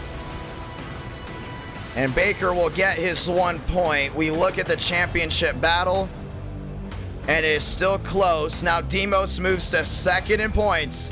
Only 2 back from DeAngelis. Kansas is going to have to be one of the biggest eye-openers, because we're either going to see something really close or really spread out. DeAngelis wins Kansas. This changes everything. Same with Demos, as now their points have come together. 10,000 have viewed in, and we still have 2 more races. Ladies and gentlemen, that was IRP. And that was awesome right there. Really good short track racing. Very old school style. A couple cautions here and there. And this is crazy to think. 2 races, last 2 races have had 100 lap races. 4 cautions for race 1, 0 cautions for race 2, 4 cautions for race 3. We're going to an intermediate. We might see another caution-free race. Ladies and gentlemen, time to go Kansas racing. That was awesome right there. You know, we haven't been to IRP in a while. It's nice to do that once in a while. Well, just like that, it has been unbelievable. Let's go ahead and talk to Champagne. Champagne, it's IDK, you got a copy? Yeah, I got you. Championship bid back in. I knew you were excited to go back to IRP, and we talked about it pre-race, but, you know, it wasn't a walk in the park. It definitely came down to it. Walk me through that entire race. Well, you know, when you announced it the first time, I was like, hell yeah, we're going back to my track. I love this track. It's a lot of fun, and it wasn't easy. I'm not going to lie. It was hard, and I thought Demos was going to send in the last corner and wipe me out, but he didn't do it, so respect to him for that. Yeah, he almost did. He pumped those brakes. I thought for sure he was going to send you over the fence. Yeah, I was scared, but finally, you know, getting a win and getting points. Lost the championship last time. That was a heartbreaker, but we're going to try and win this month. Well, it's going to be a lot of fun. You're heading to Kansas. Right now, the championship decided right now by 2 points. We only have 1 e-ticket event this month. That will be a double points race. And right now, as everyone knows, you win a championship or an e-ticket, you're going to get your car in NR Thunder. My man, Ooh. big time win right there. How do you carry this over throughout the rest of the month? It's going to give me a lot of consistency and a lot of confidence. And, you know, just keep it clean, you know, not getting a lot of beefs and, you know, have altercations every damn race, but I'll try and keep my head cool and get more wins.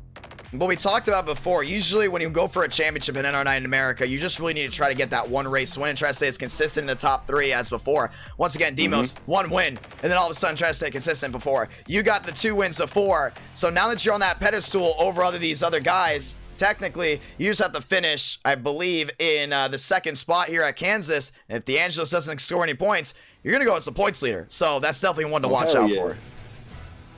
Hey, I'm going to race my heart out this race then. Going to be a lot of fun. Good luck, my man. Thank you. Ladies and gentlemen, I want you to vote. I know this night has just flown on by. 80 laps or 100 laps for Kansas. They'll be ripping it, that's for sure, under the Kansas lights. And it's always a whole lot of fun, ladies and gentlemen. Let's do it. And it's totally up to you guys, totally up to everyone. 80 or 100 laps. Right after this, we're going to go. Remember, we also got Montreal, so if you want Montreal, it's going to, if we do 80 laps to get Montreal earlier, we can make Montreal a longer race, so it's up to you guys. Kansas is race 4. I have no problem doing 100 laps. I love 100 lap races. You know what? Let's go 80. I think 80's the move. Let's go 80. Sunday night, have about Monday morning, ladies and gentlemen. A lot of guys saying 80. Let's go 80. 80 laps to decide it from Kansas. Everything is good to go. Session is up. No rating limit. Anyone can join. Anyone can join. No rating limit. Ladies and gentlemen, a race 4. And it's been a fun night so far. Comers and goers championship battle on the line. And with 80 laps being the difference, Frank DeAngelis has got to score a top 3 here to really go ahead and hold a lot of these guys back. We'll do 80 laps in Montreal, most likely be like 25 or 20. We're going to figure that one out. Montreal's a big road course. Thank you to everyone that's tuned in so far tonight. It's been a lot of fun. Let's go at it again. Once again, thank you to everyone that's dropped the super chat tonight, everyone that dropped a like on the stream, all the members as well, and the new subscribers. How could we forget the new subscribers? Very thankful for all the new subscribers. Ladies and gentlemen, I think next stream we are hitting 26,000 because we are just 112 subs away from 26,000. We are there. We are on the doorstep. And it's getting a lot of fun. Hope we can do it. Once again, we'll be back this Friday. NR9 America back this Friday. Once again, the memberships do obviously help out with the funding of everything. Ladies and gentlemen, let's get ready to roll again. So another big win for Chevrolet. Session is up. Password IDK. Let's get ready to rock and roll. So who's going to join this one? Should be an enjoyable race indeed. 12:27 a.m. on the East Coast. Who doesn't love their NR9 America? Who loves it? I love it. It's awesome. Team Maroots, how you doing? I say hi to everyone that's staying up late with us. Jack, RT, Tyler Tinsley, Andrea, AJ Dennis, doing 80 laps, ladies and gentlemen. Sweargens here, Steinmeier, Justin, Roncafello, DeAngelis, and more joining in. The Dark Match, how you doing? Larry, how you doing? Workman, how you doing? Zigzag. Ladies and gentlemen, 80 laps, the distance for Kansas. And then after that, we'll be heading to Montreal, as Montreal has won the vote. 375 votes, and Montreal, #1. Ladies and gentlemen, we're joining in. Let's do it. And this will be race 4, Sunday night, NR9 in America. No choose rule. I did not prioritize choose rule for the last race. They just, I guess the drivers wanted to go ahead and do it. Well, guess what? No choose rule for Kansas. The only one that can choose the line is the driver on the pole. They can either choose inside or outside. Ladies and gentlemen, lock and load.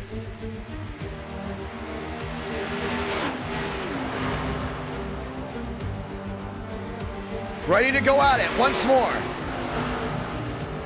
Welcome to Kansas.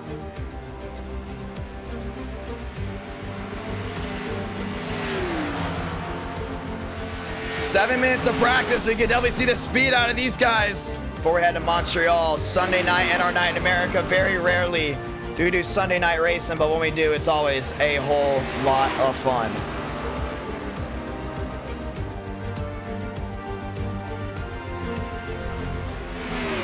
Let's get ready to rock and roll. A lot of these guys lined up on pit road as well as we get ready to go ahead and do it. 6 minutes and a championship definitely still to be decided. But once again, this race can go ahead and change everything. Consistent points in NR9 in America, that's what it's about. And that 98, that's Hardman in the 98 machine rolling back to the line. Workman there, third quickest. 12:29 a.m., ladies and gentlemen. Let's get ready to go back at it. And it is Sunday night racing. Sunday night, indeed. Montreal right after. All these machines hitting the high banks. Nicholas Hook, #1. Swearenge in second. Joyner third. Trippy fourth. Vega back to fifth. Workman back to the 6th spot. And it's been a fun one. It has been a really enjoyable one. Joyner rolling his way around. Workman working on that outside lane. Haven't been to Kansas in quite a while. Well, here we are, ready to go ahead and get it done. NR Night in America, fueling victories all year long. Tyler Tinsley looking for a big-time win.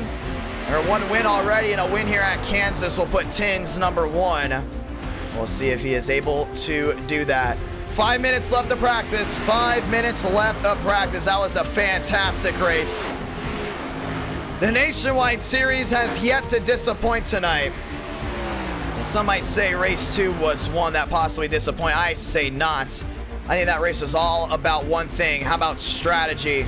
And that's what it's going to come down to sometimes. Not every race can come down to a photo finish. Sometimes great races come down to strategy. Fuel definitely come into effect.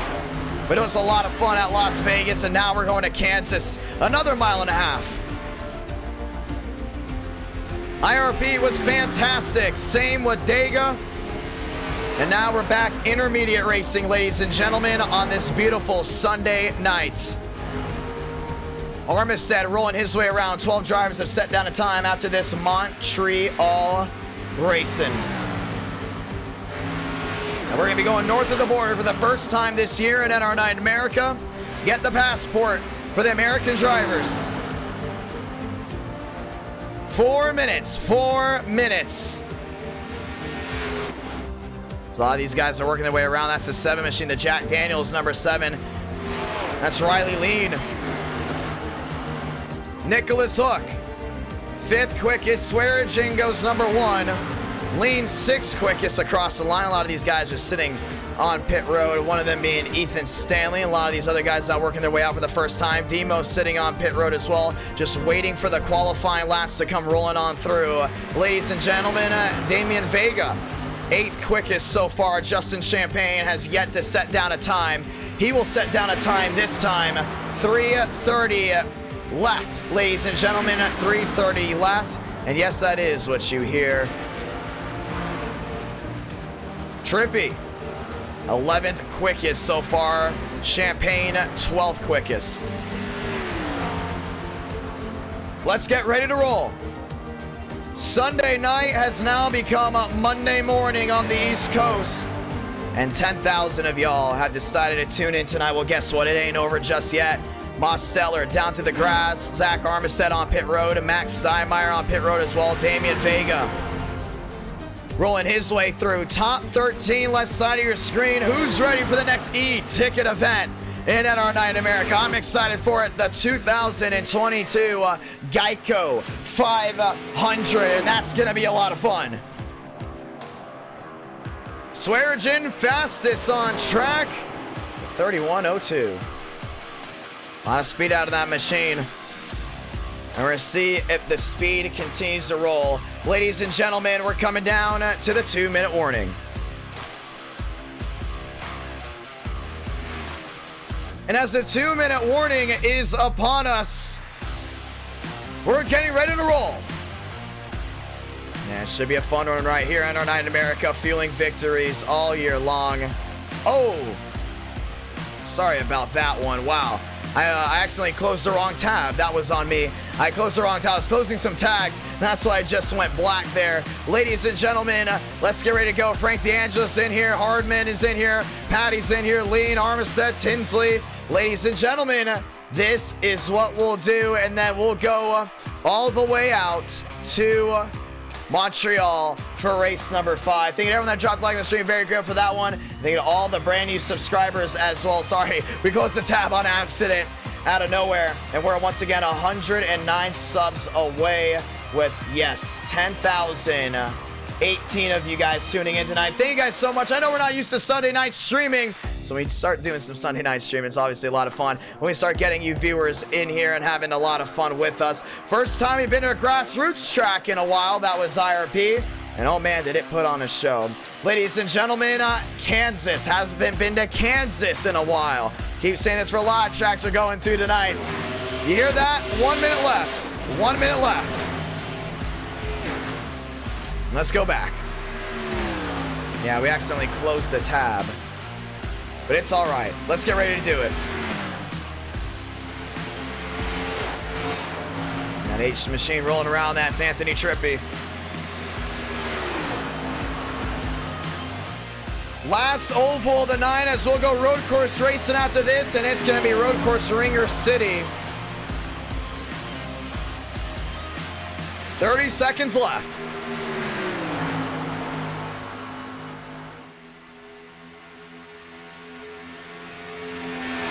Ladies and gentlemen, this is going to be wild. And it's going to be a fast night. So look at these guys just rolling their way around this racetrack. Well, the speeds have definitely picked up tonight. And it's going to be a lot of fun to see how these speeds pick up later. We got one upside down. That's a 21. Ladies and gentlemen, 19 drivers have set down a practice lap. A lot of these guys have elected not to as they are sitting on pit road just getting ready for that clock to wind down, which just did. Ladies and gentlemen, welcome to Kansas.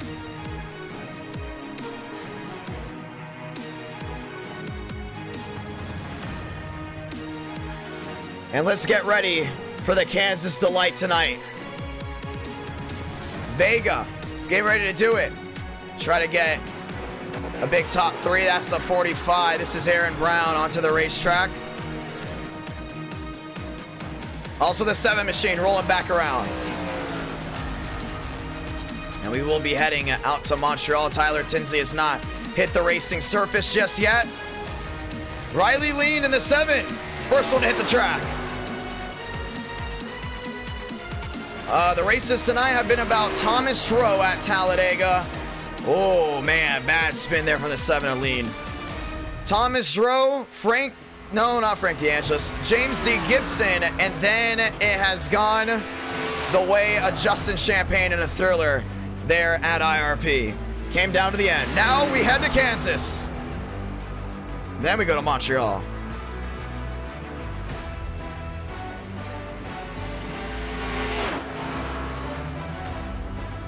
To the outside. And that's the 27. Tyler Tinsley also rolling around as well. If I'm not mistaken, this is Walker. Walker top side, back down low. And that 27 at the line, that's going to be a purple. That's definitely top of the charts. 31.658 for Benjamin Walker. And now Demos trying to get it done. Oh, how about Swearigan? Top of the charts, 39.69. Frank DeAngelis, give that Home Depot Chevrolet some speed. DeAngelis at the line, stopwatch.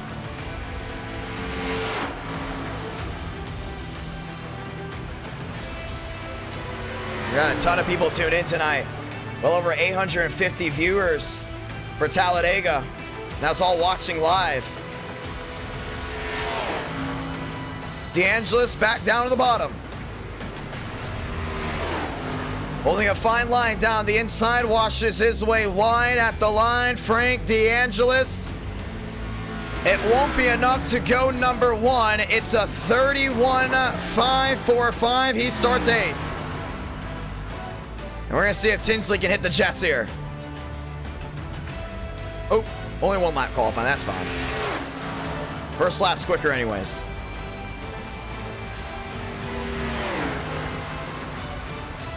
Tinsley to the outside, back to the line, and won't be anywhere close. He is going to be 15th. Cody Workman on the flyer. We're going to see where he's going to line up. Justin Champagne looking to go back to back. No time just yet. Stopwatch is out.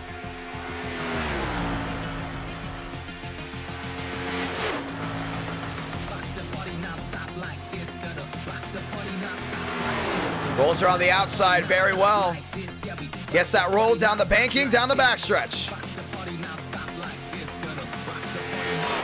Champagne in the purple, looking to go number 1.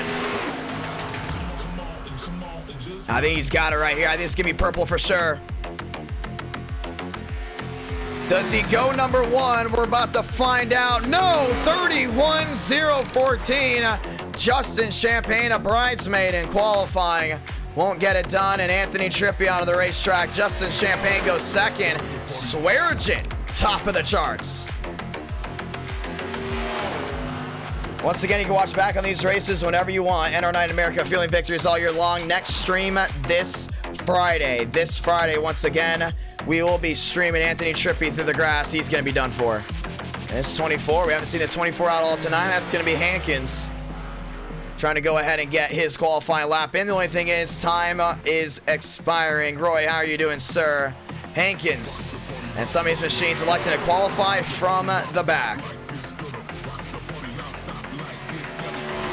Let's see if Hankins has what it takes. One more time around, ladies and gentlemen.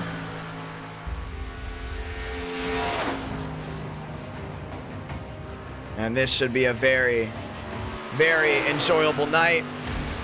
Anthony Trippi trying to set down a time. Let's see it. And if this is your first time watching NO9 America, well, hello and welcome. Hopefully we make you a long-term viewer. And we've been racing. This will be round 4 tonight. 3 previous races. Fantastic. Race 2 strategy. Race 3. No one had a clear advantage. Same with race 1. Now we're going to see what race 4 is about. Maybe race 4 comes down to strategy as well. Ladies and gentlemen, welcome to Kansas. Nearly 1 o'clock in the morning here on the East Coast. We're going to Montreal right after this. And it should be a whole lot of fun. Ending your weekend off right with some great racing. That's what it's about. Champagne starting in the front row there with Swearingen. Stanley there with Hotzema. Mosteller, Hardman, Vega, Joyner, DeAngelis, Lean. And it's going to be a fun race. Who wants to see Truck Night again? We have not done Truck Night in a very long while. Well, we're willing to go ahead and bring that one back. 2x2 on the front stretch. Ladies and gentlemen, 80 laps here from Kansas. It's going to be a quick one, and let's see if these guys have what it takes. Still definitely going to have to pit at least once, maybe even twice. We're going to see how this all goes down on this beautiful NR night in America. Justin Champagne, Swearingen, row 1. Stanley Hotzema, row 2. Mosteller, Hardman, row number 3. Vega, Joyner, row 4. DeAngelis and Lean, row 5. Walker, Steinmeier, row 6. Ladies and gentlemen, let's get the one to go right away.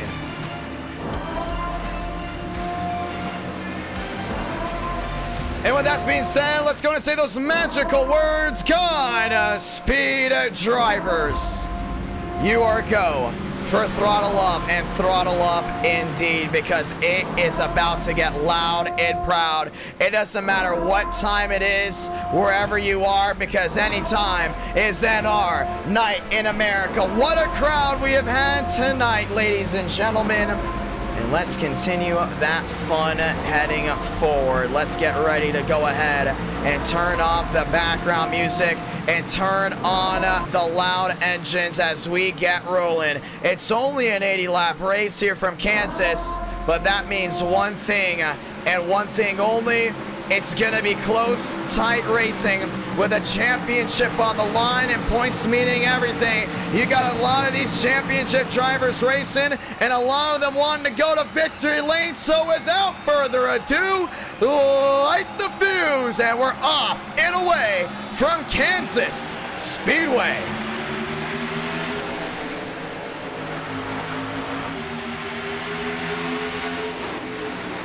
Great start for Swearingen down the inside. Saw Champagne trying to work that outside here early on. Not able to get it done. Stanley back to third, trying to get something in. They're wheel to wheel as they work their way down the backstretch. A lot of these guys jostling for spots. Demos back to fifth. Swearingen on the outside. Stanley into third. Now he looks to the inside. Here's Champagne through 3 and 4. Everyone back side by side once again. Down off turn number 4. Swearingen trying to check out. Can't get it done just yet. Swearingen to the line. Leads lap number 1, but it's Stanley. Wheel to wheel there with Champagne.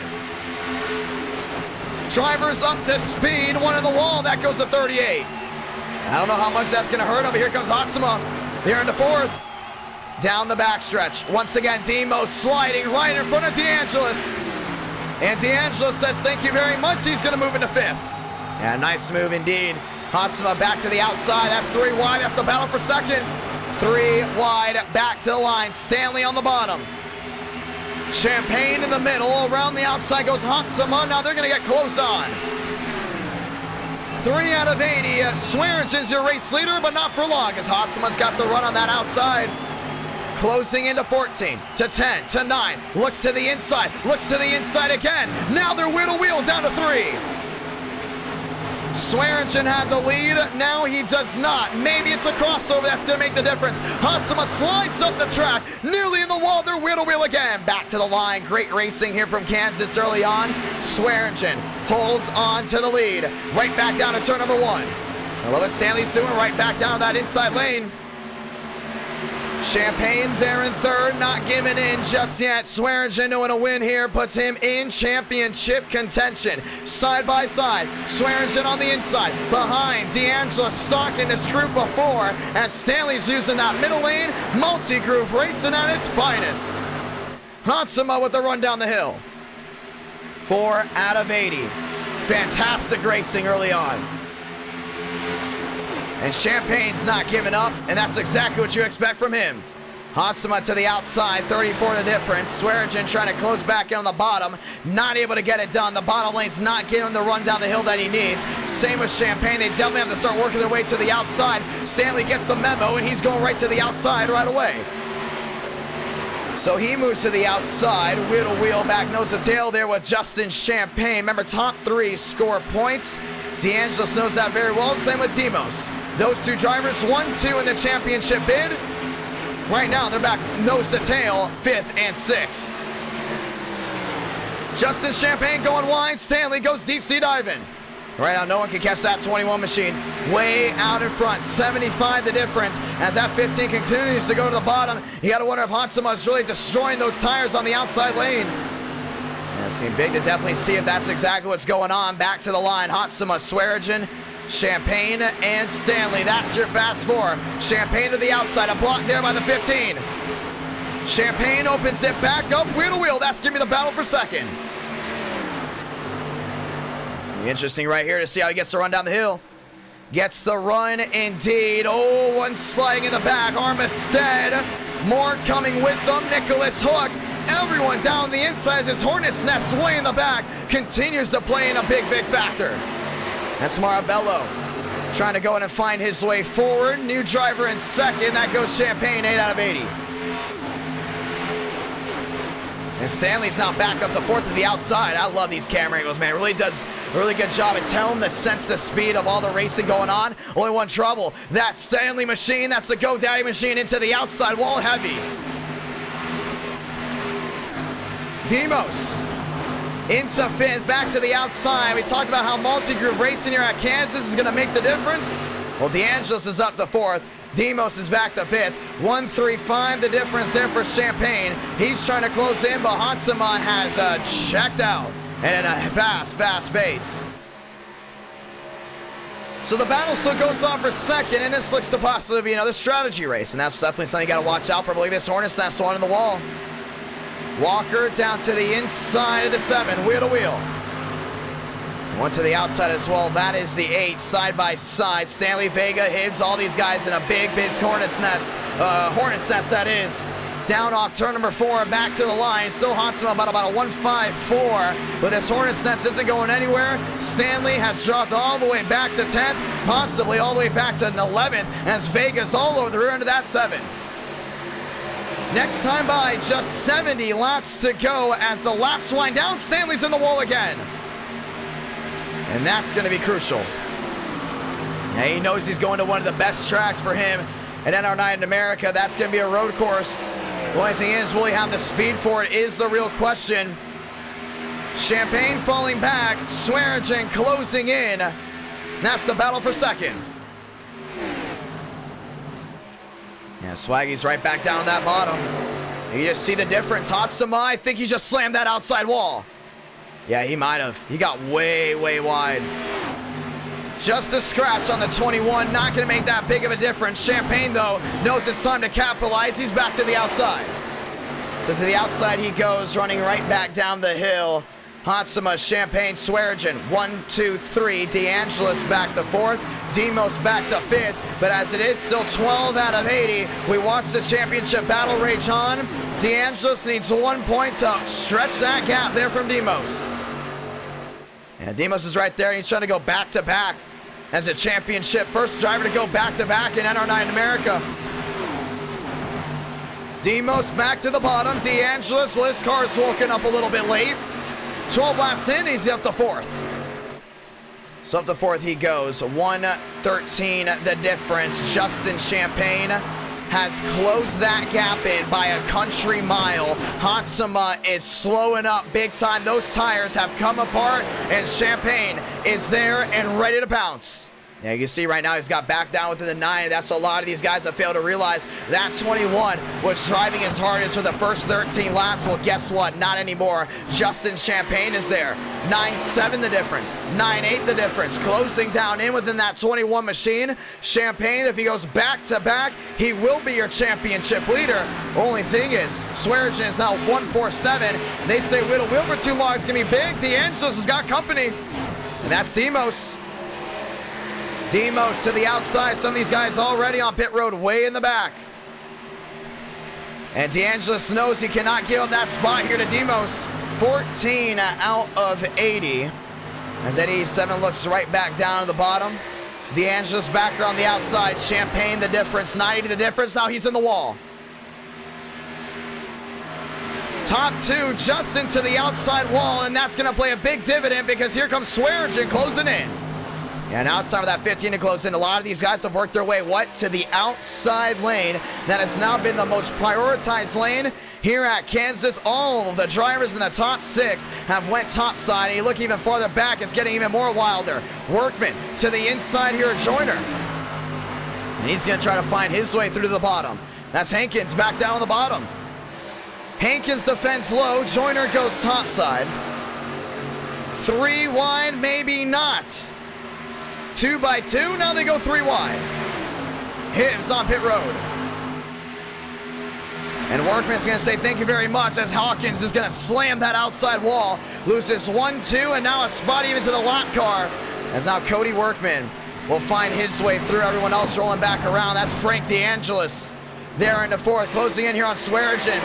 Justin Champagne not able to close in right now here to Hatsuma. Definitely gonna need some movement back towards the rear end for that Chevrolet. 17 out of 80. Hatsuma, your leader. Champagne second. Swearigan third. Much valuable points. Once again, Champagne gets second. He will be your championship leader. He holds on to it down the backstretch. Still Swearigan there in third. DeAngelis and Demos, the dogfight. Once again, this will not matter in the championship run unless one of them gets into that 3rd spot. But Demos knows once without ahead of DeAngelis is better than nothing. 17 out of 80, back to the line. 1-4 the difference now. Some of these guys coming off of pit road after slamming the outside wall. Champagne back within under a second. And he's really close back in this time. Those tires have been wearing big time. To the inside, DeAngelis and Demos. As they now work their way right back to the bottom. You can see the top 6, now top 8 in view. All the way back to the top 10. Very spread out here early on. 18 out of 80. Demos to the bottom of DeAngelis. No contact. Hatsuma has to look back because he's got to find a new game plan. Yeah, it's about 9-3 right now. That's not going to be something you want to prioritize.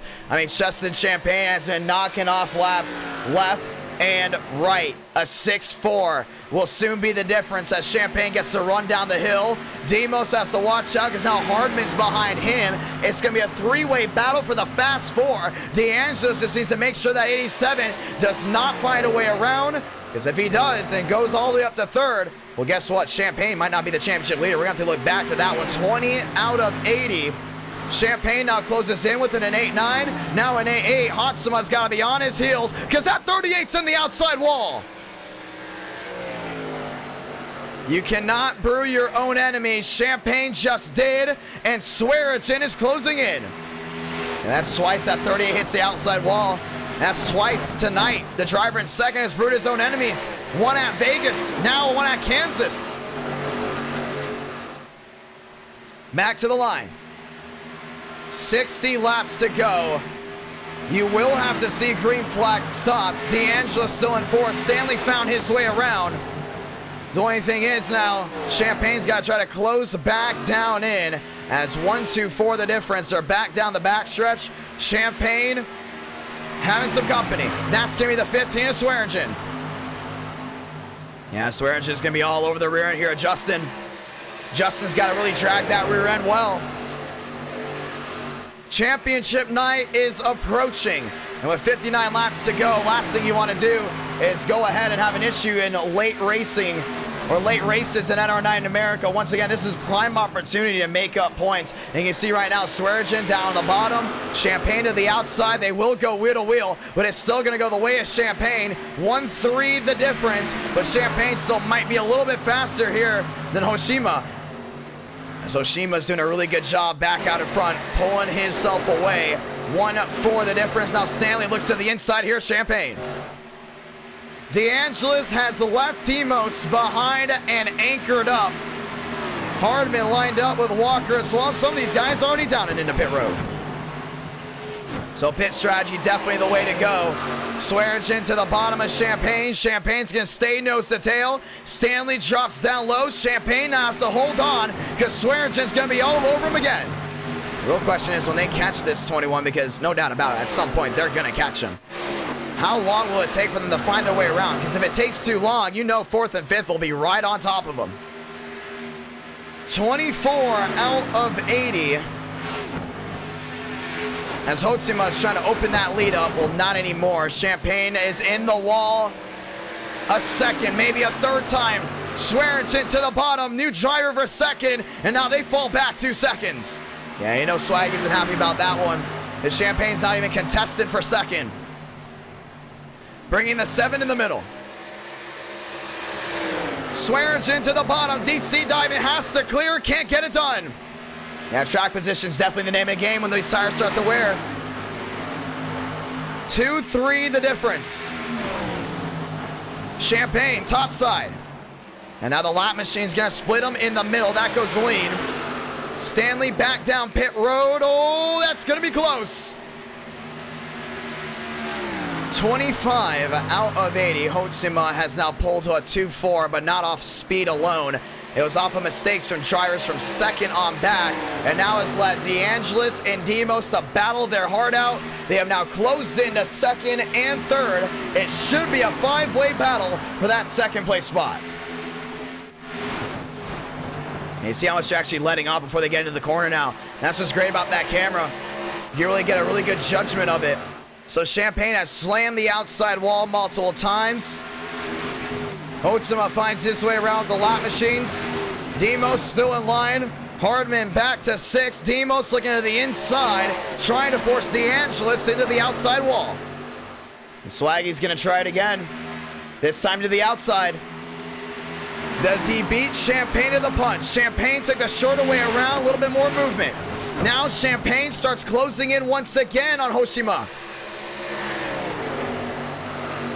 And Hoshima now has to realize he's losing speed to a driver with a lot of damage on the right side. Now these guys all behind him are faster on the long run, without a doubt. These guys are all faster than Hoshima. This isn't a James Gibson moment where all these guys behind aren't faster and Gibson just had the strategy down. A lot of these guys are shaking their head. No caution at Kansas as well. Has the intermediates just not been a caution-filled session tonight? Now she's got to wonder right now with Champagne closing in. Swaggy right on that doorstep. I'm telling you, these guys are all going to catch them all at once. Because the second Champagne finds him, he's going to go ahead and dogfight. Swearingen's going to dogfight right behind him, which will lead DeAngelis and Demos and even Hardman. It's going to be a 6-way battle for the lead here very shortly because all these guys are closing in on that top spot. 28 laps in, Champagne dogging it around the outside again. Swearingen goes top side, Champagne goes bottom. 29 out of 80. Next time by, it will be 30. And then once again, he got another one to the wall. That was Hardman. Hardman's just slicing the outside wall. Nothing's going to be race ending for sure. Back down the backstretch, you see him again. That's Hoshima, just passing view, and then Champagne right there. 2-4 the difference. Pit stop, money stop. That's going to be the name of the game here late. And I think Swaggy's trying to go right back to that rear end. It's going to be tough. Swaggy looks top side. Champagne defends. This time Swearingen hits the wall. Hits it a ton. And now Champagne will have complete breathing room to go ahead and try to close in here on that 21 machine. Now not happening. Everyone else back nose to tail. 30 out of 80. Demos looking to the bottom again of DeAngelis. And this is the time to bite right here. If he can go ahead and try to send it in on DeAngelis, he won't see it. One sideways, Swearinger. Sideways down on the bottom, slam the outside wall. He's going to come right in front of DeAngelis. DeAngelis has to pump the brakes. And Demos is going to hit the outside wall. Swearinger holds on to third. Down the back.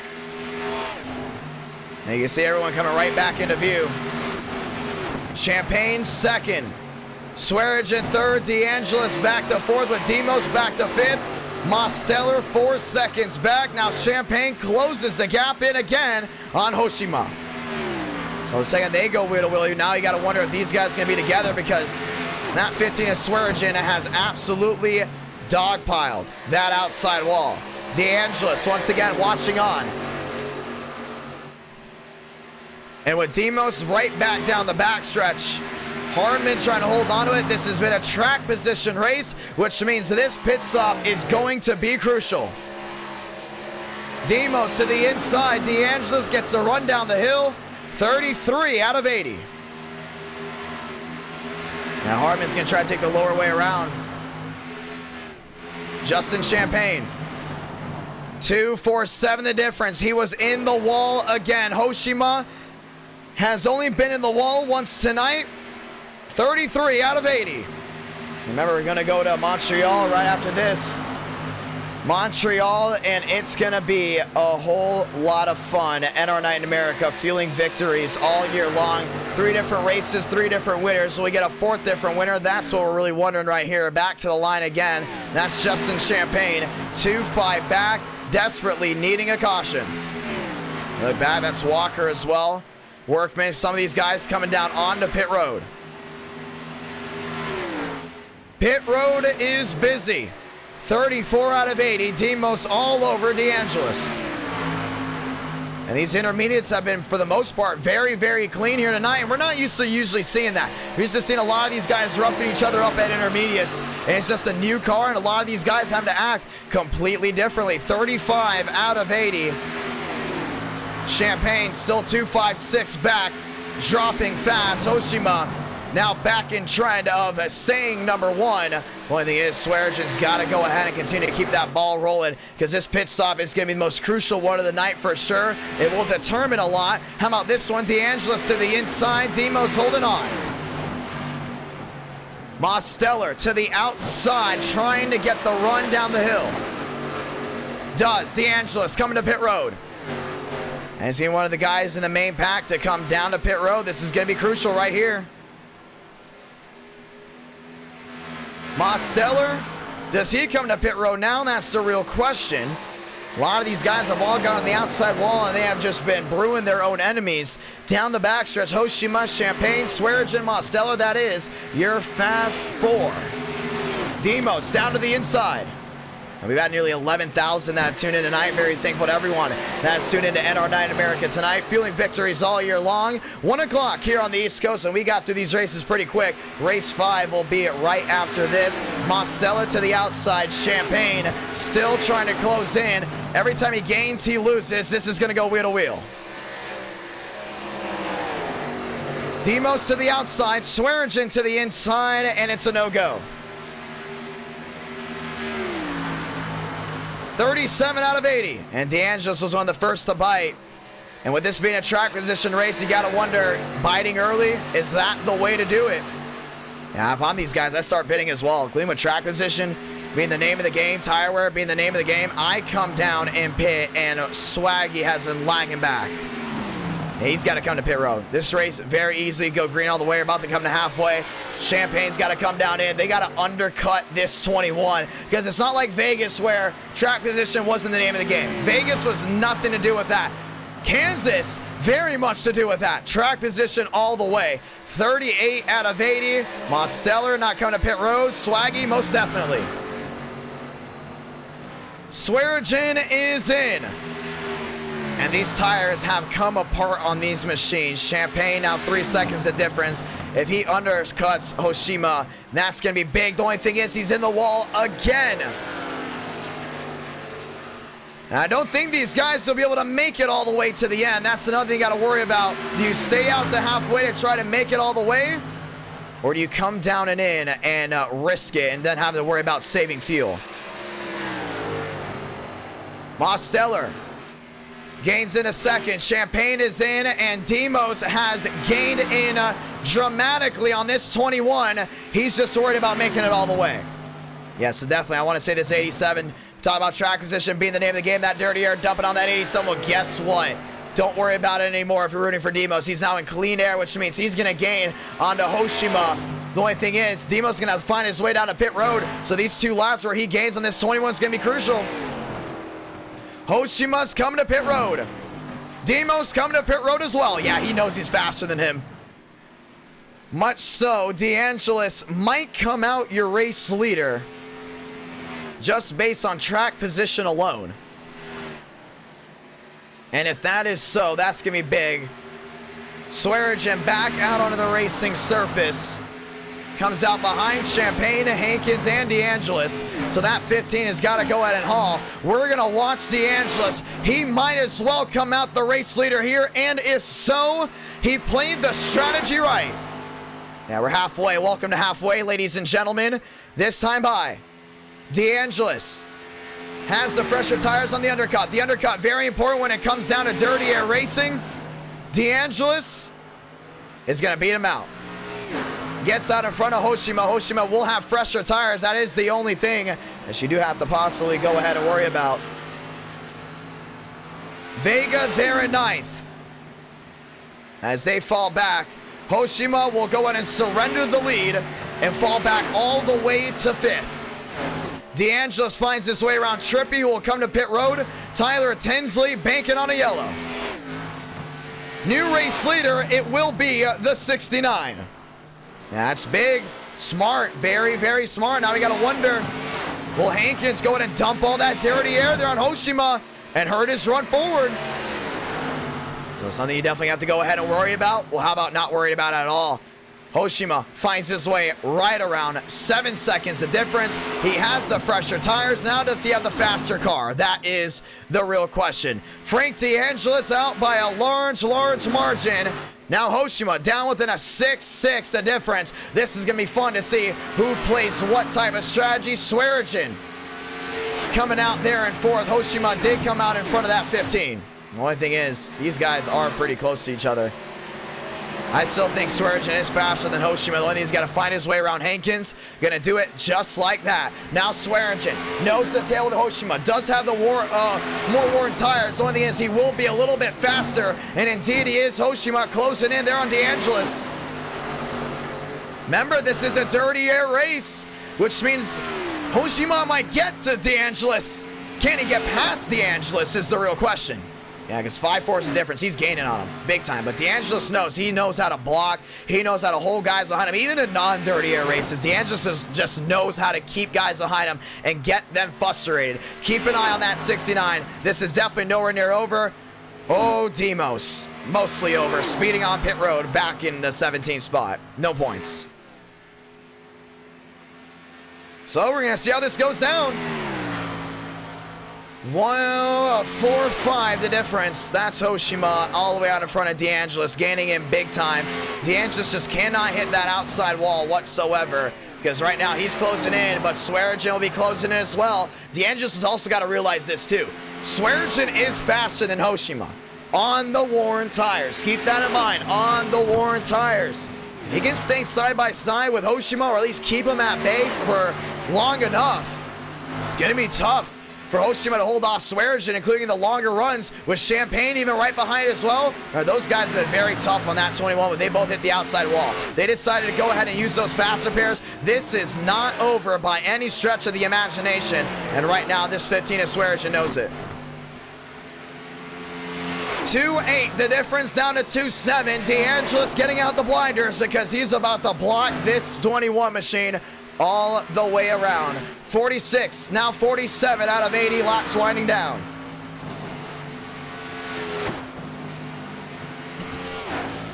after this, for the first time this year, N09 in America is going to Montreal. Ladies and gentlemen, just 104 subs away from 26,000. And we very might as well win, or should I say, get that this Friday night. So thankful to everyone that has dropped the subscription. Hoshima on his horse. He is there. 1-2 back. And that's going to be big. We're going to see how much this dirty air is going to dump on him, because Swearigen's close in as well. And that's 6 back now for 15. And Champagne's there as well behind. And these guys are hauling it down the backstretch. Here we go. Half a second the difference. This will be the battle for the lead. Hoshima 21, DeAngelis 69. DeAngelis going to go right on that outside. I don't think Hoshima can get on the bottom. DeAngelis, a block, no one to win here. It's going to be big, and it's not going to happen. They're going to go wheel to wheel. Hoshima's going to try to clear him. I don't think it's going to happen. And that 21 was fast on these fresh tires. DeAngelis takes the outside lane. Lap machine in front. Hoshima's got to slide in front of him. He will. No doubt about it. And with ease, the 21 goes top of the charts. And DeAngelis is going to try to close back in. Don't think it's going to happen. And Swearigen did not have enough time, as now Nicholas Hook will find his way around. They're back nose to tail. Yeah, I thought for sure he's going to be able to hold them off longer. No threat at all for that 21 to just find his way around DeAngelis. And then you got Champagne, Swearigen. Remember, those guys are also on older tires. Demos will pit it in the same time as everyone else. Only one problem. DeAngelis, or Demos, now 1 lap down. Next time by, 30 to go. And if we do go caution free, this will be the second time tonight we've had a caution. Oh no, Walker. He's slow. He slammed that outside wall. And we're going to go ahead and throw it. Caution's going to wait. Let me go ahead and rephrase that. Hot boxing goes to 21, and this will go ahead and change everything.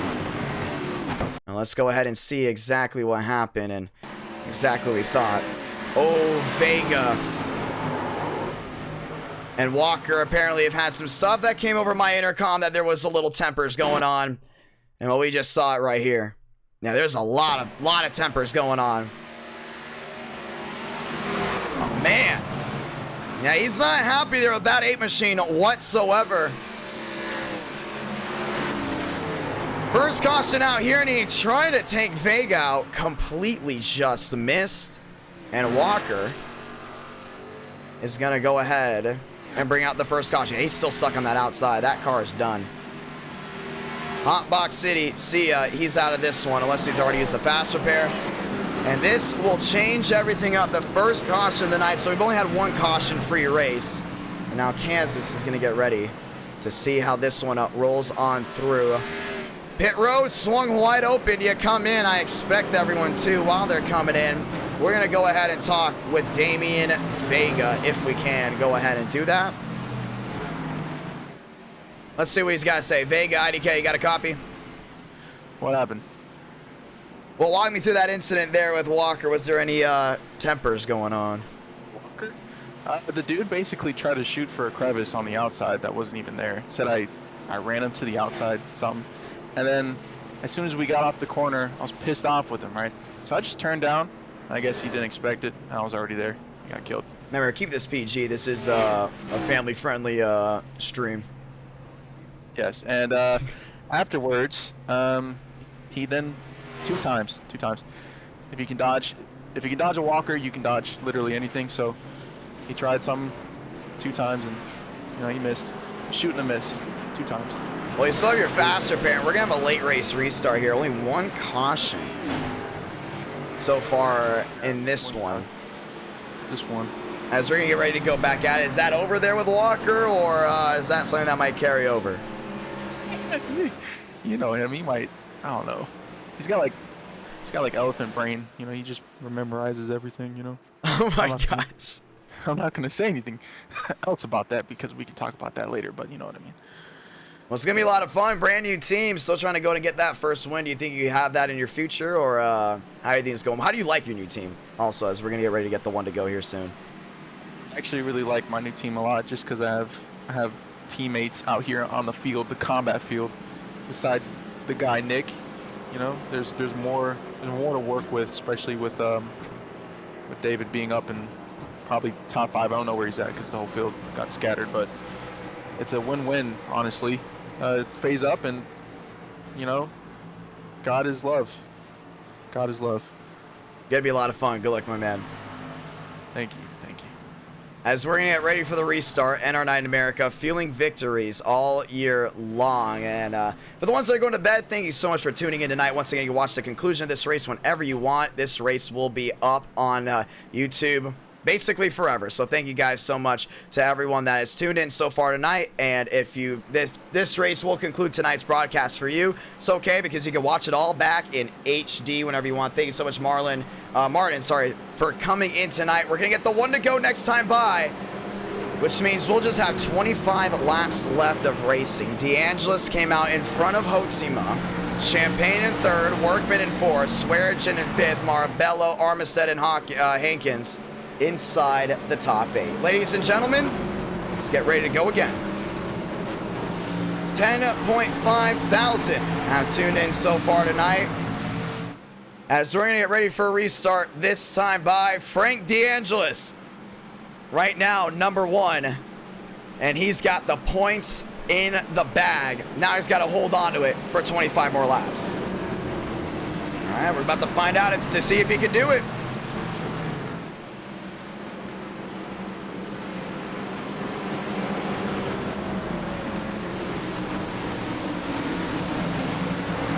We threw the caution because it's not a big driver lineup this late. And we were being told that there was stuff going on, and long story. Very long story that we'll have to get to later. DeAngelis, Hotzima, Workman, Champagne, that is your fast 4. And after this, we go to Montreal for 20 laps of racing. It will be 20 laps. 20 laps of non-stop racing there at Montreal. Ladies and gentlemen, let's get ready to go again. NR Night America, feeling victories all year long.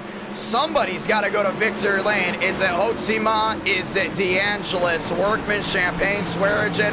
How about Marabello? How about Armistead? Ladies and gentlemen, back to the gears one more time.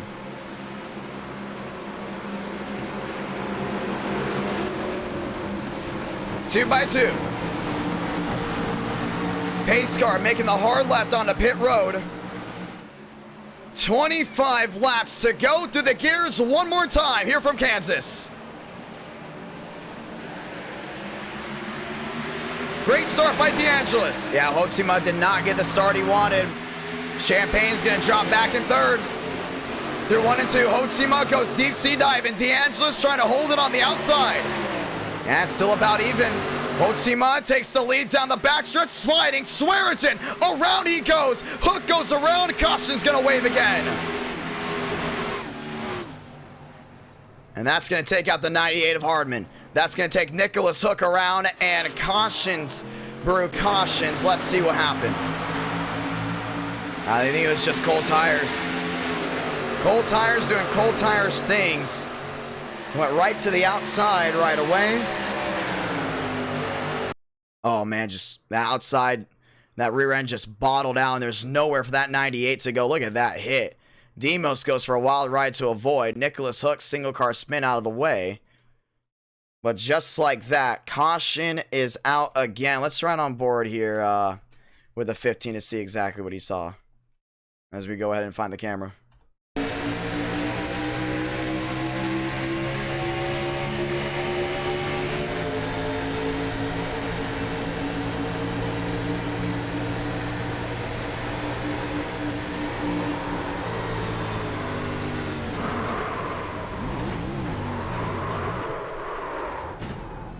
Caution is out again.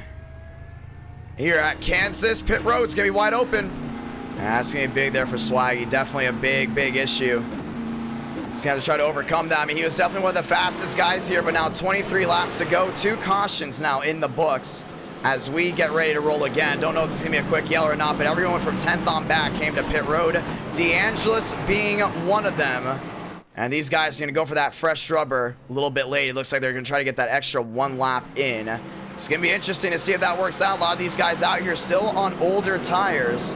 And we're going to see how this rolls on. Justin Champagne on the outside. Hotsima will most likely be on the inside. Ladies and gentlemen, we'll get the 22 to go, then the 21. And then we'll see if we get another caution. Don't know if we will, but we're definitely about to find out. Caution out for the second time today. You're just joining us. Welcome. NR9 America, round 4 of 5 here tonight. Let me say, tonight's racing has been very enjoyable. Depending on the type of fan you are, well, you've basically had it all. You've had everything from the great racing up front at Talladega with the wild wrecks at the end. You've also had the equivalent of the great racing there at Las Vegas to IRP to Kansas. You've had it all, and it has been a whole lot of fun. Ladies and gentlemen, the one to go. One to go this time by Hoshima, Champagne, Marabello, Armistead, Mosteller, Leon, Tinsley, and Vega rounding out that top 8. And we will have 21 laps to decide it.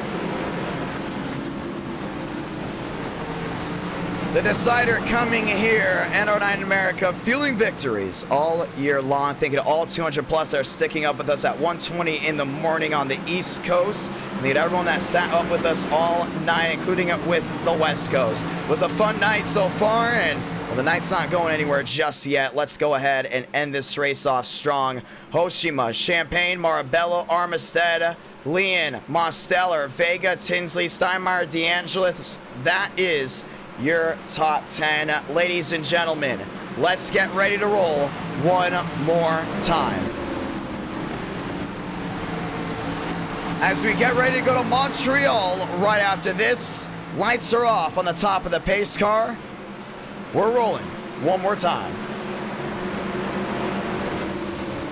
Are you ready for Friday night? We'll be back Friday night, race 1 Daytona, no matter what. Race 2 Charlotte, possibly no matter what, whether it's Gen 6 night or the Gen 4. Back to the gears one more time. 21 laps to go here from Kansas. 3 wide, Armistead.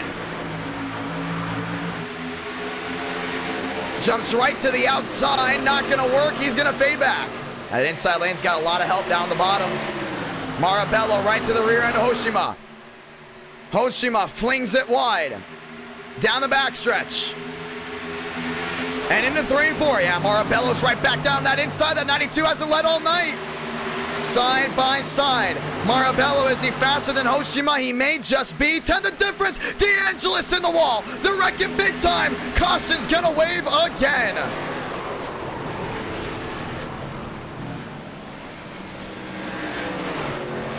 And this will wind down the laps one more time. Marabello was there.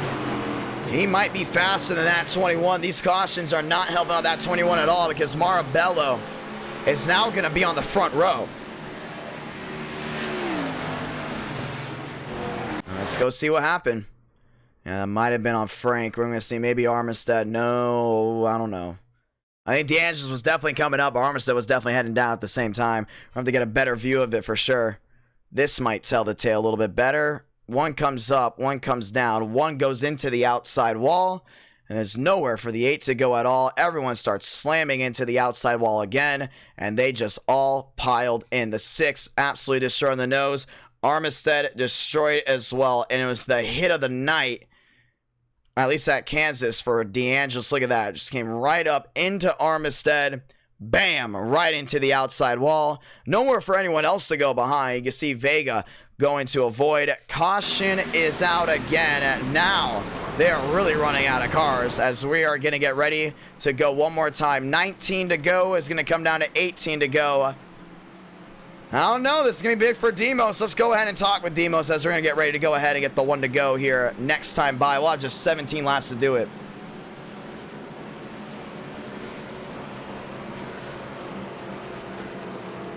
And we will just be able to do it like this. Let's look at it. Let's go talk to Demos. Demos, is IDK got a copy? Yeah, I got you. 18 laps to go. What happened there with you going a lap down? Did you speed or what happened? So on cold tires, I made the fatal mistake of, getting trigger happy with the throttle entering the corner, and I overcorrected it and killed my car. But thankfully, I don't know what Walker and I think it was, forgot who it was. I don't know what Vega. they were doing. He's in Yeah, your it was chat. Vega. Yeah, I don't know what they were. I don't know what they were up to, but it helped me get my lap back and rack up the fifth. On that first run, I was behind the higher time. Once he hit, I was set, I think, the fastest laps on those leaders, like every lap. But it sucks. I'm back fifth. Daytona, when yeah, Daytona, stuff happened at Daytona. IRP was fun, so started to get some more points in. Well, we're going to get the one to go here, my man. After this, obviously going to Montreal. You're needing points. You're right there. You're up to fifth, and, well, the championship leader just wrecked out. I think he's done. I don't know if DeAngelis has another fast. Oh, he does. He might have had a fast repair. Well, he's at least behind you. You're going to have just 16 laps to go in this race. You have what it takes to get to the top three. Once again, Champagne just needs to get second and take that championship lead. You have to also get second and take the lead. I think top three is possible. I mean, as I mentioned Daytona, me and Justin were on the. I wasn't really happy with Justin after Daytona, but that's that. I'm all good with him now after IRP. We had a really good battle there, so gonna race him with respect. Hopefully, I'll get it back. We're trying to do something here. What exactly did he do at Daytona that? It was the last lap. It was a pretty bad block that I was on his right rear, and he booted me out of the way. But it's late race. It's how it goes. Well, it's going to be a lot of fun. Let's see what you can do right here with 17 to go. Thank you. Getting ready for the restart. NR9 in America, feeling victories all year long. Team TCB, well, they've had a pretty enjoyable night. I hope a lot of you guys have also had an enjoyable night as we get ready to go racing once again. Back to the gears. 17 to go. It's going to come down to 16 to go. Marabello, Hoshima, that's the new battle of the night. 16 to do it. Here from Kansas. Champagne not waiting, 3 wide. Yeah, he went right back down the bottom. I think he's trying to beat that 21 to the punch. He does, 3 wide. Champagne on the bottom, trying to go back to back. Hoshima on the outside, wheel to wheel. That's gonna be a clean move for sure. Hoshima around the outside, trying to take the lead away from Champagne. Don't think it's gonna happen. And Marabello still got a lot of corner speed. He's got him. Hoshima back to the lead here at Kansas. 15 to go. Man, he just stormed around that outside. Champagne couldn't block it. And now Marabello's back to the outside as well. Now these 15 laps are going to be crucial. Marabello nearly in the wall. Champagne, they're both in the wall. Everyone swings to avoid. Demos into second. Hey, it's going to be your championship leader if he can hold on to it. No, now Tinsley's into second. Points shuffling back and forth. 15 to go. Coming down to 14 to go this time by. Now he put him in the wall. Now Champagne's out of points contention. Hoshima trying to pull away. I think he's got it made. The real battle is for the points.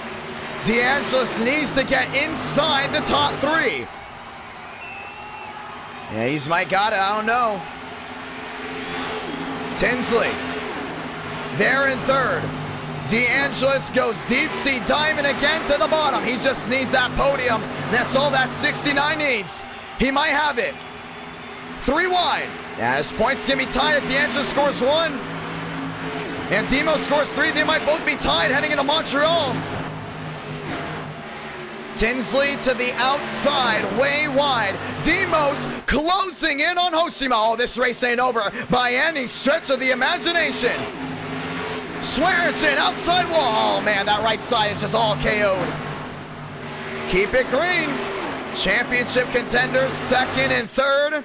Leader losing the lead now, down within 9. Demos on his horse. 86 the difference. Yeah, it's going to be interesting for sure. Now down to 83. Demos is solid. He just can't hit that outside wall. Frank does not need him to win this race. And Frank knows that they go wheel to wheel. He's got a really good shot at closing in. Frank used a faster pair after that last wreck. 11 to go from Kansas. Hoshima has been the driver to beat all night. Now Demos closes in within a 6-9, down to a 7. Yeah, that 87's got a lot of speed. Don't underestimate him just yet. Hoshima, outside wall. He's going to lose a ton of time. That's big for Demos. Here we go. 11 the difference. 1:30 a.m. here on the East Coast. Demos down within 4, and Hoshima caved it in. The battle for the lead might soon be the battle for the championship. And this is getting dicey with 10 to go. That 21 just KO'd that wall. He's lost a lot of speed, a ton of it too. DeAngelis closing in. 10 to go will come down to 9. Demos down within a 4-5. DeAngelis down within a 6.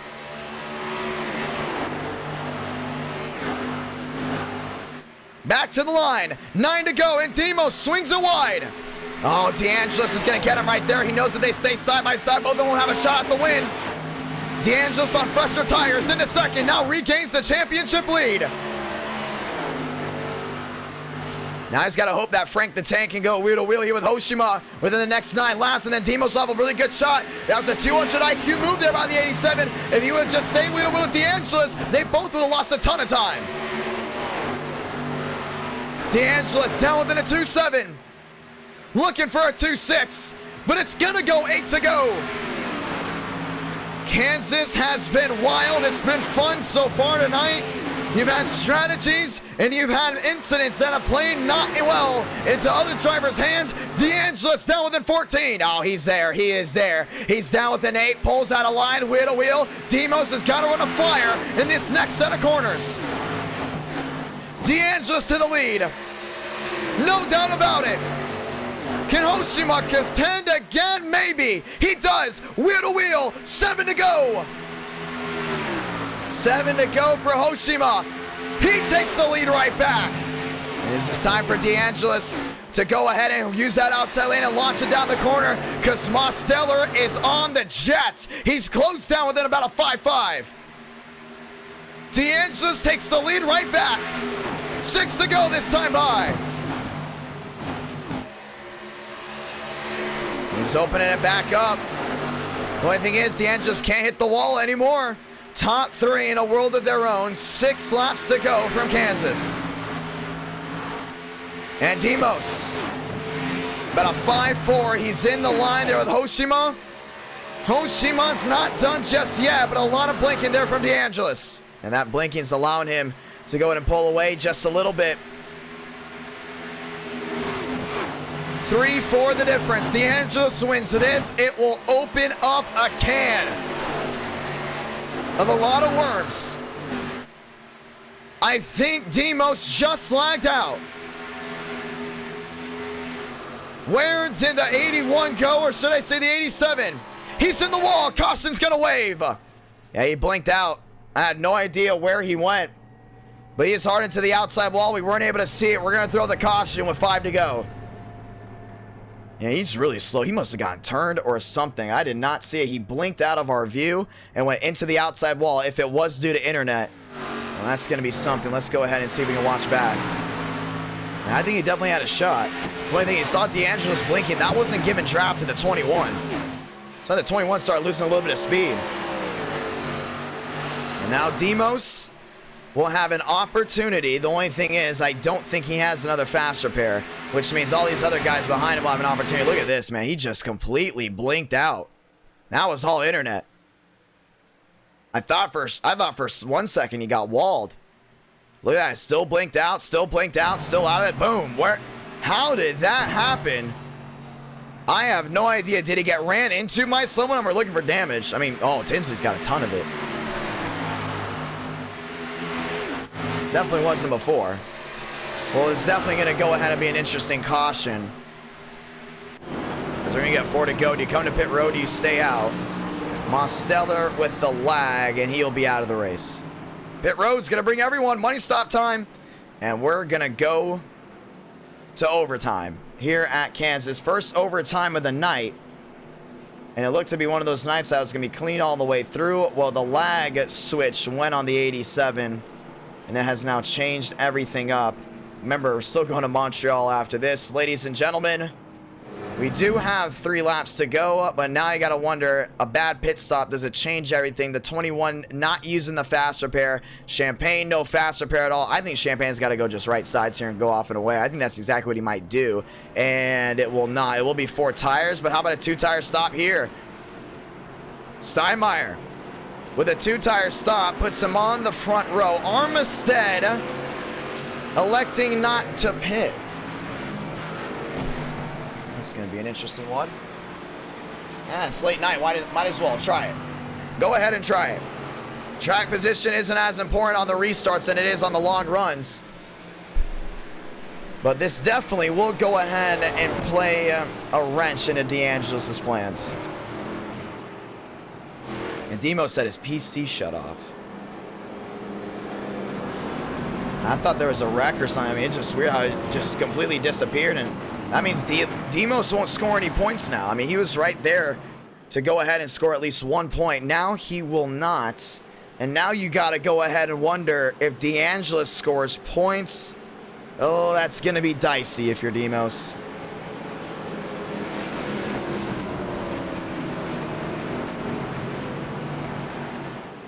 Workman's going to be up to 5th.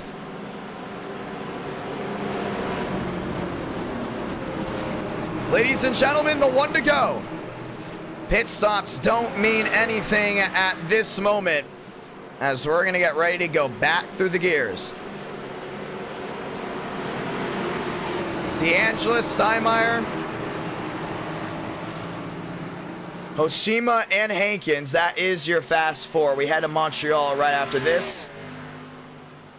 DeAngelis has what it takes to hold on to this championship lead, and this could be big with only 1 double points paying race this month. Demos was there on track to possibly go ahead and get something going his way, but he's got to wait again. Ladies and gentlemen, overtime for the first time tonight. DeAngelis 1, Steinmeier 2, Hoshima, Hankins fast 4. Let's go again before we go to Montreal. Can DeAngelis hold on to it through the gears one more time? We're rolling from Kansas.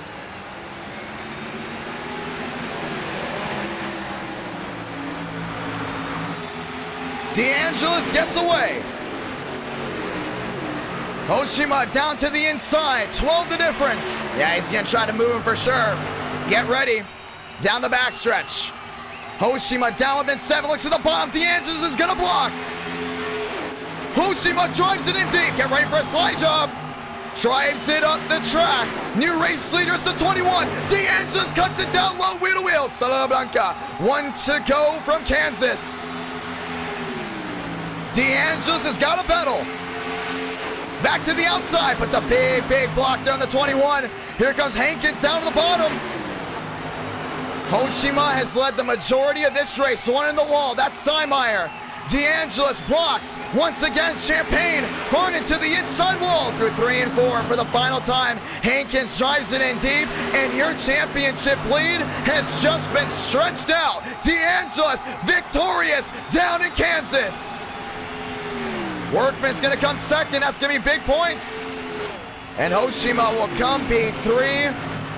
Frank DeAngelis on par to win this championship. That's big. And now we also head into Montreal for only a quick 20-lap race to call it.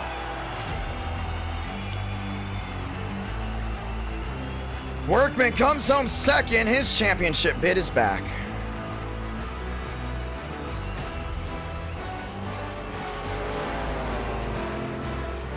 And DeAngelis now has a 13, or should I say 13 points.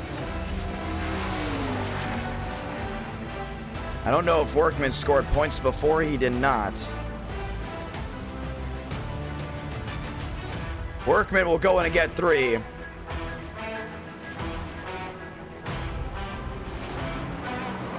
And Hoshima will go ahead and get 1. Frank D'Angelo's victorious NR9 America, feeling victories all year long. Let's get ready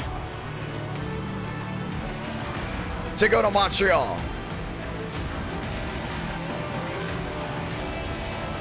Let's get ready to go talk to him.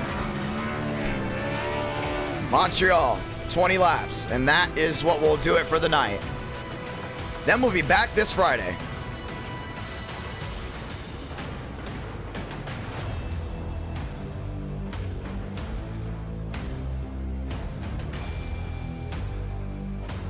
And we're going to go ahead and interview him right here.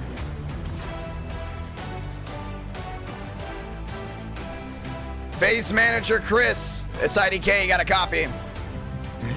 Yeah, you got a copy. Championship lead opened wide open. Walk me through it. Oh boy, I don't even know where to start. I'm not even going to start with this race. I'm going to start with the whole night. I suck. I do not like these cars. I do not like these tracks. I kept getting wrecked, bad position, bad strat, every damn race. Thought you said you like the B cars. You don't like them with the Mickey Mouse spoiler. Oh no, this is not good for me. I don't know, it's been a pretty fun night. Well, anyways, you still got the win. We're definitely still gonna be doing Nationwide. I love Nationwide. I'm sorry, I'm a big Nationwide nerd. But with that being said, I mean, big time win. Definitely Dirty Air, the product early on. Anything you want to talk about that, or with the late race cautions? We gotta talk about tires, man. We went green that first run, green flag pit stops. I pit a lap before Max and what's his face? Lucas. I pit a lap before Max did, and then 2 laps before Lucas did. I'm like, oh, okay, I shortcut him by 2 laps. I should have a big lead. I had like a 10-second lead on Max, like a 7 lead on Chris. I guess tires matter so much that in like, 5 laps, they were passing me? Yeah, I saw that. I thought Dirty Air was going to be a bigger factor. I mean, he found his way around you pretty dang quick. No, tires matter too much in these cars, man.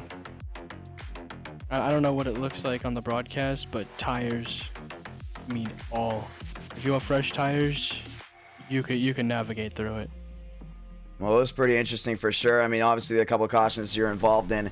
Coming back down to it, you know, now you're the championship leader. You opened it completely up. These guys are now a full race behind you. They would need at least 1 win to close back in. Only 1 double points paying championship so far this month. You got a really good shot at possibly even clinching it before that final race. Oh yeah, I really hope I can, because those full-length races are not nice to me. Well, it's going to be a lot of fun to see how the rest of the month goes for you. Great job. Another big win. PTSRI #1 again. If I'm not mistaken, D'Angelis, this would be... looking for right now how many wins you've got. This will be your 6th win of the year. And just like that, Chevrolet back on top. Oh, yeah. Congratulations, my man. Let's get ready for race number 5, guys. We're actually going to go 15 laps. 15 laps from Montreal, just in case we might have a limited amount of drivers. 15 laps. That will be it from Montreal. It'll be a sprint race, like kind of like what F1 does. We're going to be doing a sprint race at Montreal. Ladies and gentlemen, race 5. And once again, now it's time for the road course ringers to come out late. Let's go ahead and do it. Session going up. That was a lot of fun. Race number 4 completed. Thank everyone that's tuned in for a Nationwide night. Nationwide night, always a lot of fun, and it was a lot of fun tonight. Over 10.8 thousand have tuned in. NR9 in America, feeling victories all year long. So you've had 4 completely different races. You had race 1, which is your super speedway. Race 2, the strategy race and the domination race. Race 3, the short track race that came down to the wire. And race 4, your upset. So you had 4 complete different races tonight for NR9 in America. Might I say, that is actually pretty cool that we have not really had a repeat race where it's like, oh, you could have saw that if that happened, because that kind of happened in race 1. We have not had that tonight. And now it is time to go to Montreal. 15 laps to go ahead and decide it. A sprint race from Montreal, ladies and gentlemen, let's do it. Circuit Gel Villeneuve. And we're going to put that setup on. And let me actually go download that setup. I did not download that setup just yet, as we are going to get ready to go racing. Thank you to everyone that went ahead and tuned in so far tonight. Thank you to Swagger for making such a great setup as we get ready to rock and roll. Ladies and gentlemen, Montreal for the final time tonight at our Night in America. Feeling victories all year long. Let's roll. Sure, we put that in, and we did. Thank you guys so much to everyone that has tuned in so far tonight. Scanning for local setups, and now we got it on. Montreal setup is in. Ladies and gentlemen, for the first time this year, we are going north of the border. Let's go ahead and see it. So everything looks good. Definitely not 80 laps at Montreal. And this will be the race to end it. Circuit Gilles Villeneuve. Oh, I said that right. I think I screwed it up, but it's okay. Setups are on. Session is up. Ladies and gentlemen, session is up, and that will do it. The last race of the night right here, right now. And just like that, 101 subs away from 26,000. Thank you to everyone that has tuned in. What a fun stream we've had tonight. What a fun stream indeed. Thank you to everyone that has decided to tune in. Very grateful for it all. We had 10.7 thousand tune in. Do we see Gen 6 night this Friday night? I think we got to go Gen 6 night. We haven't done Gen 6 night in quite a while. I think it's time for us to go ahead and bring out the Generation 6 Cup Series stock cars. I think we got to do it. I think we have to do it. Gen 6 night's going to be a lot of fun. I'm really excited for that. Once again, thank you to everyone that has tuned in. The NASCAR, first time we ever did Nationwide Night. What'd y'all think of it? Race 1 was awesome. Race 1 was unbelievable. Race 1 was amazing. Race 2, I loved race 2 as well. I enjoyed race 2. No cautions. That's really cool. A no caution race. I thought that was amazing. And obviously race 3, IRP, always a lot of fun. Race 4, Kansas, the upset. Now the question is, race 5 on the road course. 15 laps. Ladies and gentlemen, let's do it. Session is up. Password IDK. Let's go racing from Canada, aka Montreal. Montreal, thank you guys so much. Almost 500 likes on this stream as well as we race into race number 5. Very thankful for it indeed. Let's go ahead and roll. And right now, this music's gonna be perfect as we get ready to roll out. Rolling out NR Night in America, feeling victories all year long, and Ethan Stanley is excited. You know he's excited for this one. This is going to be all Ethan Stanley. Remember, when you go to road courses, Ethan Stanley is the driver to watch out for week in, week out, no matter what. 2 a.m. here on the East Coast. Summer's upon us, ladies and gentlemen. I know it's going to be a lot of fun.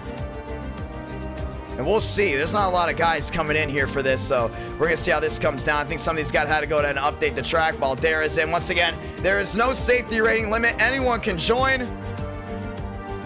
We got 8. We got 8 so far. We're going to see. We might not have a lot of guys for this race, so that's going to be big if only the top 3 make it. Yeah, a lot of these guys obviously have to go to bed because it is a Sunday night. Monday morning, should I say now, 227 watching live. And once again, no limit for this race. Let's go ahead and do it. It is not the wrong setup. It is not the wrong setup. There's no way it's the wrong setup. It is definitely not the wrong setup. We put it on. I know for sure I put it on. A lot of these guys rolling out. Let me go ahead and check just to make sure, as I highly doubt this is the wrong setup.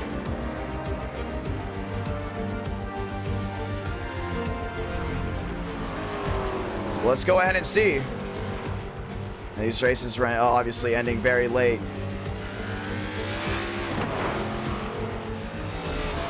Montreal. No, it's not Montreal. Yeah, definitely not the wrong setup, that's for sure. Joiner heading out of the racetrack. Ladies and gentlemen, let's go racing. Making sure everything looks good. Sure everything looks good on this side, on that side. Oh man, we're gonna have to see if we will have enough guys for this. Not as many people have Montreal. That's the only fear. Not a lot of these guys have it. Now they got 6 minutes to go in and get it done. Worst case scenario, we just go to the overtop view. We race with what we got. It's 15 laps. 6 minutes of practice, ladies and gentlemen. Let's get ready to go.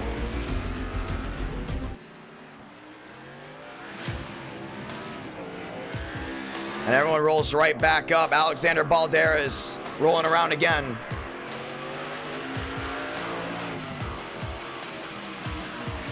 There's Tinsley. Tinsley's out as well. Well, that's Stanley. Wow, that's Ethan Stanley. Stanley's driving the 75. Welcome to Montreal.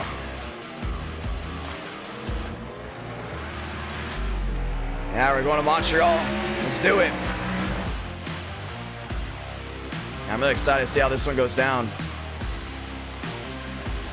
Throttle interview, I don't know about that. I don't know about that one.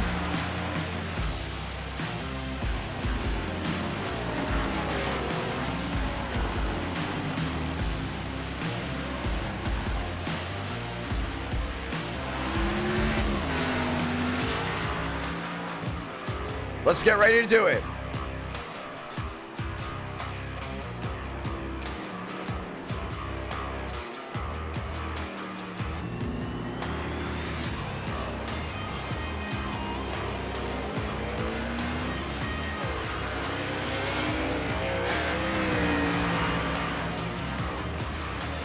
And nearly 11,000 have tuned in. It's not going to be a lot of guys for this race.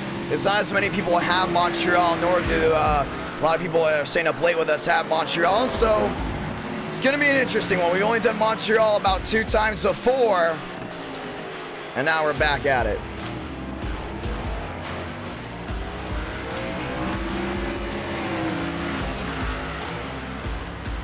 Stanley, top of the charts. And right now he's the first one to set down a time, 1:46. Joseph Armstrong rolling his way through.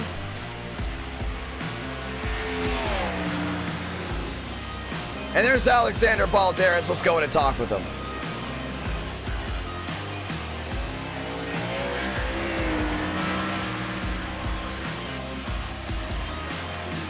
Balderas, it's IDK, got a copy. Hey Ramos, what's up? My man, you're rolling around. Now, you're a big F1 fan. That's what we want to talk about right here. You're going to a road course. You've already dinged the heck out of that right side. Yeah, I have to welcome in out of pit road. This thing, okay. So we had an option of quite a few setups, and Stanley's setup, the one he made, did not turn left. It was quite the opposite of a NASCAR. Turn right was okay. You had to majorly slow down to turn left at all. But, you know, yeah.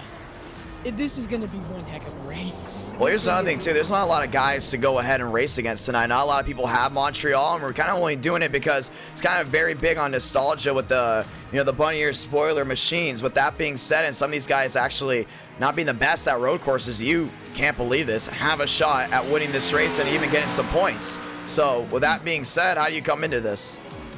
Well, I come into this thinking that I have to get used to the setup immediately because Stanley behind the scenes gave me like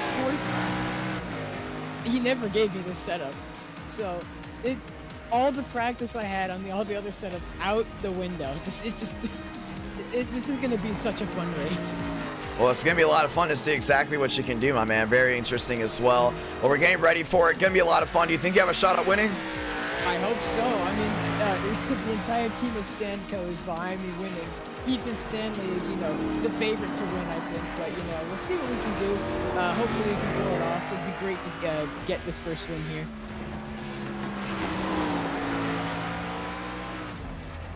Well, it's going to be a lot of fun, my man. Now, here's another thing, too.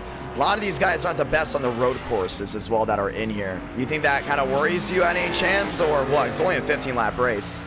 I know it's only a 15-lap race, but if I'm struggling on this and I do road quite a bit, I have a feeling the people who don't touch road are not going to fare good at all. Because the thing I struggled with is since I do a lot of F1, I tried using the F1 points. It didn't work at all.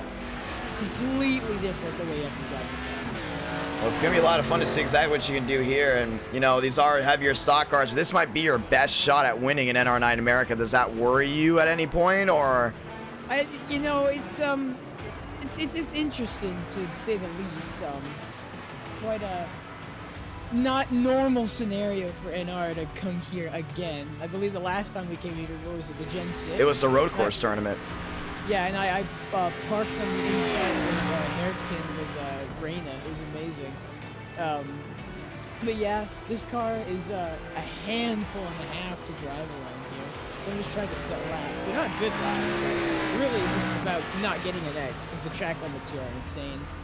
Well, this is going to be a different night. We're only going to show the top 5 on the top of the ticker due to, obviously, the top 5 probably being the only drivers that can be the most aggressive night. Some of these guys saying they're even starting parking because they're just going to get tired, and they're really excited about tonight, though. But I think you got a really good shot, Balderas. So we're going to see how this goes down. Yeah, I'm going to try my best. And with that being said, ladies and gentlemen, 33 seconds. We are going to skip qualifying. We are going to skip qualifying. We're going to go right into it. Oh, man, that's even worse for you. Well, I got my I rating up, so if it's going off I rating, I'm not going to be at the back this time, hopefully. Oh, I mean, we'll see. It's going to be a lot of fun. Yeah, I can't wait. This is going to be ridiculous. But we did the Gen 6 Cup cars in Iora at the Monza Combined Open. So this is the essentially the NR Night in America Troll Bowl event. Well, let's go and find out what happens. Good luck, my man. Alright, thank you very much. It's great. I heard J-Rod was helping me get this interview in the first place. Yeah, he did. He said in the chat, I'm like, oh, fine, whatever. You know, what's the worst that can happen? What's the worst that can happen? It's the absolute worst that could happen. Good luck, my man. Alright, thank you very much. Ladies and gentlemen, let's get this race on the road, and we're going to start it right away. Advancing the session, NR Night in America, fueling victories all year long. We'll just show the top 5 on the top of your screen as we get ready to roll Montreal. Going to be a lot of fun. Let's see what happens. Now I'll put Walker on the front row, Stanley in second, Hoshima, Champagne, and Marabello inside the top 5. Ladies and gentlemen, for the final time tonight, we're going to light them up, this time for 15 laps here at Montreal. Last race of the night. Remember, we usually don't do Sunday nights, so with all these guys coming in early on a Monday morning, it's going to be a lot of fun. North of the border. For the first time, we're only going to show the top 5 on the top of your screen because we think those drivers will go ahead and be the fastest so far tonight. And once again, thank you to everyone that has tuned in. A lot of fun. Let's see it. And with that being said, let's go and say those magical words. God, speed, drivers. You are go for throttle up. Walker, Stanley, Hoshima, Champagne, Marabello. That is your top 5. For the final time tonight, we're going to light them up and we're going to roll on out. I want to say thank you to everyone that's tuned in, and let's get it started. 15 lap sprint to end the night, NR Night in America style. So without further ado, north of the border, let's light the fuse and race from Montreal. Walker down into turn number 1. Stanley right behind, gets washed wide, 3 wide, not a lot of room for error. Walker goes wide, Stanley goes to the lead. That's big, and Armstrong moves right into that second spot. Nose to tail, they now go down towards turn number 3. I'm excited to see what Armstrong can do here. We don't really see Armstrong as a road course driver, but last time these two were 1-2. Whoa, one to the wall, Balderas. Into the wall, way in the back. We will stay green. Last time we seen Stanley and Armstrong go 1-2 in a race. The driver that ended up being in second on the last lap won the race at the line. That was Armstrong. These two gonna battle it once again. This time, 15 laps to go. Now already down the back, Armstrong trying to go ahead and close in under the bridge. Back through the sweeper, still Tinsley. Nice exit there from the 75. Armstrong trying to close in. Champagne back to about a 2-8. Next time by, 14 laps to go. Stanley in first, Armstrong second, Champagne back to third. Armstrong trying to close in that gap, but Stanley still keeps it to about a 1-3, 1-4. One spinning in the back, that's the 97. And Balderas will find his way through. Everyone else keeps it straight. No DNF, so we will stay green. Armstrong, a second and a half, the difference from Stanley. And back down through 13. Once again, Stanley out to a very, very open lead. Through the cusp. Stanley will go ahead and lead lap number 1. Yeah, he's got what it makes. I mean, obviously got the speed to go and win this race. Only 14 laps. Tire management is still going to be something you got to watch out for. Definitely something you cannot underestimate just yet. With Armstrong back down into turn number 1 and 2, you already see it's a 2-second lead for Stanley up to Armstrong. Champagne all the way back to third. That's about a 4-2. Oh, he's going to go ahead and wheel hop. Walker right to the rear end of Justin Champagne. Just trying to score 1 point tonight. That's what he's going to try to come down to. Justin, down to the corners again. Thank you to all the brand new subscribers and everyone that dropped a like on this stream. Very grateful for that. And hopefully you guys all enjoyed tonight's broadcast. Enter Night in America, feeling victories all year long. Walker is there. Brown back to 5th. Walker trying to close in on Champagne. Do we see the bumper? Don't think we do. Now we may. Walker to the inside of Justin Champagne. All Champagne wants is that 1 point. But same with Walker. That's why a lot of these guys join these late races. They know it's the best opportunity to make up points. So for the battle for the lead, it's separated by 2.5 seconds. Stanley, your leader. Armstrong in second. Champagne in third with Walker back to 4th. You watch back to Brown. All the way back there in 5th. Back to the top of the key. Champagne holds on. Walker tries to shortcut the corner. Can't get it done.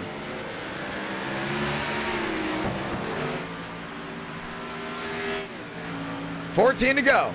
And we are all going to remember that message that J-Rod just sent, acting like we did not see it. We saw it. And the Tundra becoming a member. Thank you so much, my man, saying the John. Thank you so much for that. Armstrong trying to go ahead and close in here to Stanley, but Stanley has brought out the checkbooks. 3-1 the difference with 13 laps to go. And he's trying to bring that FaZe Clan Chevrolet number 1. 3-2 the difference. All of a sudden, you got Armstrong back there in that second spot. Justin Champagne still holding on to third. Walker not able to get through. Aaron Brown is there as well. This will be the battle for the lead. And Aaron Brown just shoved Walker wide. Shoves him wide. 13 to go. It will come down to 12 to go next time by. I don't know if Aaron Brown can find his way around this 38 machine. He's trying everything in his power. One in the wall, Marabello. Yeah, that machine has just absolutely KO'd that outside wall, and Walker sends Aaron Brown. And those two are really going at it. Aaron Brown not happy about that. Now his entire toe is kicked out. 13 to go. It's going to come down to 12. Brown hard on the brakes. Champagne through the grass. So allow Walker to close in. This give me the battle for third. Three-way battle for third. Justin Champagne drops back. Under the bridge.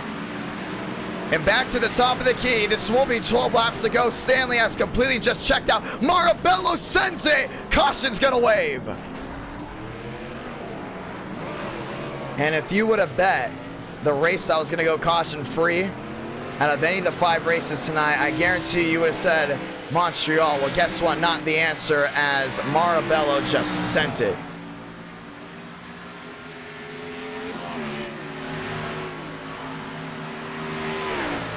Well, this is going to change everything, because you know these guys aren't going to be very easy on Ethan Stanley. Let's look back to see exactly what happened. Marabello, I think it was a lockup, and that might have been exactly what it is. He looks to the inside here of Champagne, and well, he wasn't turning left enough, and he just got right back in that grass. A lockup. Clearly this day, it doesn't look like he did it on purpose. We've seen this wreck before at Montreal. Definitely not the first time we've seen it, but he locks it up. He goes right in there. Walker, bam, right into the wheel well. Sends that 27 air underneath him. Nowhere for the 45 to go. Champagne has to go and obviously sneak his way through, and then all of a sudden get the 99 trying to roll through as well. Caution is out for now. The first time here at Montreal. Stanley, Armstrong, Brown, Champagne, and Joyner are now your top 5. Well, this is going to be big. Let's go ahead and try to interview a ton of drivers. And Stanley wanted to go to victory lane for sure. The only thing is he's going to be nose to tail, wheel to wheel with all these guys behind me. That's going to be really, really tough, including with the closing laps of this one. Once again, thank you to everyone that tuned in. Well over 11,000 have tuned into tonight's race, and the majority of viewers obviously watching at Talladega. Talladega was a ton of fun, and I can't wait for this Friday stream. Ladies and gentlemen, only 97 subs away from 26,000. Thank you to everyone that has tuned in. We are very grateful for it, and very grateful for it indeed. Ladies and gentlemen, let's get ready to go again. And also thank you to all the likes as well. Almost at the 500 likes during this live stream. Let's have a chit chat here with Ethan Stanley. If we can go ahead and get him in. Here we can. Ethan Stanley, it's IDK. You got a copy? Yes, I do. I guarantee you thought this thing was going to go green all the way. I kind of had a thought that it wouldn't, just because these cars are so tight around here. It's definitely a tough track for these.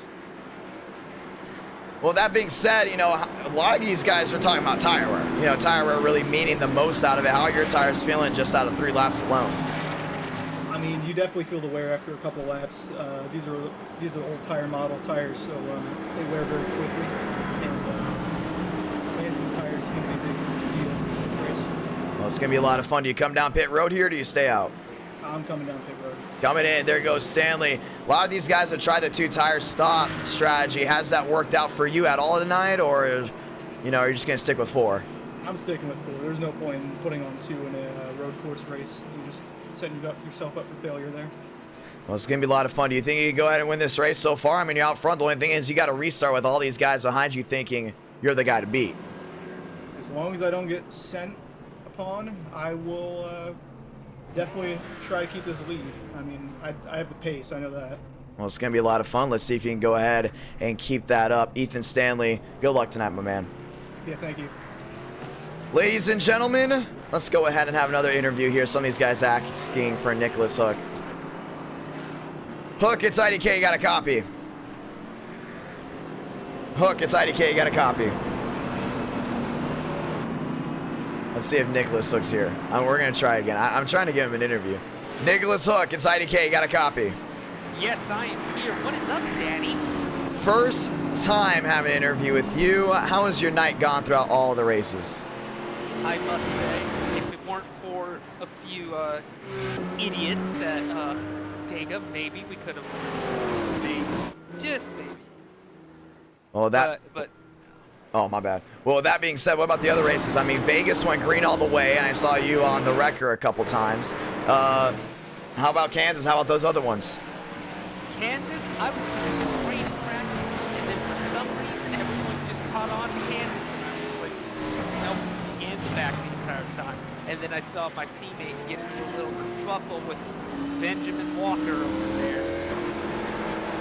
Well, with that being said, you got 11 laps to go here. Are you even racing in this race? No, but I was cheering on for Alexander Balderas. But God, So with that being said, who do you think is going to win this race? As we're going to get the one to go for just 10 more laps. it's the Stanley show. I don't know. He's restarting in second. Man, Ethan Stanley can lap the entire field. Well, it's going to be a lot of fun, my man. Let's see if it happens. Thank you, Daddy, for the interview.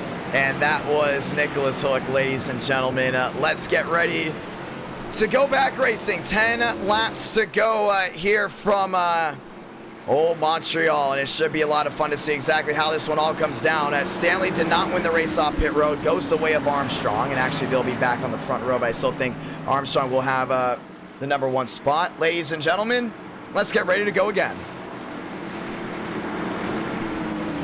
2 by 2 by 2. Back to the line one more time. Let's go through the gears. Pace car down and away. Armstrong, Stanley, Champagne, and Brown. That is your fast 4. We're going again from Montreal.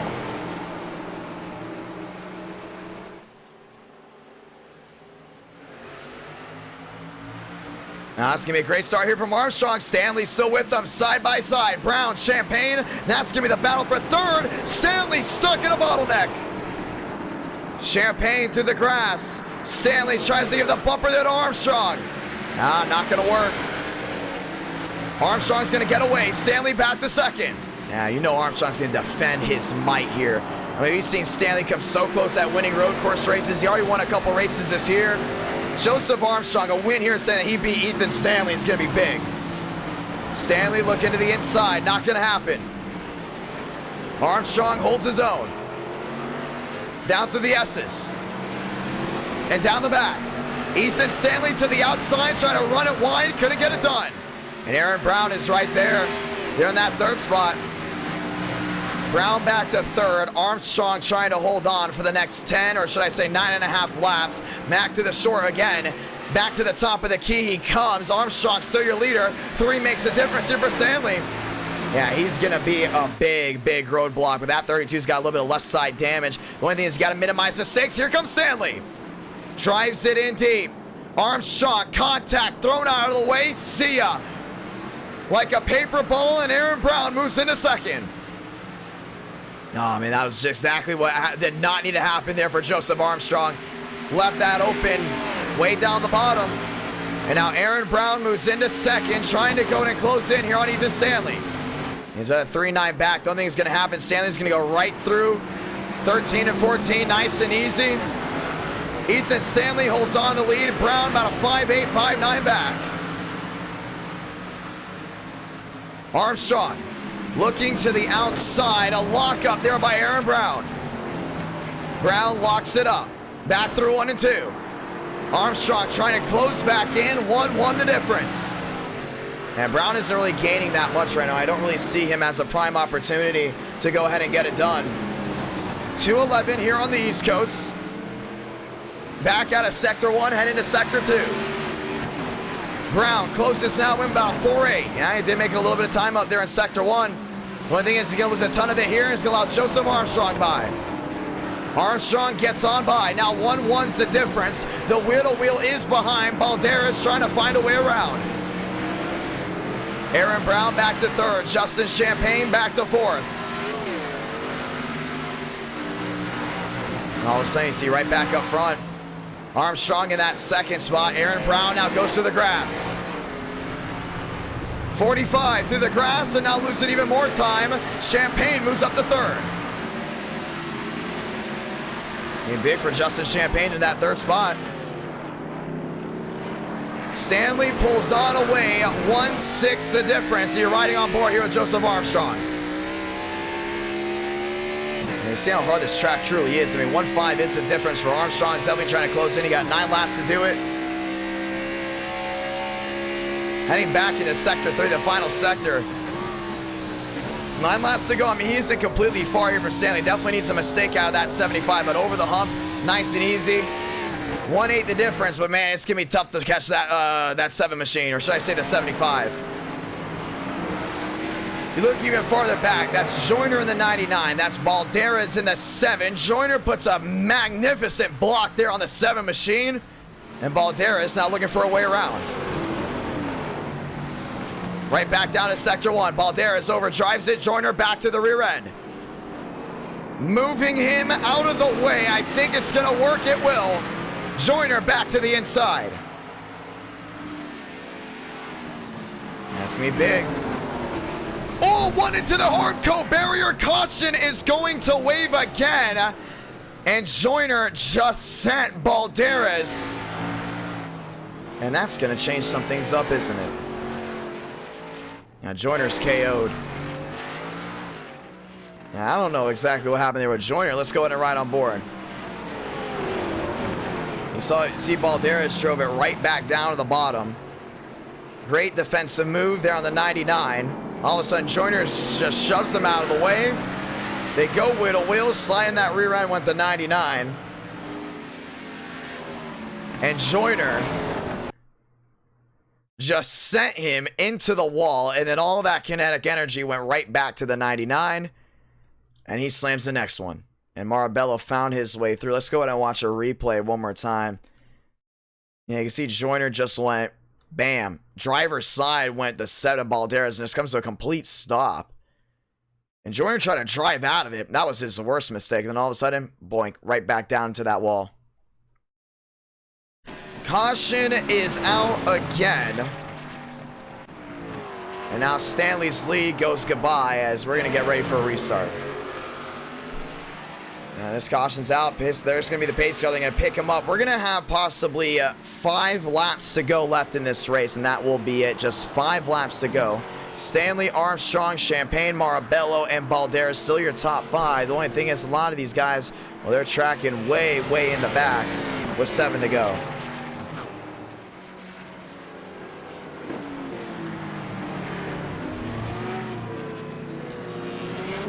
Seven to go will come down to 6 to go. As we're getting ready to do this, thank you guys once again. 11,000 have tuned in tonight. Race 2, 3, 4, always a lot of fun. And now obviously the bonus race, race number 5. And we'll be back this Friday for Gen 6 night, NR Night in America, fueling victories all year long. Thank you to everyone that enjoyed today's broadcast. Very thankful indeed. As it is late, it is 2:15 here on the East Coast, and this is the final race of the night. Late at night, a lot of these guys pushing each other to the end, and it looks like Stanley, Armstrong, all these guys will be lining back up as we will get ready for a restart. 2:16 here on the East Coast. And once again, an eTicket event coming up, not this week, but next week. Next week, we'll have the 2022 Geico 500. And with 7 laps to go, we're going to come down to 6.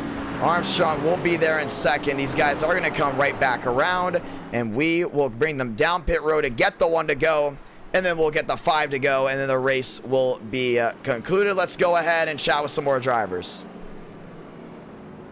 You know, we haven't talked to Joseph Armstrong at all, I think, tonight. So let's go ahead and chime in on what he's got to say. And we're going to look to see if he is in the chat. He is not in the chat. You know, let's go ahead and talk here with Tyler Tinsley. Tinsley, it's IDK. Got a copy. Hello. Hi. Well, my man, you had a pretty good night. Wasn't able to get the victory. Walk me through your entire night. For for Talladega, I should have been back in the 20s, but that's a big one at the end. Got top 5. Then Vegas, we weren't kind of seeing things, so we're back there. But any chances we had cautions come away. See, that only didn't go away because I had enough fuel. But we still got the top 5. Well, it's going to be a lot of fun to see how you go from here on out. I mean, you still are in the championship hunt. Obviously, this Friday is going to be rolling up soon. You're known for being a really good super speedway racer, and, well, you definitely seem to have a lot of speed there when we went to Talladega. Yeah, something about these cars, I've just been really, like, clicking with them. I think the first race I got first, and the second one I got 3rd or 4th, depending on penalties, strong though. But, so that's like an average finish of, like, 2nd, so I'm like inspiring that super speedways. Well, with Vegas being interesting and obviously you being a part of that, walk me through Vegas with you while that race went 100 laps caution free. Oh yeah, that race was all about strategy. Like everyone's trying 2 stops, like some people trying 1 stop. But it was definitely interesting in the racetracks. I went with the 2 stopper. I went like pit lap 40, then pit lap 80, and then got like 22nd. But I didn't really have the speed anyway. Well, let's go ahead and apparently we got tempers flaring. Apparently Throttle and Joyner are going out. We're gonna have to go ahead and have an interview here with Throttle, but it was a fun night of you racing, Tinsley. Can't wait to see you back this Friday. Thank you. And we're gonna go ahead and drag Tinsley back to his chat. Apparently we have an altercation going on as we're gonna get ready to go ahead and get the 1 to go. Before we get rolling, let's go ahead and talk here with Balderas. Balderas, IDK, got a copy. Hey, Ramos, what's going on? Well, we're going to get the 1 to go here. Walk me through that altercation with you and Joyner. Oh my god, fucking Joyner. It's, Keep it PG. Keep it PG. Okay. But Joyner and I... Rated for everyone, family friendly. It was a great great battle. I swear to God, Joyner is the biggest nuisance on track to pass. He is so stubborn. He's so stubborn. It's amazing. But we had a fantastic battle. And I said, Joyner, I swear to God, if you just don't break, and you just didn't break. So, you know, after this restart, we're gonna see what's happening. Well, I mean, you still got a car. That's nice to see. I still got a car. I don't think the damage is really going to matter that down anymore. The aero advantage is nothing, so it's just really about wheeling it around. Well, it's going to be a lot of fun to see how this one goes down. Good luck. My goal is a championship point. Oh, a championship point. I like that. I like that. All right, good luck, my man. All right, thank you, Ramos. Getting ready to go back at it. NR9 America fueling victories all year long. Stanley there with Armstrong. Back to the gears. One more time. We're rolling again. And once again, we have not gone to Montreal in quite a while, so just going here is just a big, big wow. Once again, back to the gears.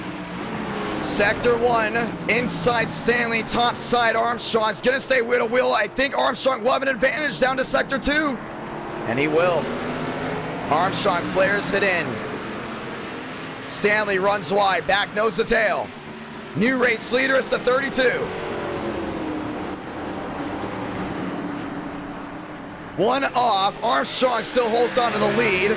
Stanley looking back to the inside. Yeah, I mean, he's still got 5 laps to go. I mean, this is what it's going to come down to. Armstrong running it wide into Sector 2. Back to the S's. Armstrong not trying to give the advantage to Stanley. Stanley opened the door. 4 laps to go this time by. Balderas is going to spin.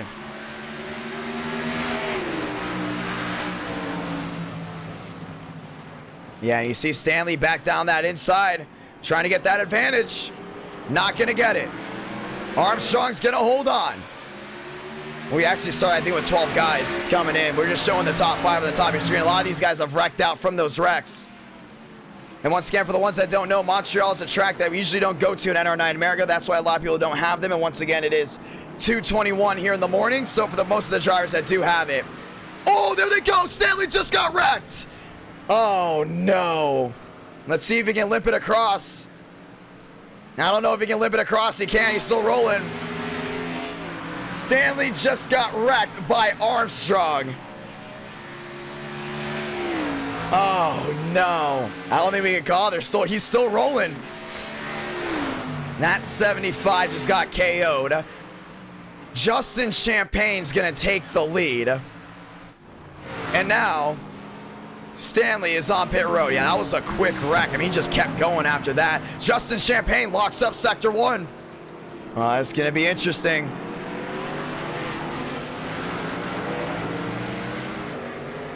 Now Champagne, back to your race leader. Walker there in second. Armstrong back to third. And Armstrong's going to have a really good shot. Back to the S's. Walker sideways. And apparently they're saying Stanley came down, he kept rolling, so we did keep it green. And with 4 laps to go, Walker's in second, Armstrong's in third, and Champagne is your race leader. The only thing is Armstrong lost all that time, now he's really loose. Trying to catch up right to the rear into Walker. With a lot of these guys getting wrecked out late, this is going to be, I think, the shortest pack we ever had in NR9 America for a finish. Who doesn't love 2:30 a.m. racing? Walker's there. Walker trying to close in there on Justin Champagne. 3 the difference, now down to 2. 2 is the difference from the top 3. Armstrong tried to give the bumper to him. Walker the bumper to Champagne. Now 4 laps to go. It's going to be big. Balderas 5 seconds back. He said all he wanted was a championship point. I mean, it's going to take these guys wrecking up front for him to get a championship point. I don't think it's going to happen. We're about to find out. 3 laps to go. The final 2 corners are the trickiest corners that you can go through. Champagne finds his way through. Walker into second. Armstrong back to third. And Balderas is now trying to close in. He's 3-6 back there in that 4 spot. Half a second back is Walker. Champagne, your race leader. Armstrong hits the rumble strips trying to hold on to it. And Balderas is actually closing in here on Joseph Armstrong. That is not over. You know he's going to send him. Can Throttle, a.k.a. Balderas, get a championship point? We talked about before how a lot of these drivers that are going for a championship, some of them just want 1 point. They just say they've got a point, a.k.a. a top 3. And there's Balderas trying to nurse it back around. He is closing in. It's 3-6, but he's trying to close in on Armstrong. Armstrong and Walker are going at it. Walker there in second. 5 back. Now down to 4. A lockup by Champagne. Champagne goes wide. Walker goes wide. New race leader, Joseph Armstrong. He gets tagged as well. And now Balderas is only 2-6 back. I think he's got a shot at winning this race. I don't think this is over. This might just go down as the greatest NR9 in America race ever. If Balderas wins, oh, he locked up. He locked up at the top of the key. Joseph Armstrong from the top of the key, heading back to the final 2 corners. Justin Champagne trying to close in. 6 is the difference. And Walker's trying to close in as well, but Balderas with a big, big lockup. Champagne closing in more with the late break. It'll be 2 to go. 2 laps to go here from Montreal. Oh man, Balderas closed into under 2 seconds. Found a way to really close in here on Walker. This is going to be a point. Remember, Walker is going for a championship.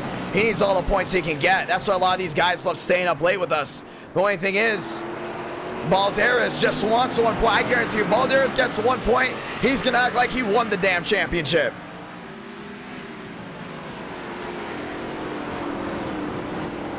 Champagne to the S's. Balderas is going to cut it. Nah, he can't do that. He's got to give it up. He's got to give it up. We will go ahead and penalize him. He's got to go ahead and make sure Walker doesn't have an advantage. Nah, I don't know, man. He cut it. It's almost into Walker. Gives it back.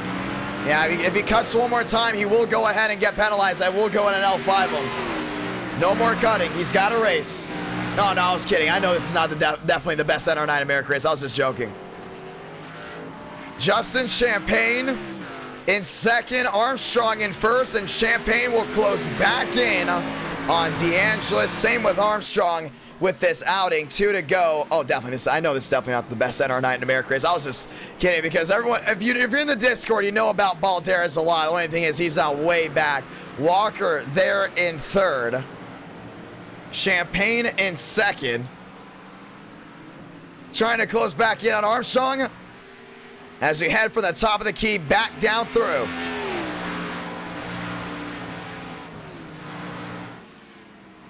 Final 2 corners. And this is what's going to decide it for Montreal. We'll add up the championship points. We'll go from there. Salamanca, 1 to go from Montreal. I don't know if Justin can catch him. Back down through sector 1.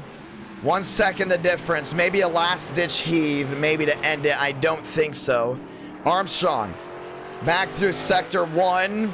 Back through turn 1 and 2. Everyone holds on to it. Walker holding on to third. Stanley's going to come home 5th. Balderas trying to nurse it back. Completely just destroyed. Yeah, I don't think Justin's going to catch him. Unless Armstrong makes like a really bad mistake.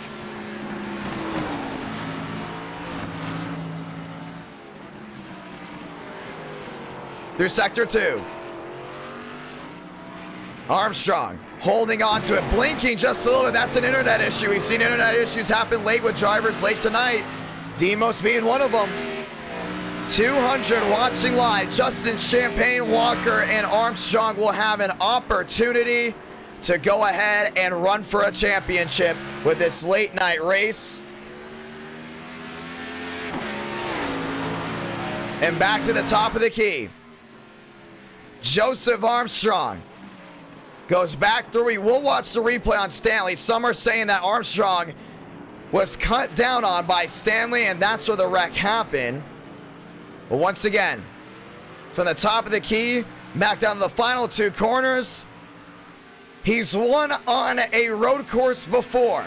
That would be Watkins Glen. Now, he's going to do it again, this time north of the border, and his first international win in NR9 America. Joseph Armstrong is going to be victorious from Montreal. Justin Champagne's going to cross the line second, and Walker will cross the line third. already burning it down. Ladies and gentlemen, thank you for a fantastic and successful night. I know race 5 is kind of weird, not having a lot of guys. This is what happens when you do road courses super, super late. This is exactly as the opportunity that happened. We will go ahead and look back on the Stanley incident later.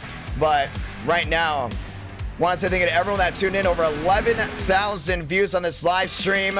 Obviously, race 1 through 4 had a lot of people. First Sunday night stream in a while. And it was a big, big crowd on hand. If you're just joining in and you missed all the great action earlier, I hate to say it, that was one of the best actions or one of the most fun nights I've had of NR9 America. Love the Nationwide Series, love the bunny ears, spoilers, and at the end of the day, it was a ton of fun. Let's go ahead and watch to see exactly what happened between Stanley and Armstrong. Yeah, it's back to the top of the key. Oh, I don't know. That's getting through the gears. I don't know. I mean, look at those white gloves. Turned them. I don't know. I think he just turned them. Let's look at it again. Just got right into him. And just like that, Joseph Armstrong will come out your winner, guys. Thank you so much to everyone that has tuned in. A lot of fun, and we've had a lot of fun tonight.